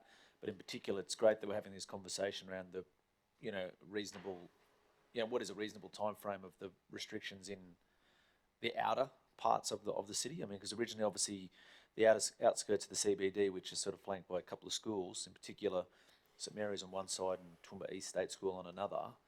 And obviously the reasons that we had those restrictions in place was so that cars wouldn't be parked and affecting people's amenity and things like that. But as times have changed, those schools have really bought up all those properties around them, so then it's not as much an impact on amenity, and there might be an opportunity around those areas, as you said, that it might be an easing of that situation, because it's a difficult one and a pressure point of both of those. But I really support this, because, as I said, I think the more we look at this and the more we keep on top of this and the changing evolution of parking, and I give bouquet to you, Councillor Taylor, because it's not an easy topic. Everyone's an expert, everyone knows how to fix it, but until you actually get to the reality of trying to do something to do it, it's a difficult one. So I think it's something that council we should be mindful of and review it as often as we can as things change, and involve the community and the schools and the businesses on the journey with it as well, to try and get an outcome, because it's, as I said, it's a tough one to try and settle, but I think this is a good way to start and look at it from this point of view. So I support it. Ron, do you have a comment? Yeah, I'm just reflecting here, and perhaps I should be declaring conflict, given the areas you're talking about as the outer CBD. I know it's probably business as usual for council, but perhaps I should be doing that, CEO, under conflicts. I was just reflecting on the commentary, and only sort of picked up when we were talking about that outer city centre. Just going to the guidelines that have been provided to councillors in relation to the. You're speaking in respect to your to Godsall Street.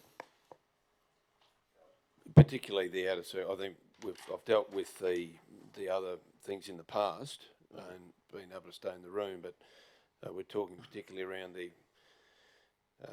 outer city centre, which is a residential area predominantly.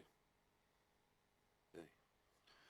So, and you're talking in relation to being a resident in the surrounding area?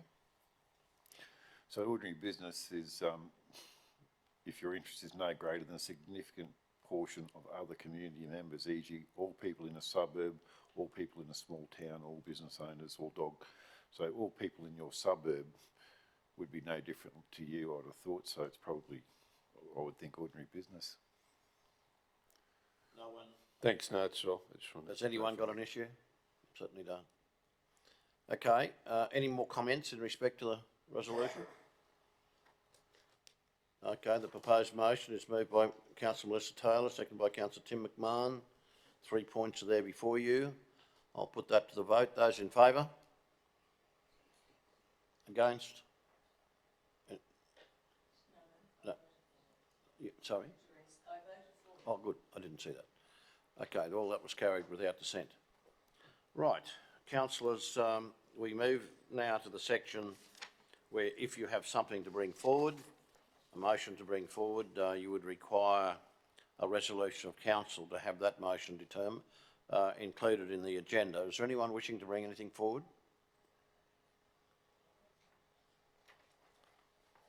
Okay, in that case, would someone like to move that the meeting be closed to the public? Councillor Von Hoff and Councillor McDonald. Those in favour? That's carried.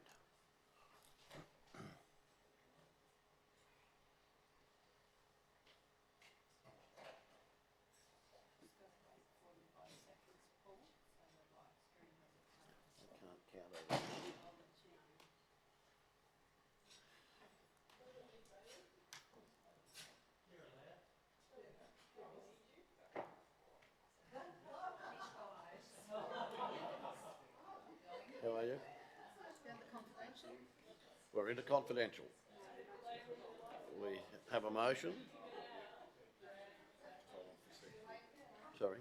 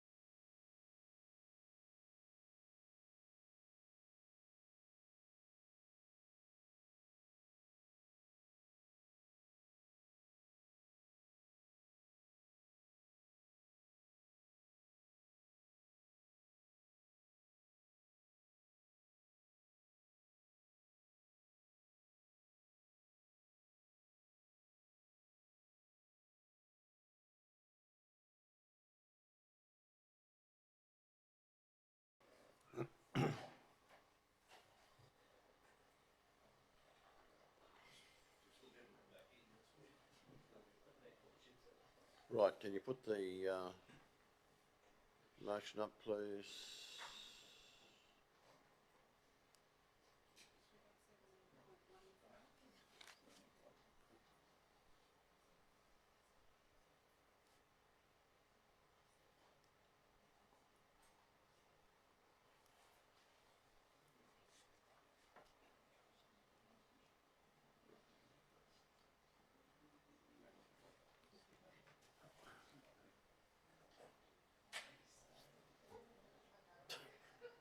Kerry, you haven't been fiddling with the IT, have you?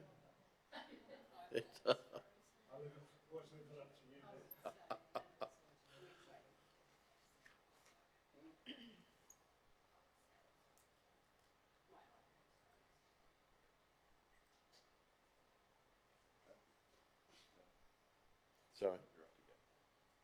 Well, that's not the, oh, righto, we move to item 17.1, which is the confidential, the ICT strategy 2023-26. That motion is before you. There are 3 points. Would somebody like to move accordingly? Councillor McDonald has moved. Councillor Carol Taylor has seconded. Those in favour? Carried.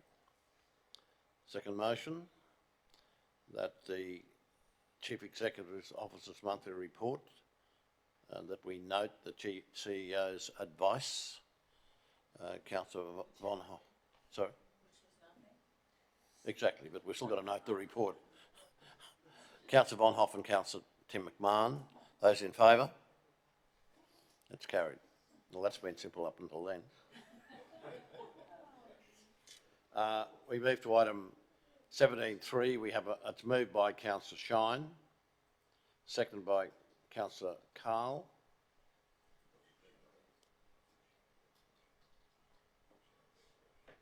That with respect to the appeal, council maintains its decision of refusal. Okay. No, we won't foreshadow. I think we put the... Brian, do we put this motion? Yeah, he can foreshadow. You can foreshadow? May I, thank you, Mayor. Can I foreshadow, should this motion be defeated, foreshadow the officer recommendation? Thank you. Councillors, the motion is before you, moved by Councillor Shine, seconded by Councillor Carl. Those in favour?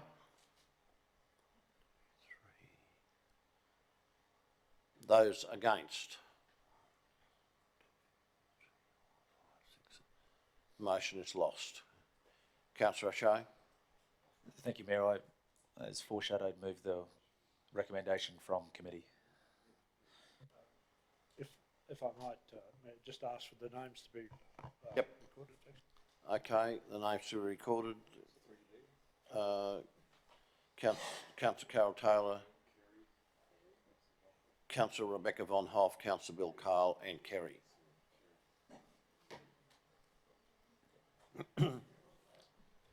Well, councillors, the alternate motion is before you. It's a recommendation moved by Councillor O'Shea. Did I take a second before? Councillor O'Hara-Sullivan.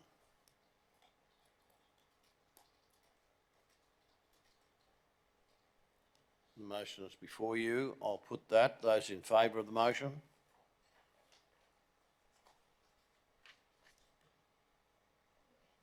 Those against? Same split, same votes recorded. Councillors, it's been a long and a productive day, I guess, for some people. Thank you very much for your time. I'll declare the meeting closed at 4:04. 4:02, in fact.